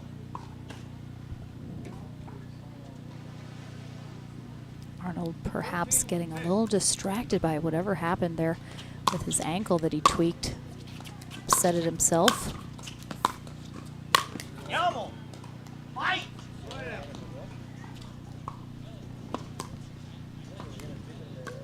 I'm pretty sure we have a drone in the air. Otherwise, there is a big bug that I can hear buzzing around. Let's go. Oh, nice hands from both players, but Arnold coming out on top there, trying to fire himself up. Arnold, a player that feeds off of energy. He needs it to play well. And when it's just himself out there, he's got to do whatever it takes to pump himself up. Let's go. Make it. Let's see if we can get an update on who is coming up next. 12, 13.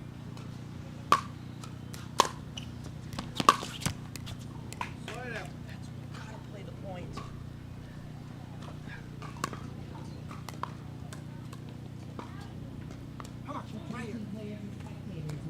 13 to 12.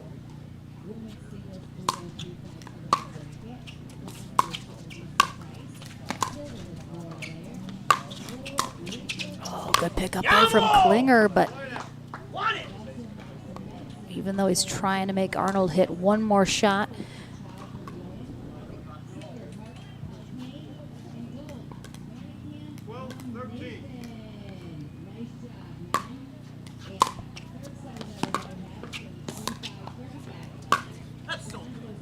ooh, I mean, Arnold has just gone on a tear here the last few rallies. I believe we should have our winner bracket final. That's his third timeout. All right, so Arnold, That's his third timeout. He took one at 2-0 and then he took another one and then he took. The only one he ever took was the 2-0. Oh! It didn't go. His dad. Because I went and visited him on the second. Come on, this is a huge break. That was a switch of sides. You visited him on the switch. all right, so I'm wondering if the end change was the built-in timeout he's thinking was that other timeout. So I think that is what happened, and Arnold's getting confused. Which is tough again, though. You got to shake it off. Klinger cannot be rattled by the fact that Arnold thinks he already took the 2 timeouts, and Arnold needs to shake off that, you know, he's confused, and that end change sort of built-in timeout.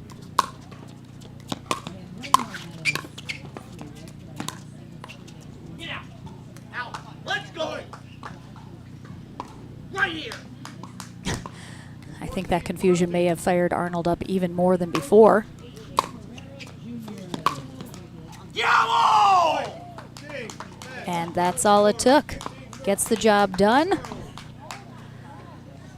Had to fight, though, here in this match to 15. So congratulations, a well fought match from CJ Klinger as he continues to just get better and better the more times that we see him working on his game.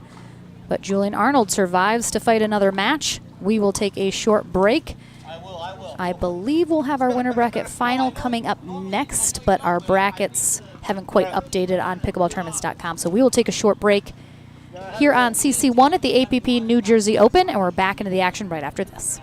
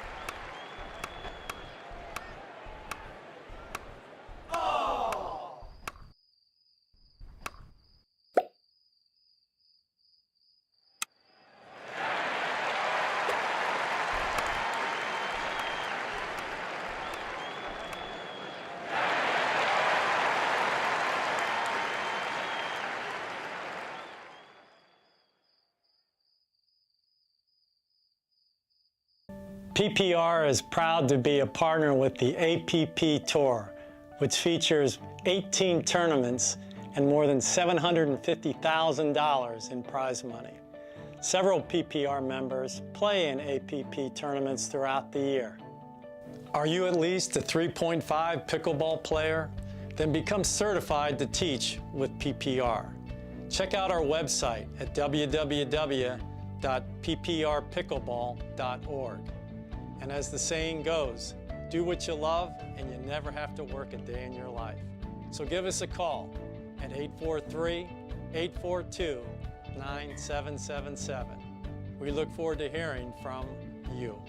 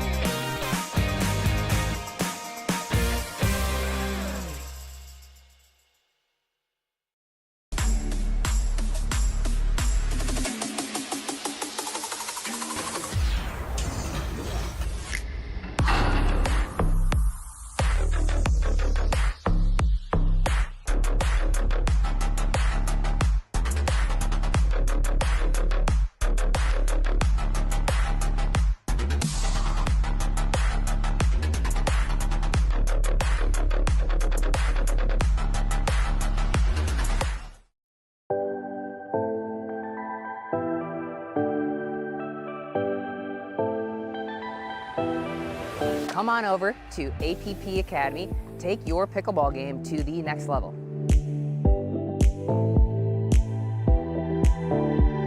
The idea for APP Academy is to identify different things that a certain skill level needs to work on in order to get to that next level. So the drills and techniques, strategies that a 3-5 needs to get to that 4.0 level.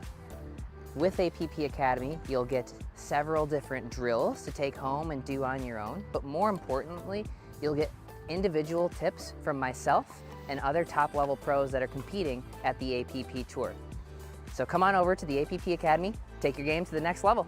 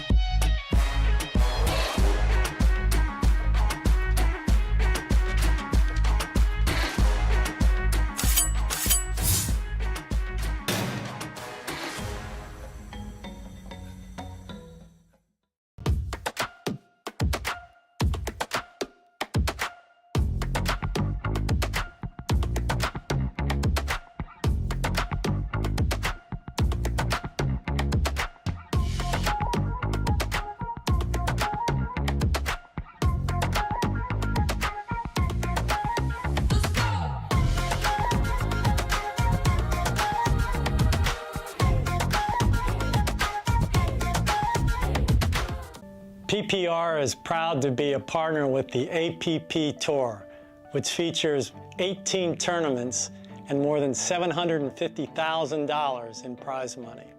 Several PPR members play in APP tournaments throughout the year. Are you at least a 3.5 pickleball player? Then become certified to teach with PPR. Check out our website at www.pprpickleball.org. And as the saying goes, do what you love and you never have to work a day in your life. So give us a call at 843-842-9777. We look forward to hearing from you.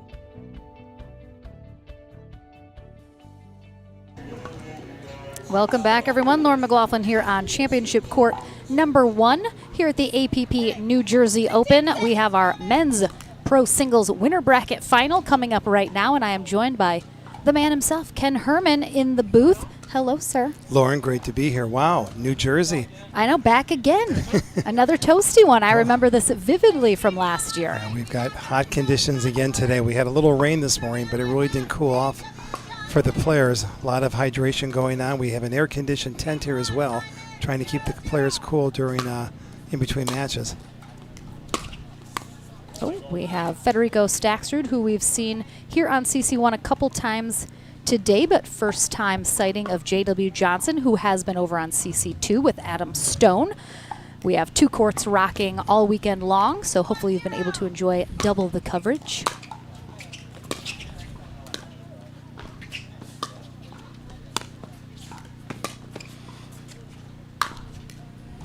Oh, great spot there from Staxrud. Joanna Corker is our USA Pickleball Certified referee for this match as well. 0-1.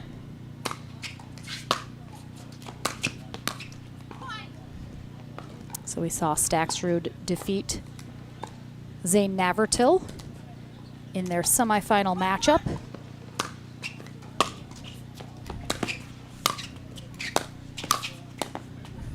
Oh, nice pickup there from Staxrud.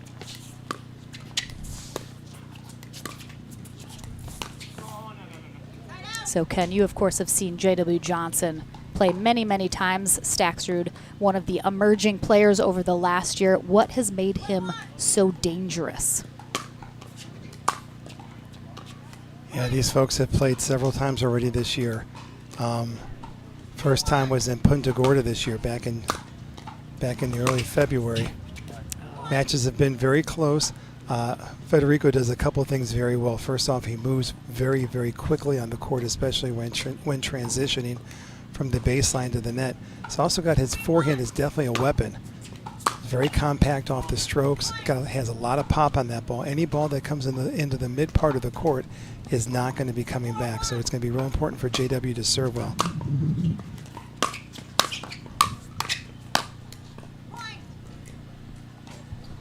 Staxrud, 26 years old, originally from Argentina, but now in the Estero, Florida area, right close to Punta Gorda. J.W. Johnson on the other coast in Delray Beach area, 19 years old.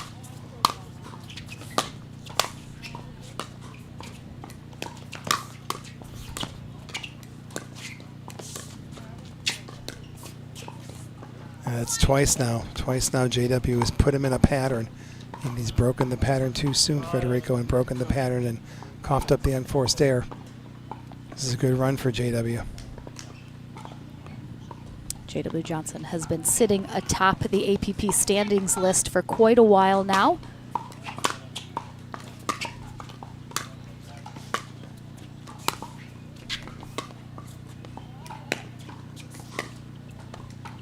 Yeah, you're right, Lauren. He's been the predominant player right now off the APP tour. And a light bulb really kind of, I felt, clicked off last year for him.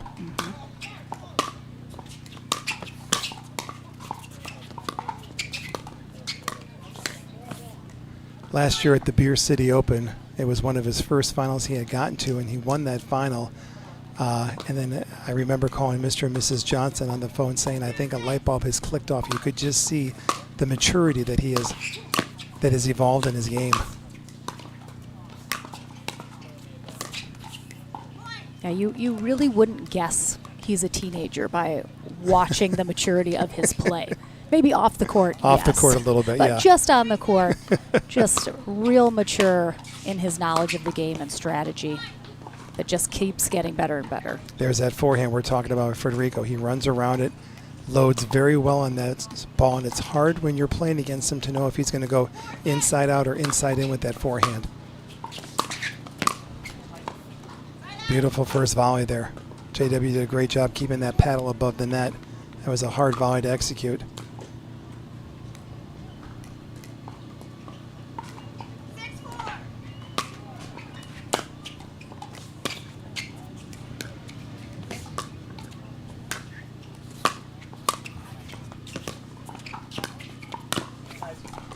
Nice pattern.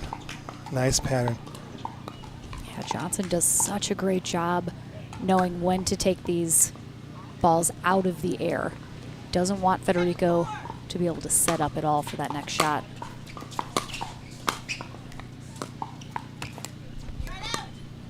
Good volley by Federico. Did a great job keeping his back leg down, back knee down when executing that backhand.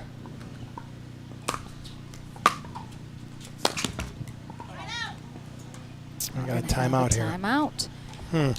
So Lauren, we're entering into the heat of the summer. First Yes. off, last time APP Tour, we were at Beer City up in Grand Rapids. What an amazing tournament. I'd like to take a moment to thank all those terrific volunteers, tournament directors Paul Richardson's, Andrea Coop. So much hospitality they showed not only the APP Tour but also USA Pickleball, as that was a National Golden Championship Series event. And just, probably one of the best well-run tournaments in the whole Midwest. Very proud of being great crowds, really good energy. And for players that thought it was going to be a little bit cooler up in Michigan, it wasn't. I know, It was hot. I mean, the Midwest, we have our winter, sure, but we'll get you in the summer too. But just a terrific venue and unbelievable. So thanks again out to the whole entire Grand Rapids Pickleball Club for just putting a terrific event on a couple of weeks ago. And then, Lauren, we're off to Madrid.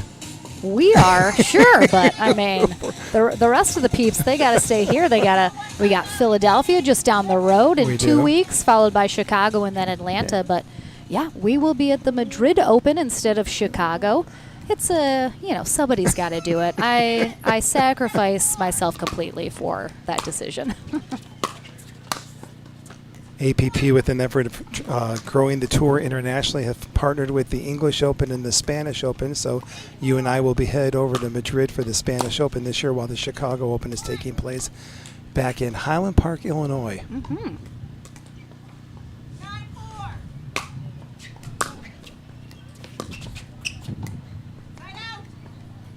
A little wide there on that. And there has been some wind playing a factor on and off here on court. Players have to be a little mindful of that.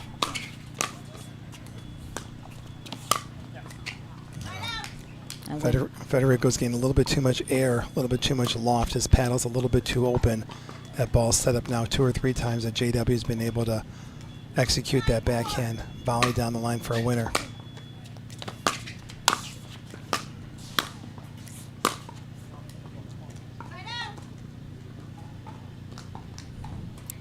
This is our winner bracket final, as a reminder. So winner of this heads to the gold medal match. Loser will head to bronze. J.W. Johnson got himself a silver medal last year in New Jersey. Not too much improvement you can make on silver, but I'm sure he'll go for gold. He did. He and Zane had a terrific final. They went the distance last year. Zane is our defending champion. Oh, nice hands at the net from both players. Ultimately, looks like Johnson was able to get a ball that was a little higher that he was able to get down. So some insights right now on Federico. Every time he's changing the direction of the ball when they both get up at the net, he's popping up the ball. And in popping up that ball, you always run a chance of doing that when you change the pattern. I think Federico should put some balls back in the pattern right now and try to keep that ball a little bit lower, and then not let that ball get in the strike zone. Both these two young men are very fit, Lauren. Mm-hmm. They've got an off-court program where they're in the gym working out. Or if you're JW on the beach working out. His beach workeds, yes. Next time I'm in Boca, I need to Go to get out there, a get a little JW session beach with workout. him. It's a good return from JW.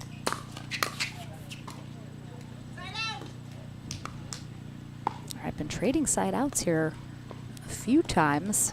Either player making a move, but Johnson hoping to finally break off and get a game point here in game 1.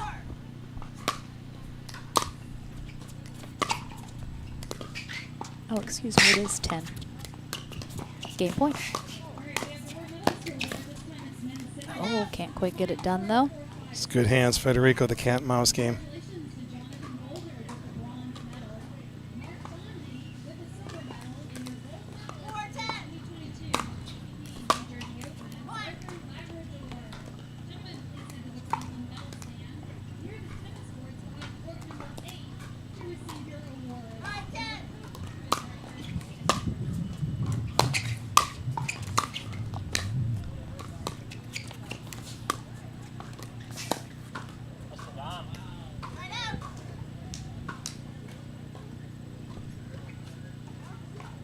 Game point again here for JW.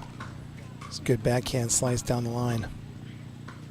Yeah, Stax would let that get behind him a little bit.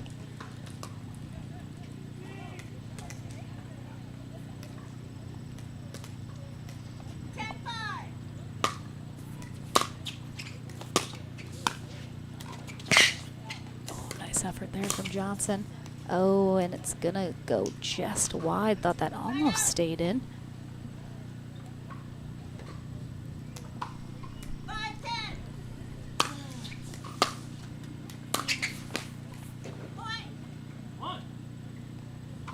Awful lot of pace on that forehand. All of his body momentum was taking him into the ball. When a player moves up for that mid-court ball, it's so important to get your paddle back first and then move your feet to position to hit the ball. That time he didn't move his feet out of the way of the ball, got jammed on it. All right, we're going to have a Offensive timeout. Oh, we talked about that at Next Gen, didn't we? We talk about lots of things at Next Gen, Ken. What did we talk about with that offensive timeout? Well, it's oftentimes a good idea to take an offensive timeout, not only to get your bearings, but let the other guy think about what's going on. You know, they can sometimes get a little heady. Mentally, they may be a little shaky, so it's good to take an offensive timeout to let the other guy think about what's going on, too. Mm-hmm. And we've seen more and more of that happen every now and then. So there's really two advantages that it can play when you do that timeout. Speaking of Next Gen, we're in Dallas. Absolutely. I'm super excited to go back. Those are always so fun. I love Next Gen. It's so much fun getting to see that talent in such young players. It makes me so excited for the future of the sport, for them to finally, you know, age into the pro brackets eventually. Next Gen is for our 16 to 23-year-old aspiring pros, and we are in Dallas at the Chicken and Pickle the last weekend in September.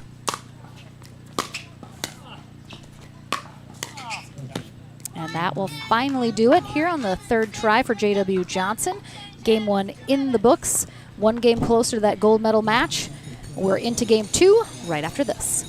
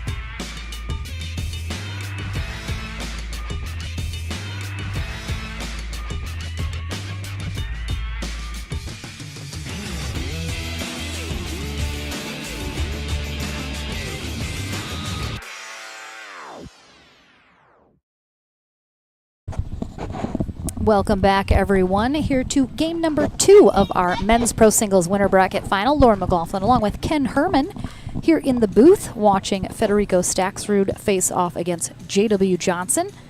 Johnson, the number 2 seed, Staxrud, the number 3. Navratil was the number 1 seed, but he was knocked down. He's on court 2 right now playing Julian Arnold. They're having a very tough match over there. Absolutely. If you have the ability, put both streams up, guys. Some fantastic pickleball. Both courts. So there's a couple of things I think Federico needs to do a little bit differently this game. I think he needs to put a little bit more pace on his first volley. You don't want to get JW in a groove hitting clean passing shots. So when he comes in and executes that first volley, I'd like to see him go deeper into the corner and trying to get the ball out of JW's strike zone. And I think that will help him on that.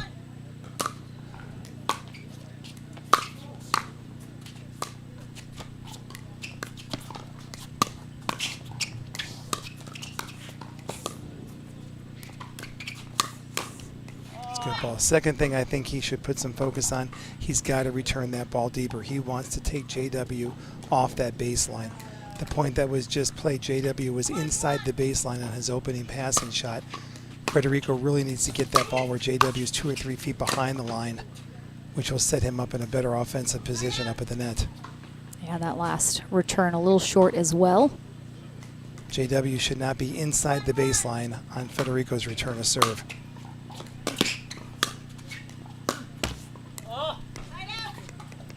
Good return from JW there. And we did mention we're in Philadelphia in 2 weeks. Registration almost closed for that. A couple days still left. I think it closes on the 15th. Is that correct? APP Philadelphia, first time professional pickleball in the state of Pennsylvania. I was there yesterday. What an amazing crew. They are all set to ready and welcome to APP. Much better return.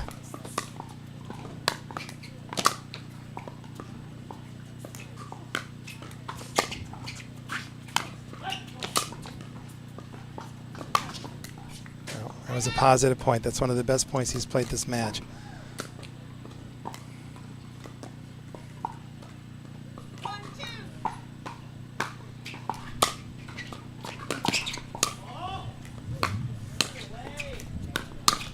Oh, Johnson was ready for that body shot from Staxrud. Got a paddle on him, but just a tiny bit too low.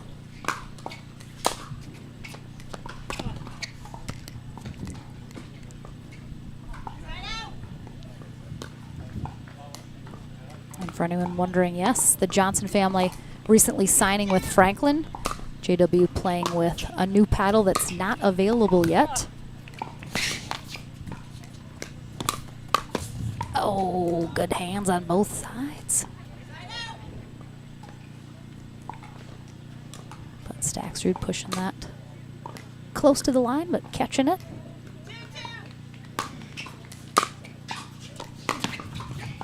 Clean. Great job moving his feet there. This is a better start for Federico this game. You've got to really step up and show you're going to be competitive. You don't want to get down too far and have to play catch-up, especially when you're down the first game. Oh, around the back. Almost happened. We've seen a couple successful behind the backs, but wow, not often.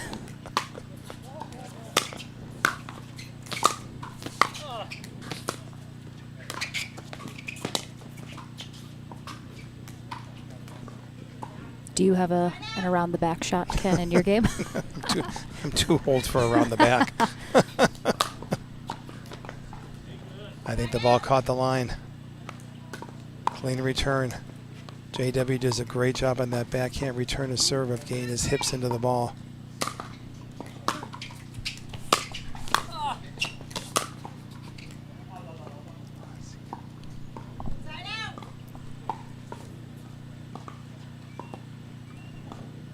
All right, close start to game 2. Staxrud up by 1.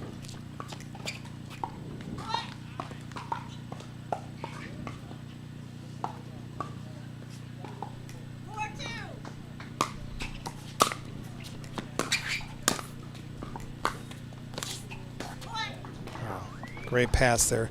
Federico went around the side of the ball, hit that ball at about 3 o'clock, got an acute angle, and was just able to get it out of JW's reach.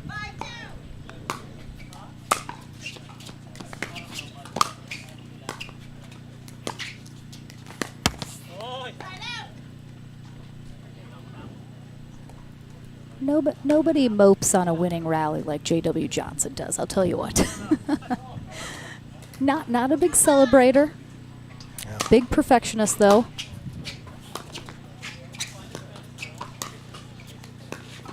I think I was quoted before saying he really kind of fits into that Pete Sampras or Roger Federer mode, and that's terrific. You know, never lets the opponent see what's going on with him. He's very calm. Only a couple times have I seen JW, with all the matches I've watched him play, get irritated out there. I've seen some mouthing of some words that shouldn't be uttered out loud, but you are correct. He's pretty contained. I think JW's a perfectionist. Good point. Well placed. Federico hit that ball awfully deep, pushed JW about 4 feet off the line, and then hit him a softball.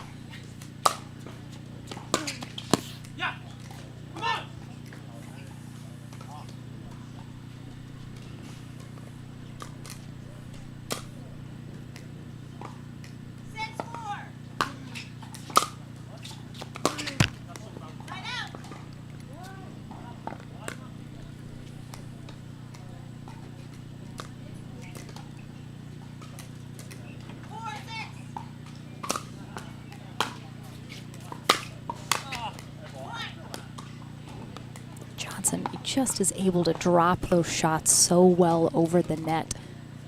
Puts it in a low position for Staxford to try and.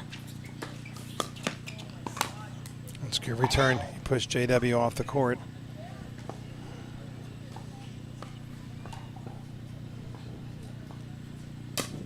Here, Julian Arnold, one of the not quiet players, over on CC2. They're having a battle over there on CC2. Interesting strategy that time. JW took his return deep down the middle to try to cut down Frederick's angle. It actually worked, and JW just missed the volley. That's an interesting pattern. He's been typically going down the line on the returns. He mixed it up there.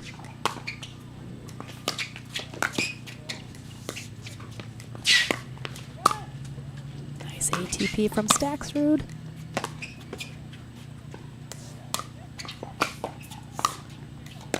Oh, wow. That's a good point, everybody. Really nice rally. Staxrud did a lot with that.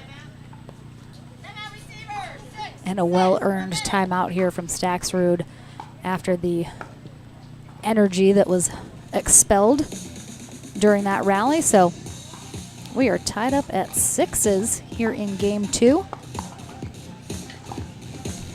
Of course, it's so hot here in New Jersey. These players want to be able to conserve energy as much as they can. J.W. Johnson's going to want to try and close this out in 2, avoid that third game.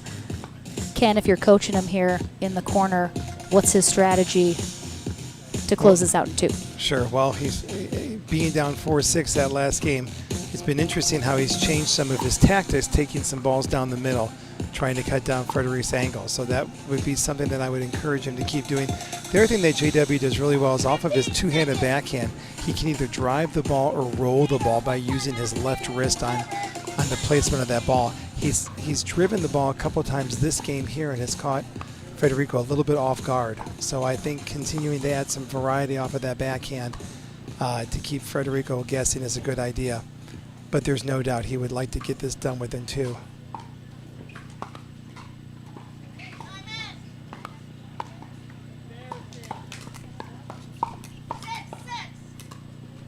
All right, let's see if Johnson can extend his lead a little or get a lead. Little smile there from J.W. Johnson, but not the good kind. That's a sarcastic smile at himself for how that played out.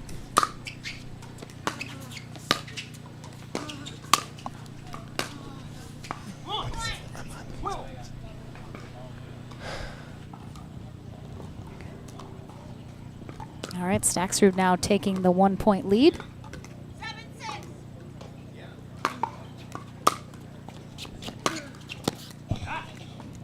And extends it to 2 with that beautiful shot down the line.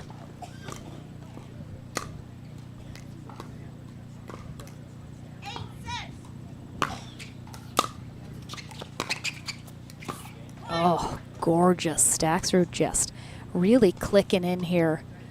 3 quick points on the board for him. 2 points away now from forcing a game 3. Ooh, that is a tough serve into the net to break his momentum. Let's see if Johnson can take advantage.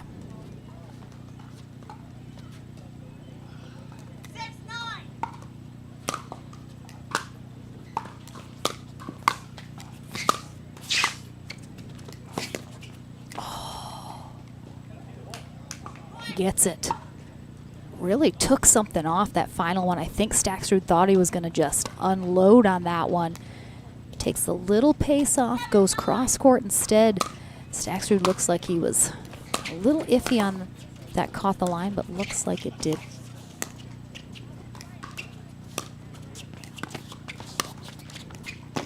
Oh, Johnson just too good there. Keeping Staxrud on the move. Finally gets a ball that goes behind him a little bit, and then he knows he's got Staxrud where he wants him. Goes cross court. Not able to get to that final one, and we're going to have the second and final timeout here for Staxrud as Johnson within one of tying this up. Going to try and maintain his lead and get a quick side out if he can. Again, this is our winner bracket final. Winner heads to gold. Loser will head to bronze as they await the back draw, working their way through to see who is going to face off against one of these players in that bronze medal match. I believe in our ladies pro singles bracket, we should have those medal matches set. Let's take a quick peek at our bracket. Looks like Georgia Johnson defeated Anna Bright in the winner bracket final. Ooh, 8-11, 11-9, 11-8. Really tough match. So Georgia Johnson in that gold medal match. Anna Bright in the bronze.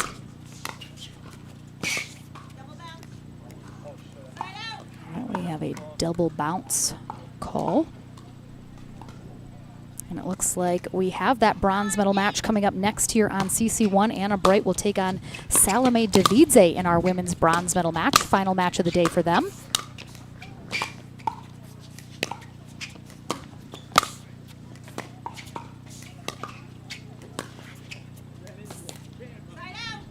Staxrud misses.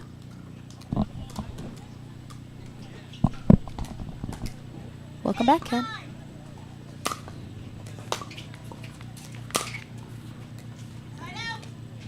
Oh, there's a little bit of emotion out of J.W. Johnson with the I wish I could throw my paddle motion. We've all been there.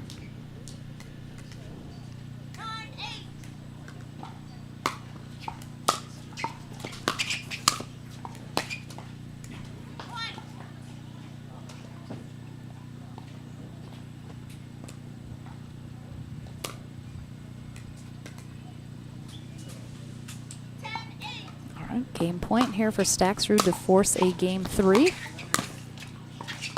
Oh, yeah. Johnson, such a great spot, right at his feet. Staxrud had to do a little backward shuffle there to try to get out of the way of that. For the viewer at home that is not aware of it, when JW is up at the net volleying, he's always putting backspin on his ball.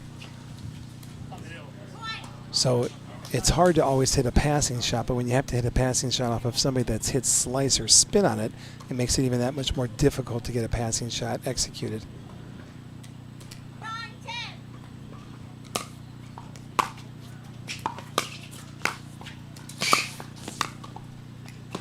Well done.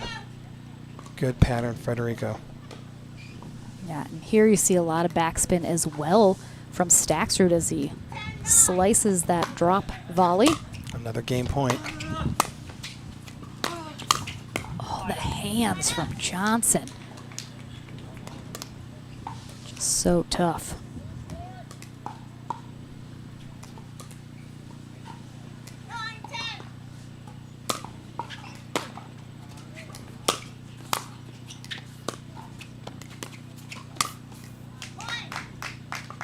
And we're tied up at 10s. There's another example of how Federico changed the direction on that backhand, popped it up. I wonder, should he be taking that ball back in the pattern down the line to keep it lower? Gets it. Tough. Staxrud lets that go by, hoping it's going long or wide in that corner, but Johnson's so precise on his shots, and it's going to be a match point now.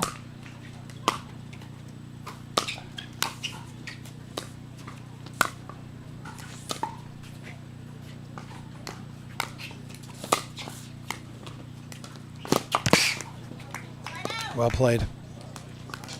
Well played. Good hustle, JW, to get a paddle on that ball even.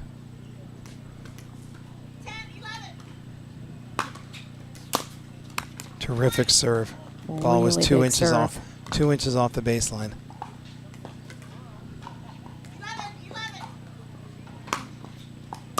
Oh, it was just out.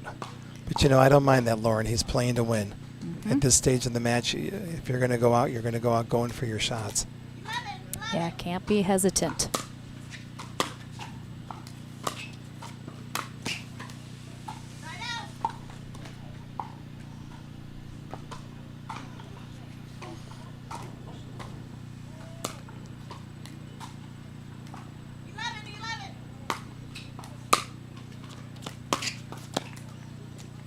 Great passing shot there from Staxrud.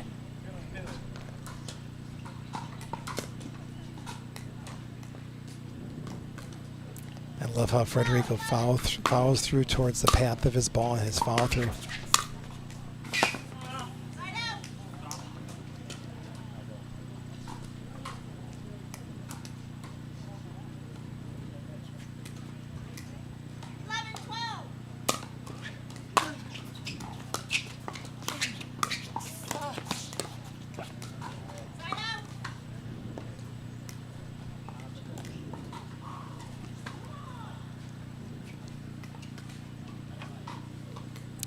Another game point opportunity for Staxrud. He's had a handful now here. Ooh, in game 2. And he will get it done finally here, but a lot of energy exerted from both players, so it'll be an interesting game 3. We'll see if they can dig deep. Spots in the medal matches on the line. We'll take a short break. Back to the conclusion of our winner bracket final right after this.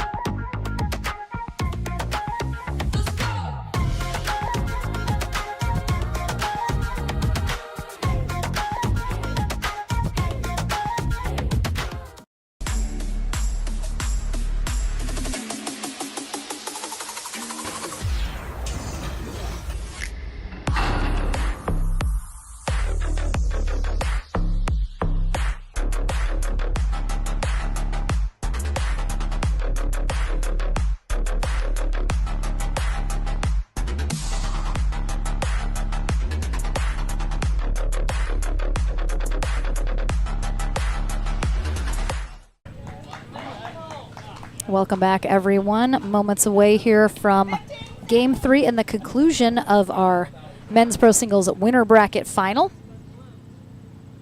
We have J.W. Johnson on the far end to start off Game 3. Federico Staxrud will start Game 3 on the near end. They'll switch at 6 to conclude this match. Lauren McLaughlin and Ken Herman here on the mic.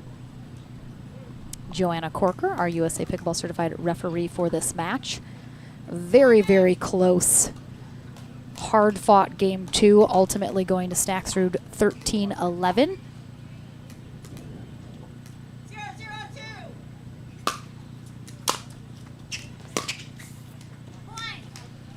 Big start for J.W. Johnson, though, right out of the gate. And a big, deep breath to follow.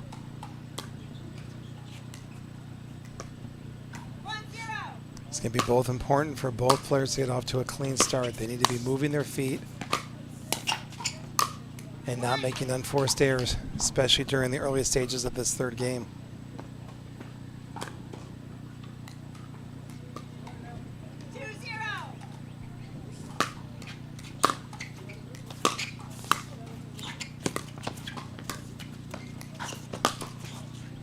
Yeah, that ball was completely traveling away from Johnson as he goes to attempt a version of an ATP, just couldn't get that to happen.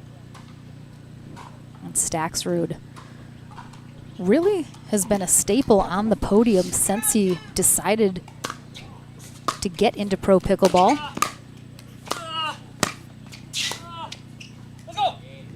Really one of the most impressive newcomers of the last year for sure.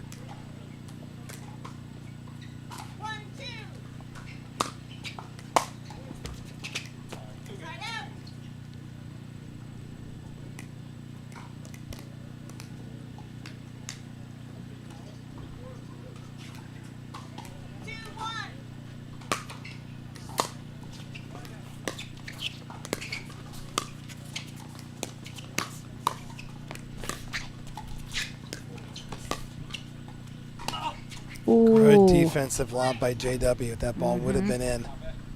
Definitely. Andy's got a little wind into his face that would have helped hold that in for sure. Possibly led to the error there from Staxrud. Oh my goodness. Some really nice gets there from Staxrud at the net. That's probably a smart timeout from Federico. He doesn't want JW getting on a roll. Out in front 4-1 here, 2 points away from the end change in this third game. And again, we had a huge men's pro singles draw here this morning in New Jersey. We have mixed doubles tomorrow, followed by men's and women's doubles on Saturday, and then we will conclude our weekend on Sunday with Championship Sunday. All of our pro gold medal matches played all in one day, back to back. Always exciting at these Tier 1 events to have our Championship Sundays. And we will have 2 courts streaming all weekend as well, always on YouTube and Facebook. So we appreciate you joining us this weekend in New Jersey. What stop is this of the year, Ken? Number 18. 818. Can you believe that? And we're just not even done with summer.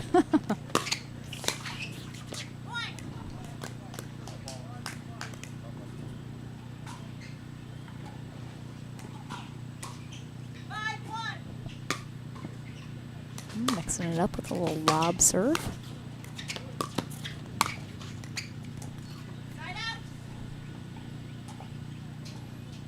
Federico had good depth on that return, set himself up for a nice pairing up at the net.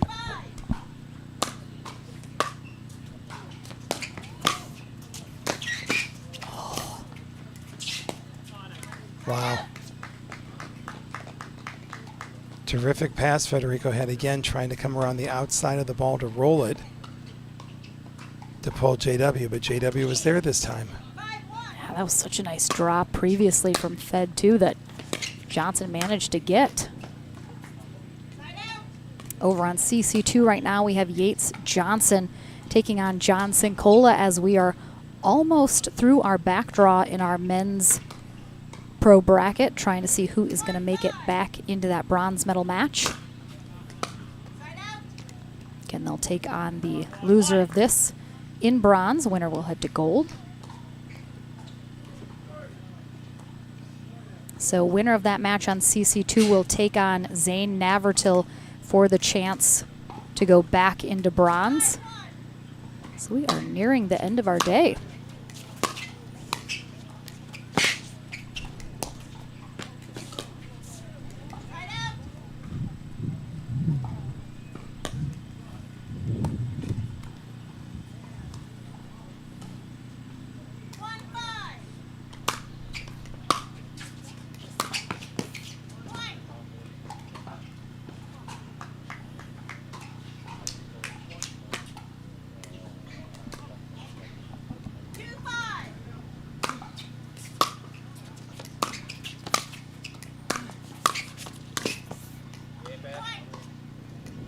Great job by Staxrud, continually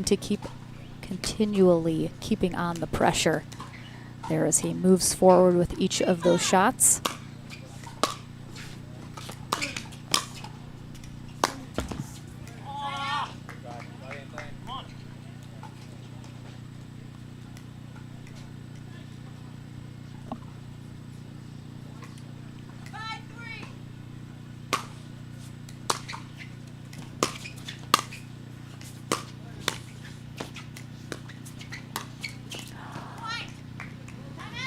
haven't seen too many errors like that from Staxrud today. No, when he made that volley, I was right behind him here. It looks like he broke his wrist. And he broke his wrist down versus keeping that paddle above the net, which is what he needs to do in order to get that loft on the ball. So Johnson gets himself to 6, which will trigger our built-in timeout during our end change. So Johnson will conclude this match on the near end. Staxrud heads to the far end after getting a little snack under his mini tent.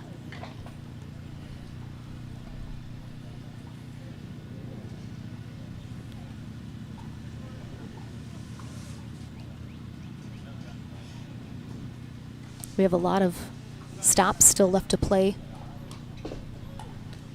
Not play. I was like, that doesn't make any sense. A lot of stops still to come this year. That's right. Are you looking forward to? I mean, well, I'm sure it's like your children. None are your favorite, but are any a little? Well, you're looking forward to. I was down in the South last week doing logistics checks and met with the team in Atlanta for the Atlanta Metro Open, a golden ticket national championship series. They're ready to welcome us. They're ready to welcome us back again, and then drove over about an hour and a half to Opelika. Opelika with 24 covered courts. So I'm going to have to say that name over and over again? Opelika. Oh, my goodness. Making it tough on me. What an unbelievable team of ambassadors and volunteers that they are ready to welcome us in October. October, we're in Opelika. If you say so, Ken. I'm just kidding. Very excited. The Alabama Classic. First stop in Alabama for the APP Tour. It will be.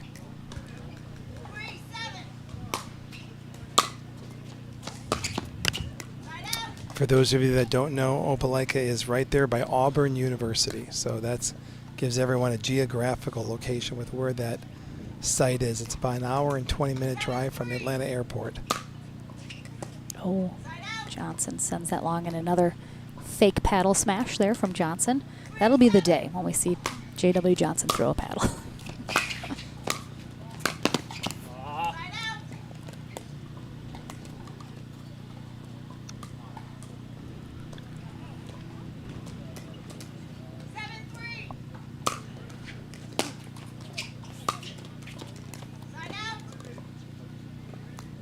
Both players, it seems like, just perhaps a little fatigue setting in here in game 3.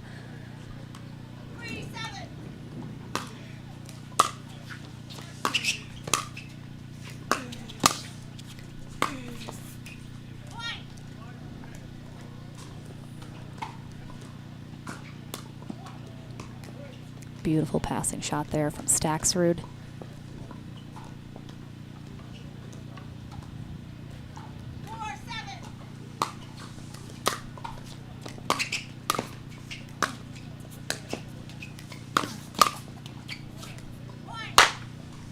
Oh,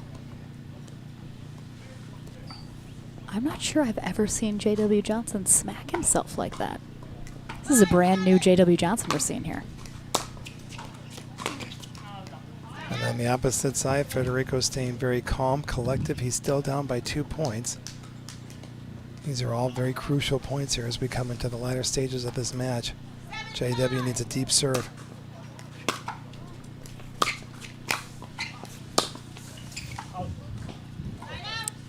Just missed it. Pulled it 2 inches. It's trading side outs here in this third game.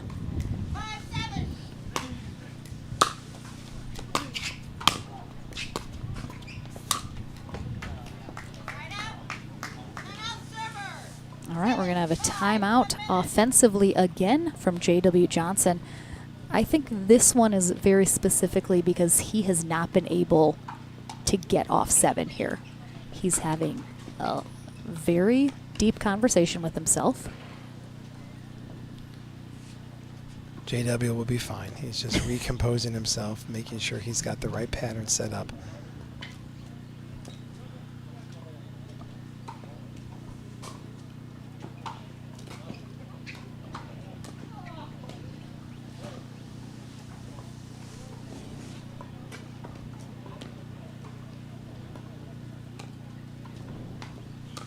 Staxrud, I think, similarly having trouble just sort of putting something together here. Both players seem to be putting a lot of these shots into the net or wide. Execution becoming a little shaky as this match goes on. Let's see if one of them can dig deep here as this winter bracket final is nearing an end. And be able to just put whatever's left in the tank here in this match out on the court.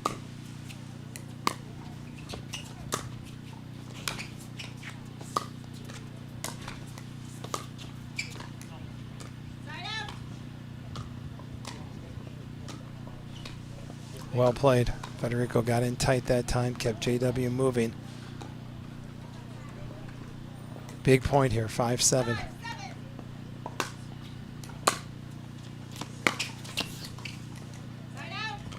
Pulled it, opened up his hips a little bit too soon there as he was going down the line.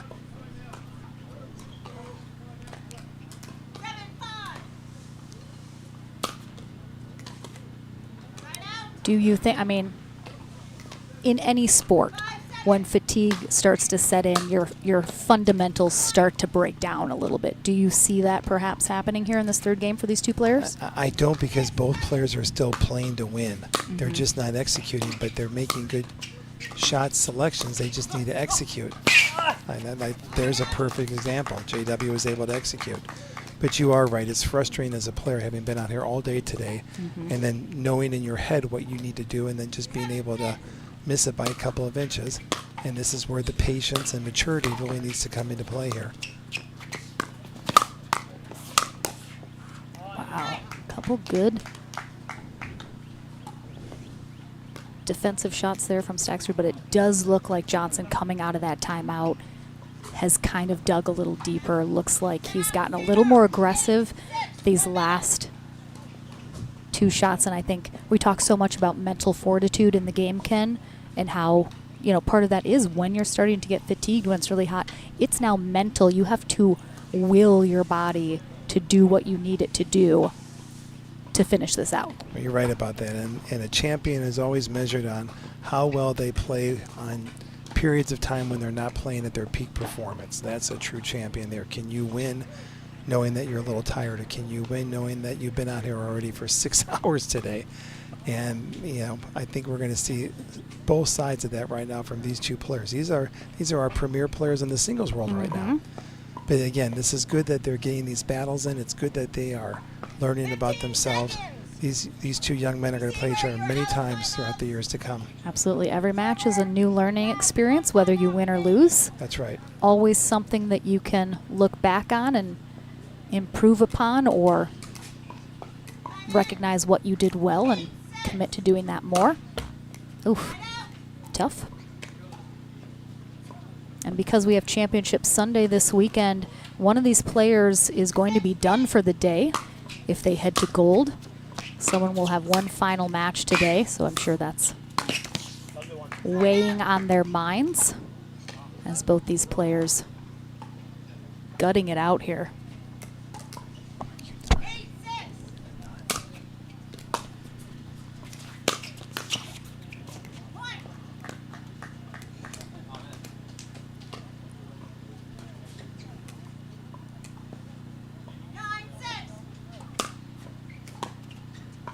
That ball skid off the line. Yeah, that's tough. Johnson puts a little bit of a spin on his serve as well, and then right off that line is tough. And a match point for JW Johnson. And he'll get it done with a serve return long, which is tough. Staxrud, of course, frustrated with that result, but Johnson guts it out, able to hang in. He's done for the day, but I will head on court to the Franklin studio to talk to him about his day. And then we have our women's bronze medal match coming up next. Anna Bright will face Salome Davidze for a chance at gold on Championship Sunday. Ken, thank you so much for joining me. Thanks, Lauren. Thanks for being in here. I'm sure we'll see you soon, even though you have a million things to do. Can barely pull you away for one match. All right, we're back into the action right after this.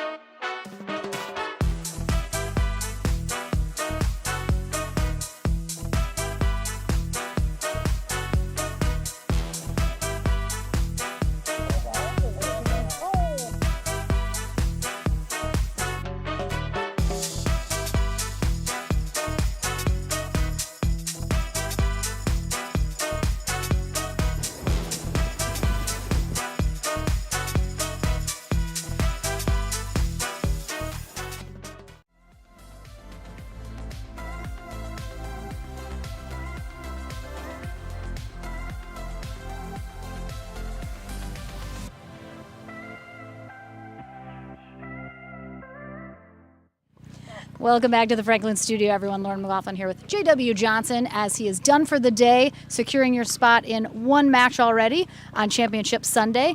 Looked like, we know you're a perfectionist. You get a little down on yourself anytime you're not playing the way you want to. Looked like you had some moments of frustration during that match. What are you telling yourself maybe in that timeout to get yourself mentally back into the game? Basically I just need to stop making unforced errors. I mean, he was making very good shots too. I just need to be a little more focused and not make so many unforced errors and try to figure out his patterns a little bit more. Is it a little tough?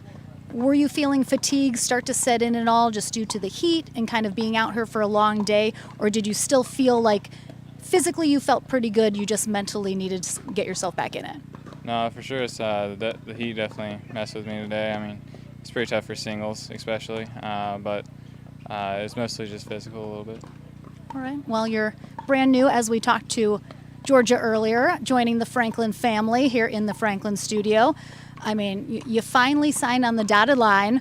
The people don't have to wonder anymore. Are you excited to be officially part of the Franklin family? Oh, of course. It's very exciting. They're great people, great company as well, so it's very exciting to be a part of them. All right, well, congratulations. Well played today. Got it done. We'll see you at least in one match so far on Championship Sunday. But we, of course, have those bronze medal matches still to come today. Our ladies are up first. Anna Bright takes on Salome Davidze right after this.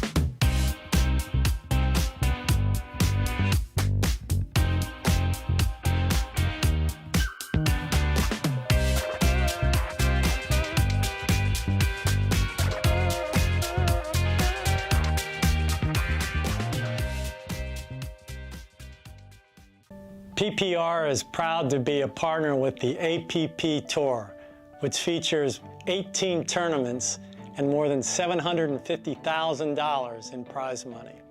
Several PPR members play in APP tournaments throughout the year. Are you at least a 3.5 pickleball player? then become certified to teach with PPR. Check out our website at www.pprpickleball.org.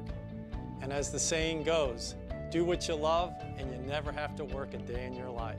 So give us a call at 843-842-9777. We look forward to hearing from you.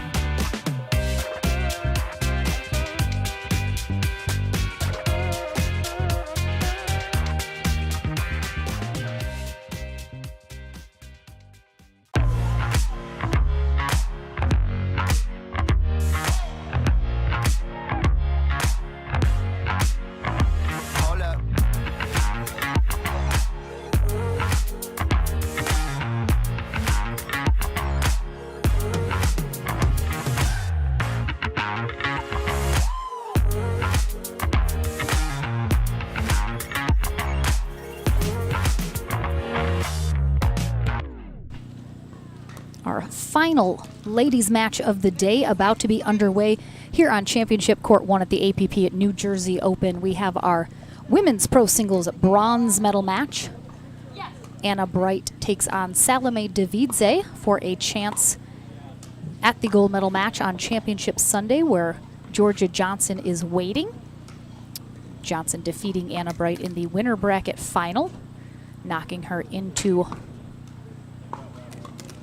this bronze medal match. So it's the Johnson siblings who have secured the first spots in the gold medal single matches on Championship Sunday.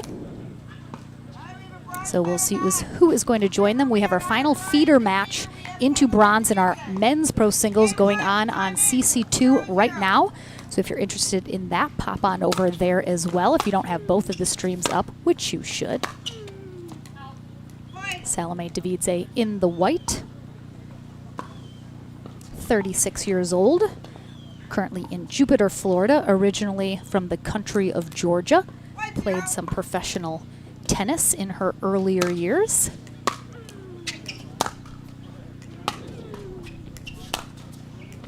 And now a pretty dominant force here on the pickleball scene after we were introduced to her earlier this year, along with Miss Anna Bright, who is her opponent.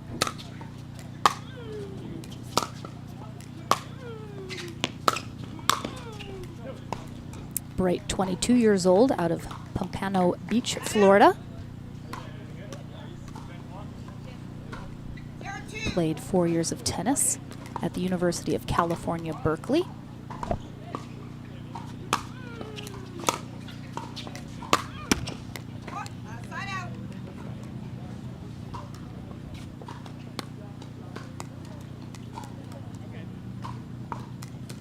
Andy Jones is our USA Pickleball Certified referee for this match.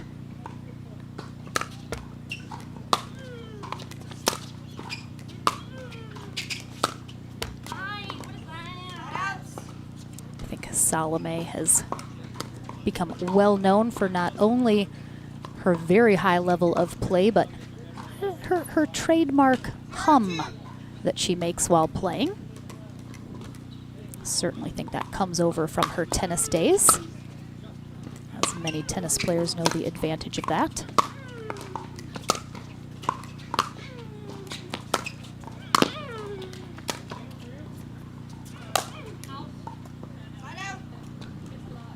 Davidze in control of that rally, gets herself a nice overhead opportunity and then misses it wide. Again, Bright just making her play one more shot.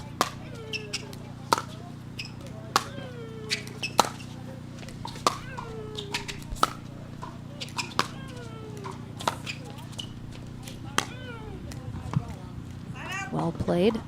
A lot of the high-level tennis players, especially in the women's game, that have transitioned over to pickleball, you'll see them still spend a lot of their time at the baseline, hitting ground strokes because that is where they are most comfortable, but some players starting to make moves to the kitchen line a little more frequently.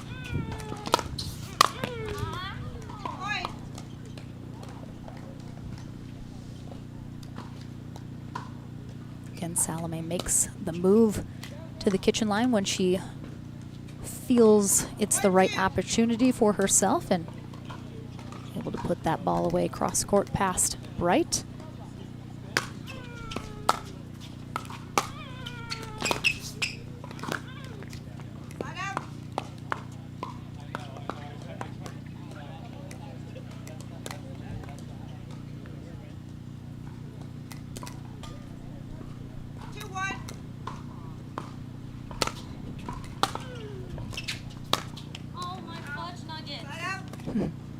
Anna Bright, also well known for her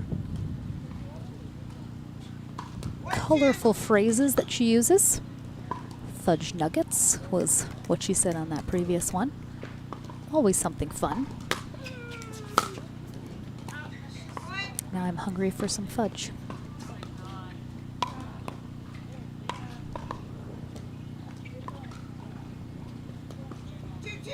Tied at 2s.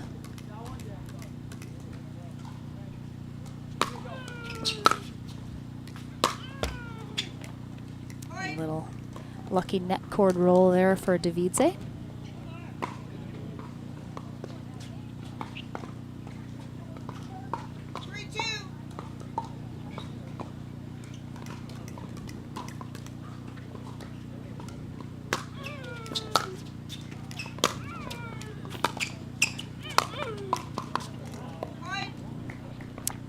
Bright coming off of her team's big win at MLP last weekend. The Ranchers defeating BLQK in the finals. So big congrats to her. Has to be pretty exciting to come off of that kind of a weekend.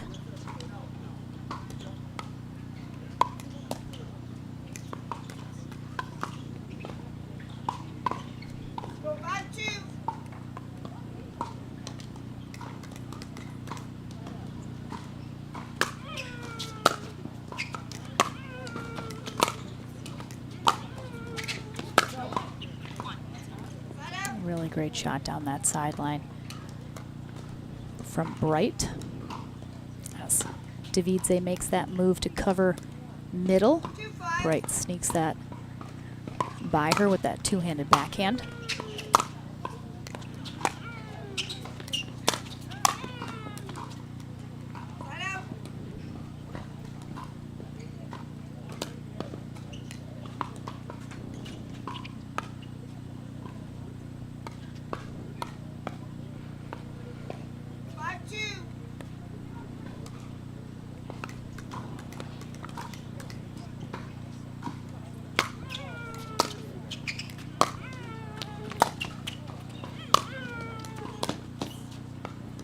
Davidze doing a great job just controlling these rallies really from wherever on the court she's at, really forcing Bright to exert a lot of energy, taking her sideline to sideline as often as she can, trying to keep her on the move, not able to set up for that next shot.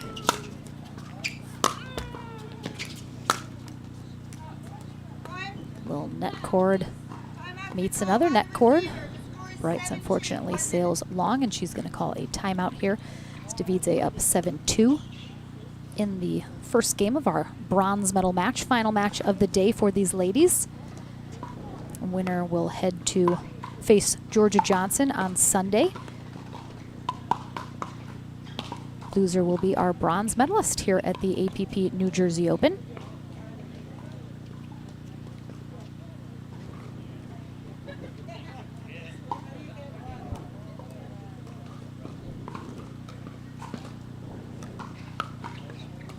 I believe we're enjoying some goldfish.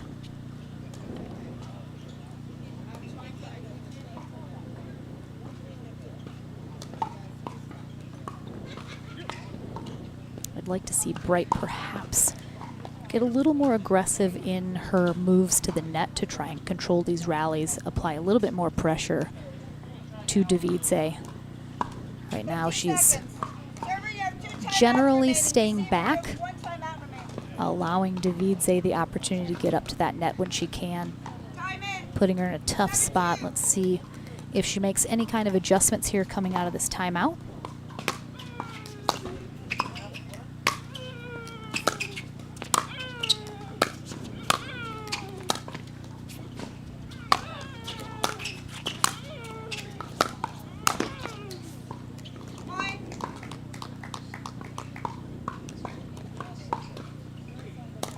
Mentioned final feeder match into bronze for our men's pro singles going on over on Championship Court 2.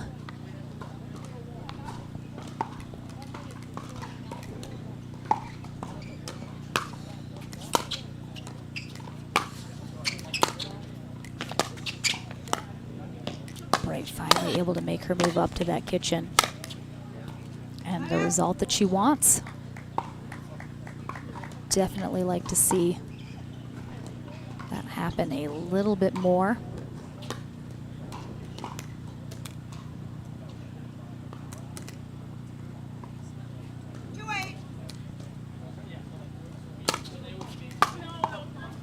A little long on that serve from Bright, and Davidze with another opportunity to close in on this first game.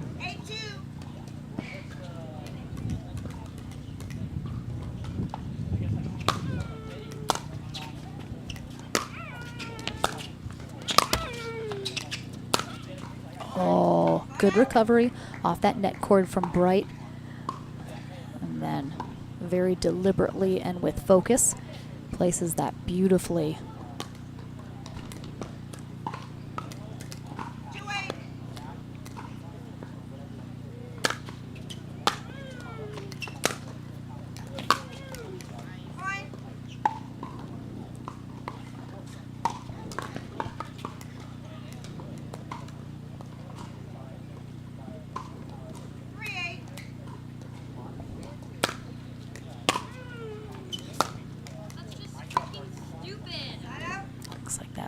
skidded a bit in the backcourt there.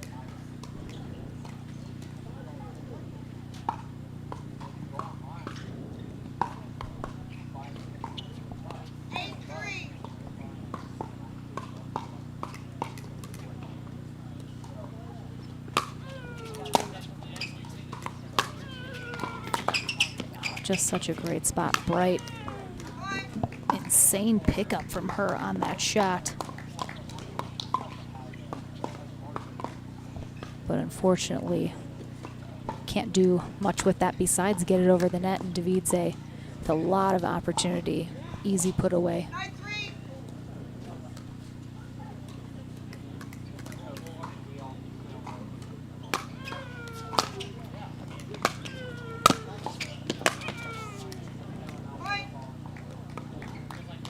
We will have a game point here for Salome Davidze in game 1 of our bronze medal match. Again, Zane Navratil and John Sekola facing off on CC2. Winner of that will be playing in the bronze next here on CC1 against Federico Staksrud. And that will be the game for Davidze.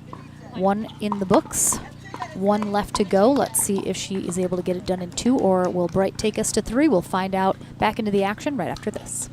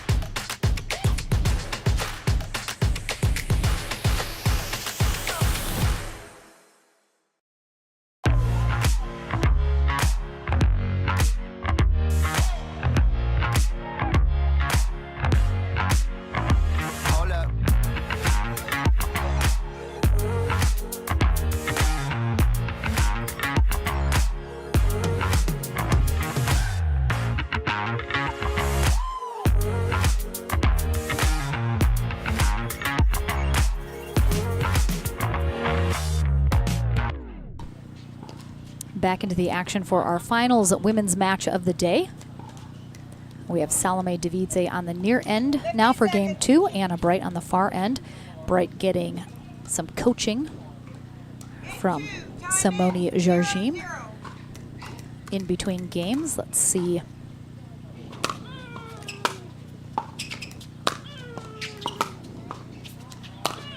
if it helps.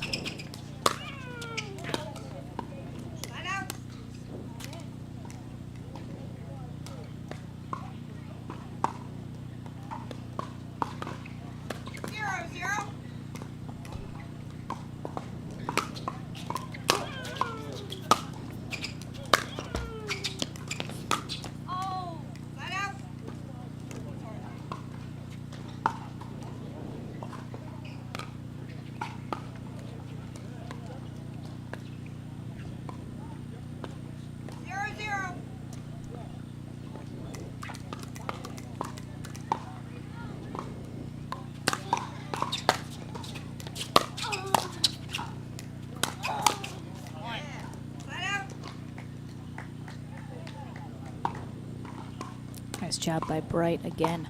Getting up to that line, Davidze closes the gap as well, but Bright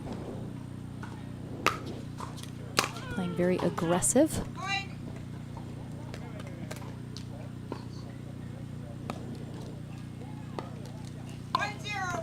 Certainly has to be a bit of a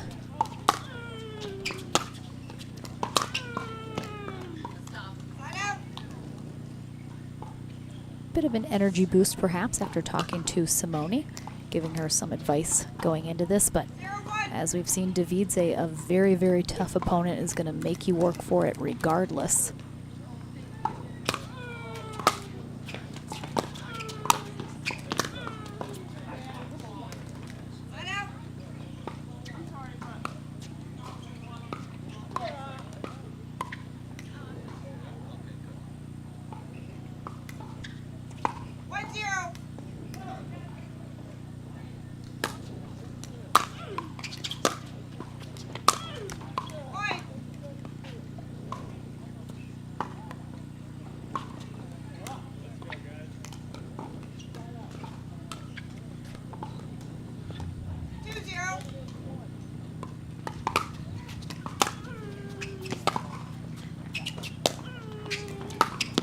Oh, that is a nice passing shot there from Bright.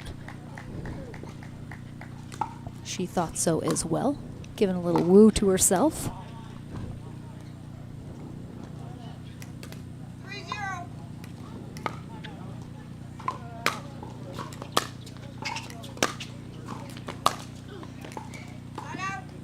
To talk to several players today who felt like different ends of this court did play differently. There are different backgrounds depending which end you're on, as well as some different wind conditions.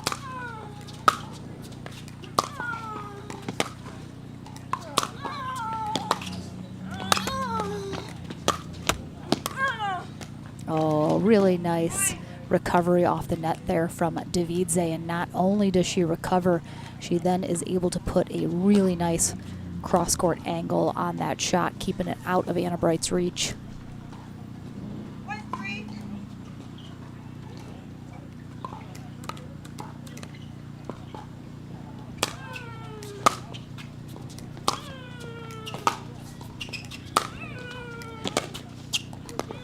Oh, really nice drop there from Bright. Ooh, was a really nice pickup there from Davidze, but Bright able to stay aggressive. Certainly faring much better here in this game 2.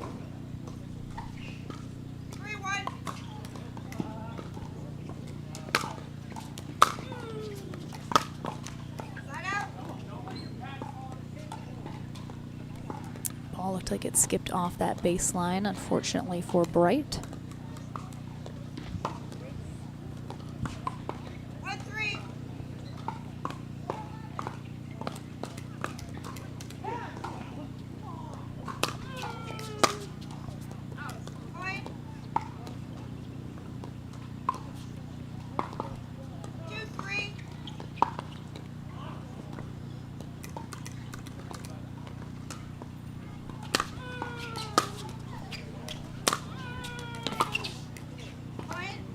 Again, another ball that looks like it skips off a line there on Bright.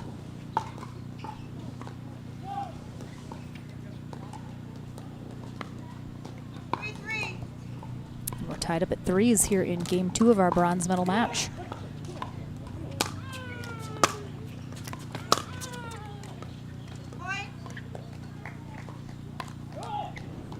And Davidze takes back the lead. Can she extend it?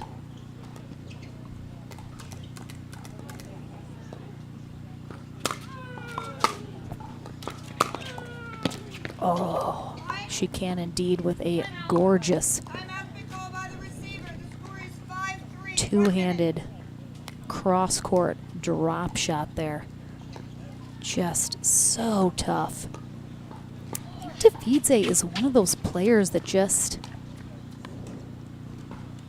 I don't know, she's just sneakily so good. Something about the way she plays is so unassuming, and then she just comes out with the most insane shots. And of course, you know, former professional tennis player, she is used to the mental toughness that that level of tennis will bring, as well as that wealth of experience and knowledge from tennis that she brings over. So it's made her a podium contender in pretty much every tournament she has entered since getting into pro pickleball. Let's see there, Simone Jardim giving some more advice to Anna Bright during that timeout. Try and make some adjustments here against Davidze, who is out in front now in game 2 and threatening to close this bronze medal match in 2 games.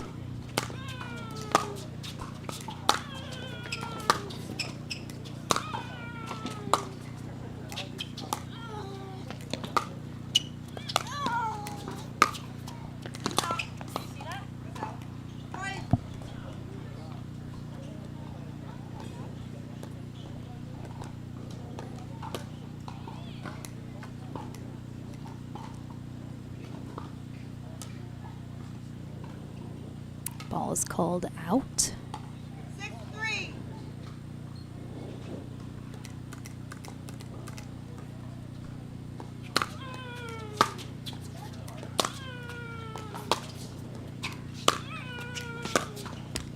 Point.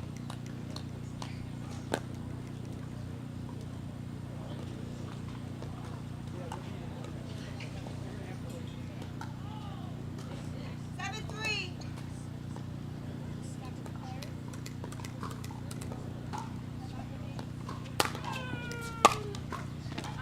Point. Davidze kind of rolling here.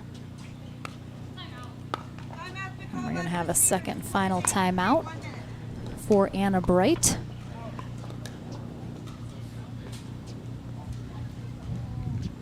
She's just going to take a seat in the shade in the corner, a la Georgia Johnson.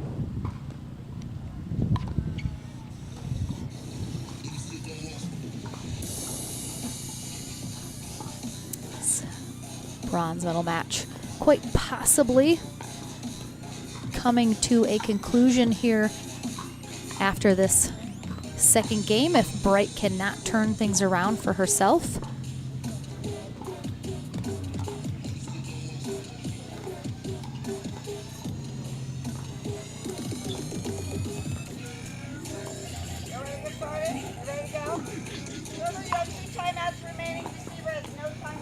Davidze with both of her timeouts remaining, Bright out of them, so no matter what comes, she is going to have to gut it out.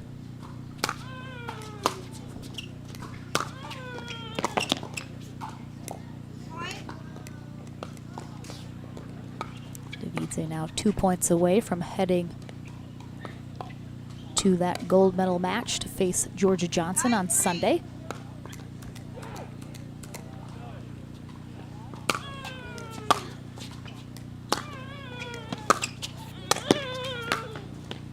Really nice job by Bright. Good anticipation that Davidze was going to take that next shot cross court as she heads that way to cover. 3-9. Sounds like a match point over on CC2 for John Sincola against Zane Navertil. Really nice passing shot down the sideline there from Davidze. We'll get her a quick side out. And Sincola does indeed defeat Zane Navertil, so he will face off against Federico Staxrud next in our men's bronze medal match.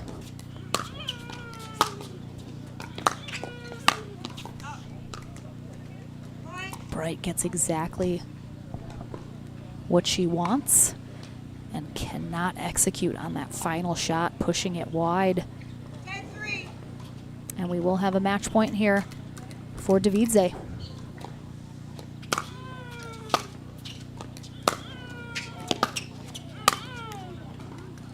And that will get it done. So congratulations to Anna Bright, who is our bronze medalist here at the APP New Jersey event. But it is Salome Davidze, 11-3, 11-3, with her spot solidified on Championship Sunday. Big congrats to her. We'll head to the Franklin studio to talk to her as she is done for the day now. And then, as I mentioned, we'll have our men's bronze medal match coming up to conclude our day for men's pro. We'll take a short break, back into the action right after this.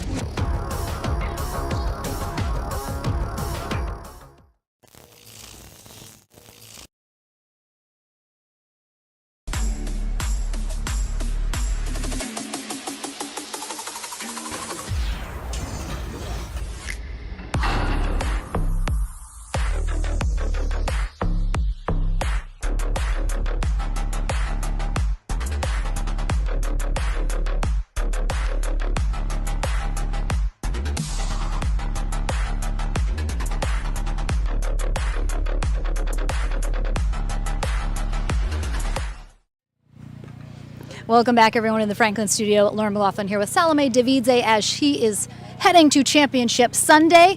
Got the job done in 2 here over Anna Bright. You know, you're coming through, making it through the bronze into the gold is always really fun to do. It is. How do you think overall your play went today? I started a little rough.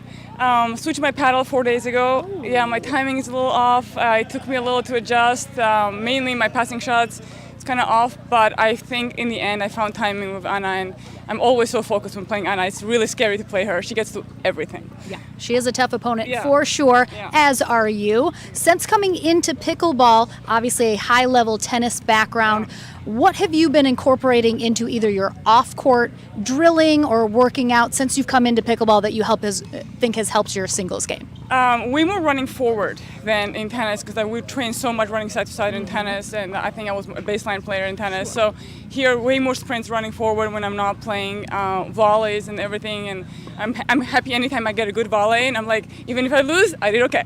All right, So I love just it. yeah. So you face Georgia Johnson in the gold on Sunday. You, of course, have some downtime before Sunday to think about your strategy, rest, and all of that. And I'm playing mixed this time. We're going to see you in mixed. Yes. All right, working on that Yes. doubles game. I love Volleys. it. Yes, you're going to need those volleys in I'm gonna doubles. try hard. As you're going to face Georgia, you've, of course, played her before. What's going to be the strategy going into that gold medal match? I think with Georgia, it's always same strategy. Anybody, you cannot let her dictate. And I think I'm gonna. Even today was so close. You know, she got me 12-10 in the third, and I'm really gonna try to control the points, come in as much as I can, and see what happens. Stay All tough right. out there. I know. Well, we will see you on Championship Sunday, and we'll see you tomorrow in mixed I'm so doubles. excited. Very excited as well. You're done for the day, so I'm we gonna go will, get some rest. yeah, go rest, take a shower, drink some water, all the good things. I am looking forward to that I know as well. You when are. we're I know done. you had a long day. Don't go anywhere, though. Our men's bronze medal match is coming up next after a just short break since the men just got done playing. So don't go anywhere. Back into the action right after this.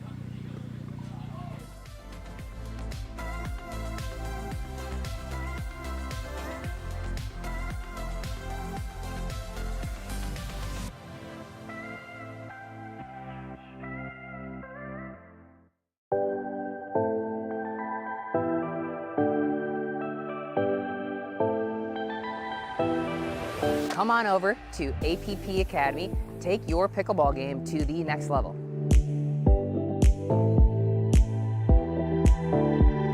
The idea for APP Academy is to identify different things that a certain skill level needs to work on in order to get to that next level. So the drills and techniques, strategies that a 3-5 needs to get to that 4.0 level. With APP Academy, you'll get several different drills to take home and do on your own, but more importantly, you'll get individual tips from myself and other top-level pros that are competing at the APP Tour. So come on over to the APP Academy, take your game to the next level.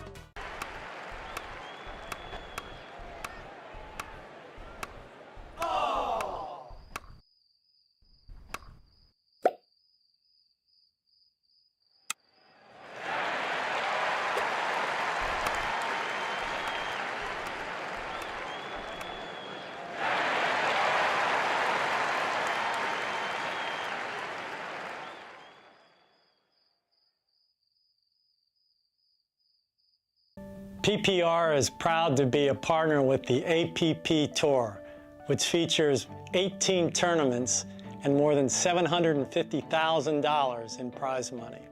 Several PPR members play in APP tournaments throughout the year. Are you at least a 3.5 pickleball player? Then become certified to teach with PPR. Check out our website at www.pprpickleball.org.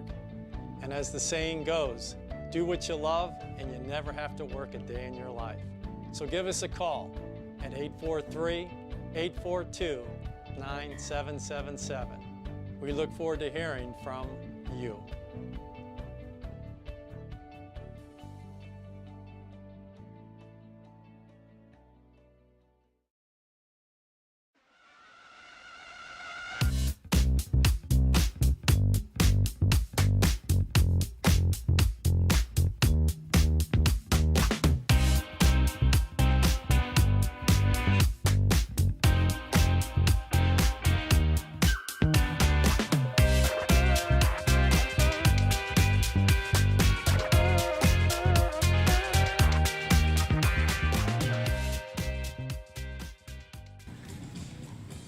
We are back for our final men's pro singles match.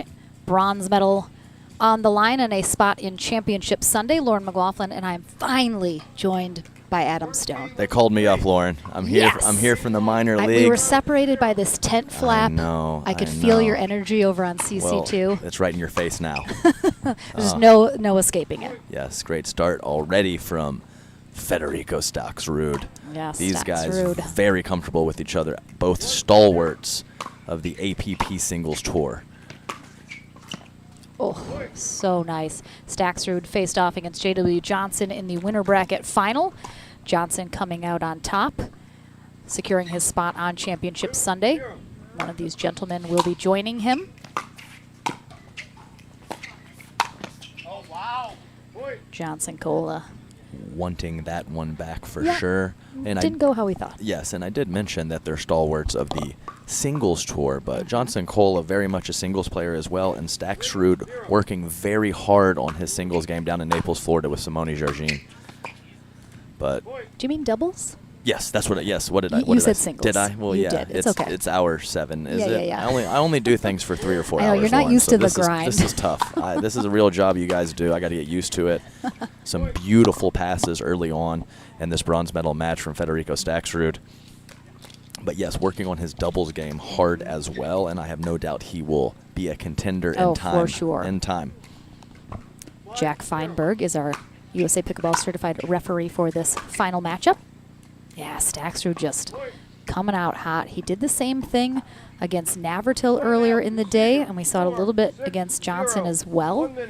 He's had a hard time maintaining that through the entire game and match, but... Well, I mean, given those first handful of shots, it would be very difficult to maintain that. We call that painting lines, and when you're in Johnson Cola's situation, it's kind of weather the storm, do a few things to get him out of rhythm, but kind of hope he cools off. Oh, because absolutely. if he continues to hit shots like that, you get kind of tired of tipping your cap after a handful of those winners. So hopefully he brings down his level.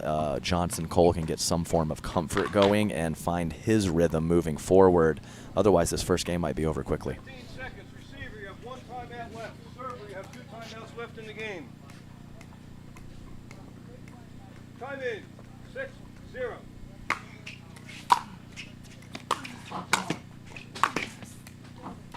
Another nice combo.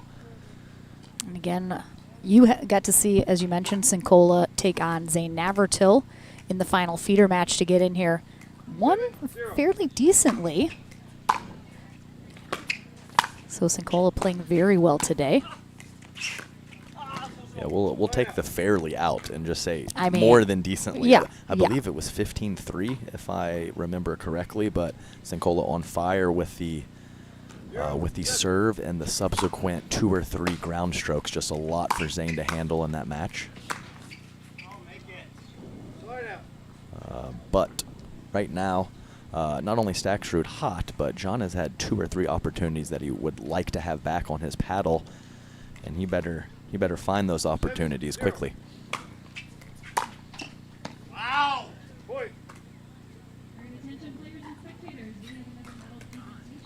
8-0.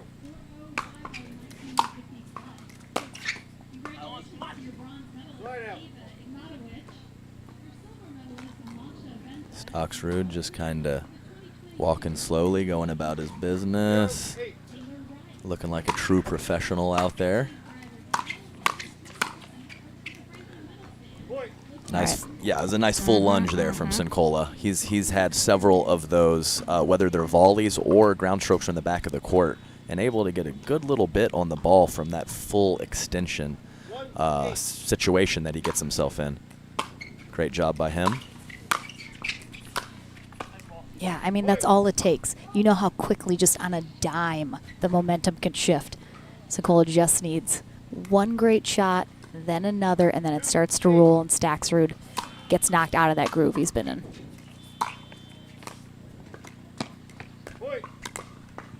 Boom, that's 3. Is that 3? That is 3. It sure is. 3-8. Oh. Right out.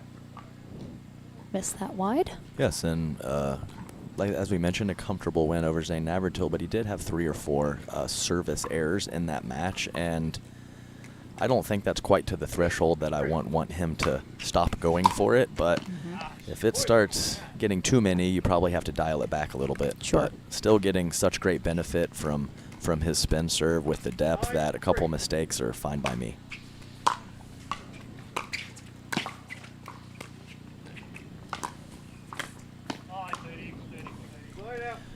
Nice cross-court carve there on the cat and mouse point from John Sincola. Stacksrud lunging to take it out of the air, but unfortunately for him, pushed it wide.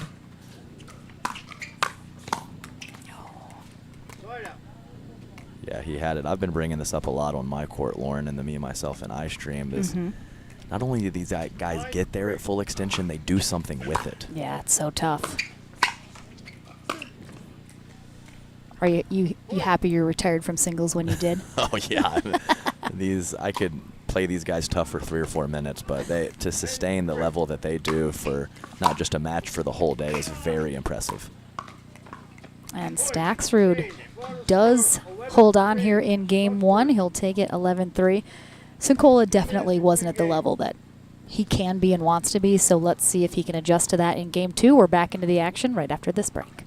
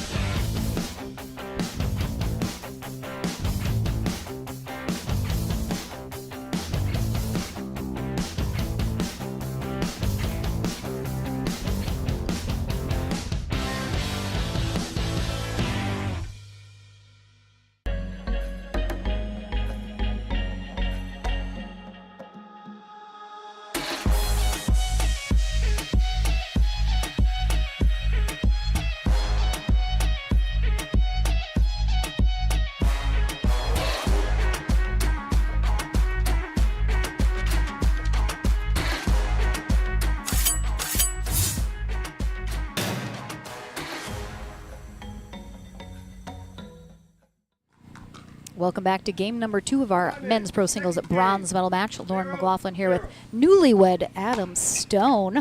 Hello. I can't get it. I gotta like get it in my head. Like, They're married. Yeah. You married the prof. Oh, I got some messages from old friends. Never thought it would happen for you, buddy. Proud of you. Love it. Here we are. Yes, for anyone that didn't know, Adam Stone married Corinne Carr, what, 2 weeks ago? Something like that. Yeah, so yeah, definitely in Peru. In Peru, just the two of us, and Yep. I definitely married up, so I have no complaints We whatsoever, all know. Lauren. We all know, Adam. Stating the obvious. Another great full extension power shot there from Federico Staksrud. And Lauren, we talked about how this is singles pickleball. Things happen very quickly. That could be a quick game, but gosh darn it, game 1 was over after 2 blinks. I mean, Yeah, Staksrud. I mean, you mentioned, again, to be able to hit the kind of shots that he's been hitting and then maintain it through the whole game and then possibly this match, just so impressive considering Johnson Colin, no schlub out here on the court. I mean, very far from it. Very far from it. Sincola actually the bronze medalist last year at the New Jersey Open. All right. That's a nice fun fact. I did not know that. A little piece of info there. Navratil was the gold medalist and JW the silver. All right. There you go. Great shot there from Johnson Cola. And when John really gets that good backspin on that drop shot, you really want to try your best to take it out of the air. And when you let that ball bounce, it does a lot of tricky things. The ball dances around, gets on you, skids, all kinds of stuff. So great shot by Johnson Cola.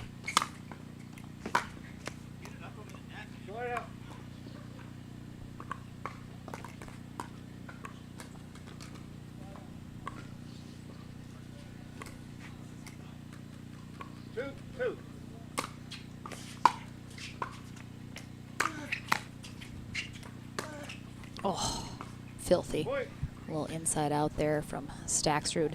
Yes, hit it so well. The hold, that's exactly what it was. Almost exaggerated that shoulder turn and just pushes that ball past Johnson Cola's backhand. Beautiful execution. Love how locked in Staksrud is right now. Determined to maintain this hot streak all the way through. Great mental focus and an awesome job of understanding that initial shot was very good and then moving forward with his court positioning. If he hung out a little bit, that ball would have bounced and he would not have been in a good enough position to attack. Fantastic combo from Federico. It's a little too high on that last shot. So since your singles days several years ago, how have you seen the game, especially in singles, evolve since then? Many moons ago. Many moons. Many moons. We'll talk about it right after this point.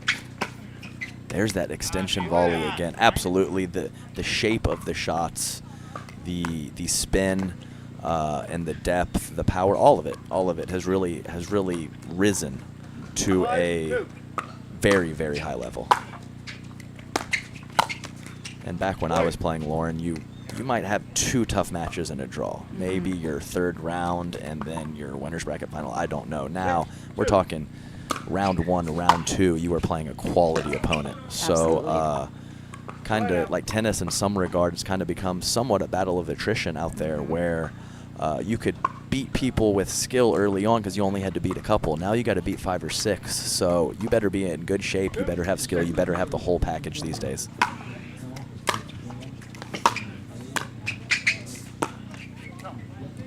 Why? Do you think that evolution has really been because the skill of the players continues to rise as the game grows? Oh my. Oh, it's a nice hold and flick. Absolutely. So I think it's some combination of paddle technology and just more talented players coming into the sport. So that combination has really been a meteoric rise in some of the level of play in these singles tournaments in the last 12, 18 months or so. Just really high level stuff. You can't get away with anything these days. Yep. 8-2. Deckelbar in the chats, he said commentating on point. So I assume that's directed at you. Well, who knows? I mean, I'll Who take knows? it too, Yeah, Deckel. I'll take it too. Who knows who it's directed at? But this is absolutely crazy, Lauren. I did not see this coming. We have Yeah. a match point after about 8 minutes in the booth. Yeah. 10-2. Slide out.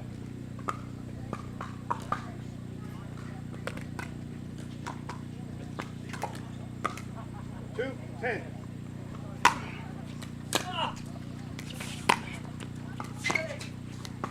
It just goes to show, I mean, pickleball, unlike any other sport, because you are playing so many matches all in one day.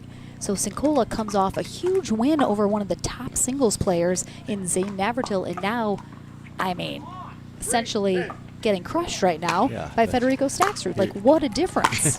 Here's your prize. Here's your prize for beating your good buddy and great player Zane Navratil. You get to play Federico Staxrud in the next round. Thanks for nothing. I mean, just wildly different results, match to match. Wow. And that'll do it. Hey, Lauren, if it's too good, it's too good, and that was just too good right there. We've Really all been was. we've all been on the wrong side of an opponent being hot, and that's exactly what we saw in this match right here. So congratulations, John Sincola, our bronze medalist, back-to-back here at the APP New Jersey Open. But Federico Staxrud gets his rematch with J.W. Johnson on Championship Sunday.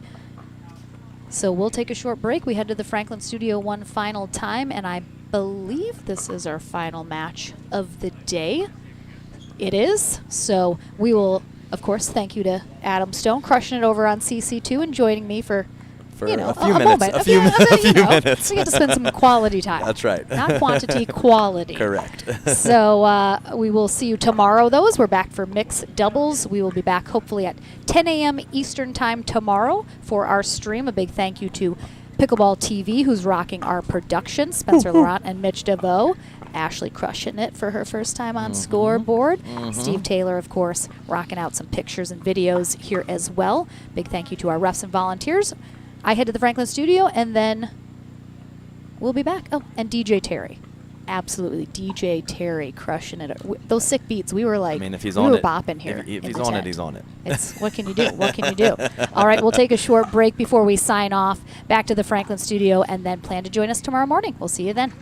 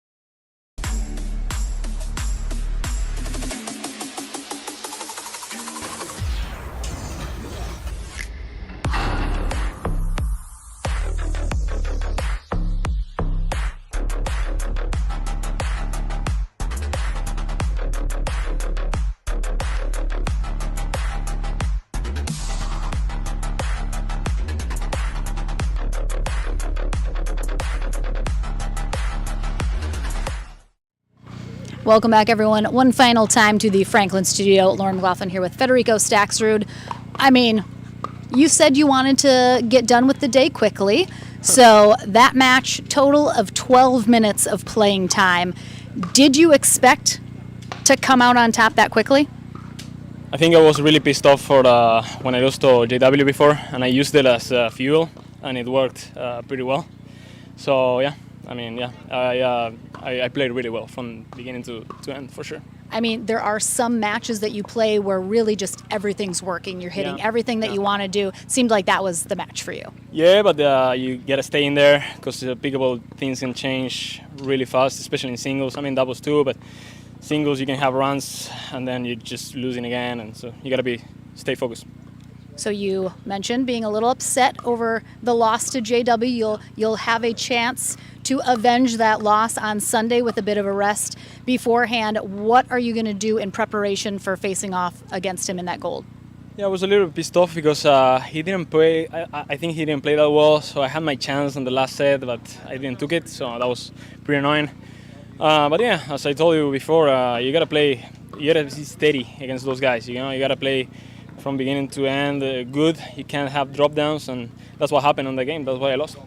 All right, well, we will see you again on Championship Sunday, facing off against Johnson for a second time, and you get tomorrow off. You were mentioning you were going to play mixed, but no longer. So have a rest day to recuperate here in the heat and just take a little downtime. Yeah. But thank you so much for joining us. We are done for the day, so we'll be back tomorrow at 10 a.m. Eastern Time with our mixed doubles coverage here at the APP New Jersey Open. Thank you so much for joining us. We'll see you Sunday and, before then as well, but definitely on Sunday. Yeah. And we'll see you guys tomorrow morning.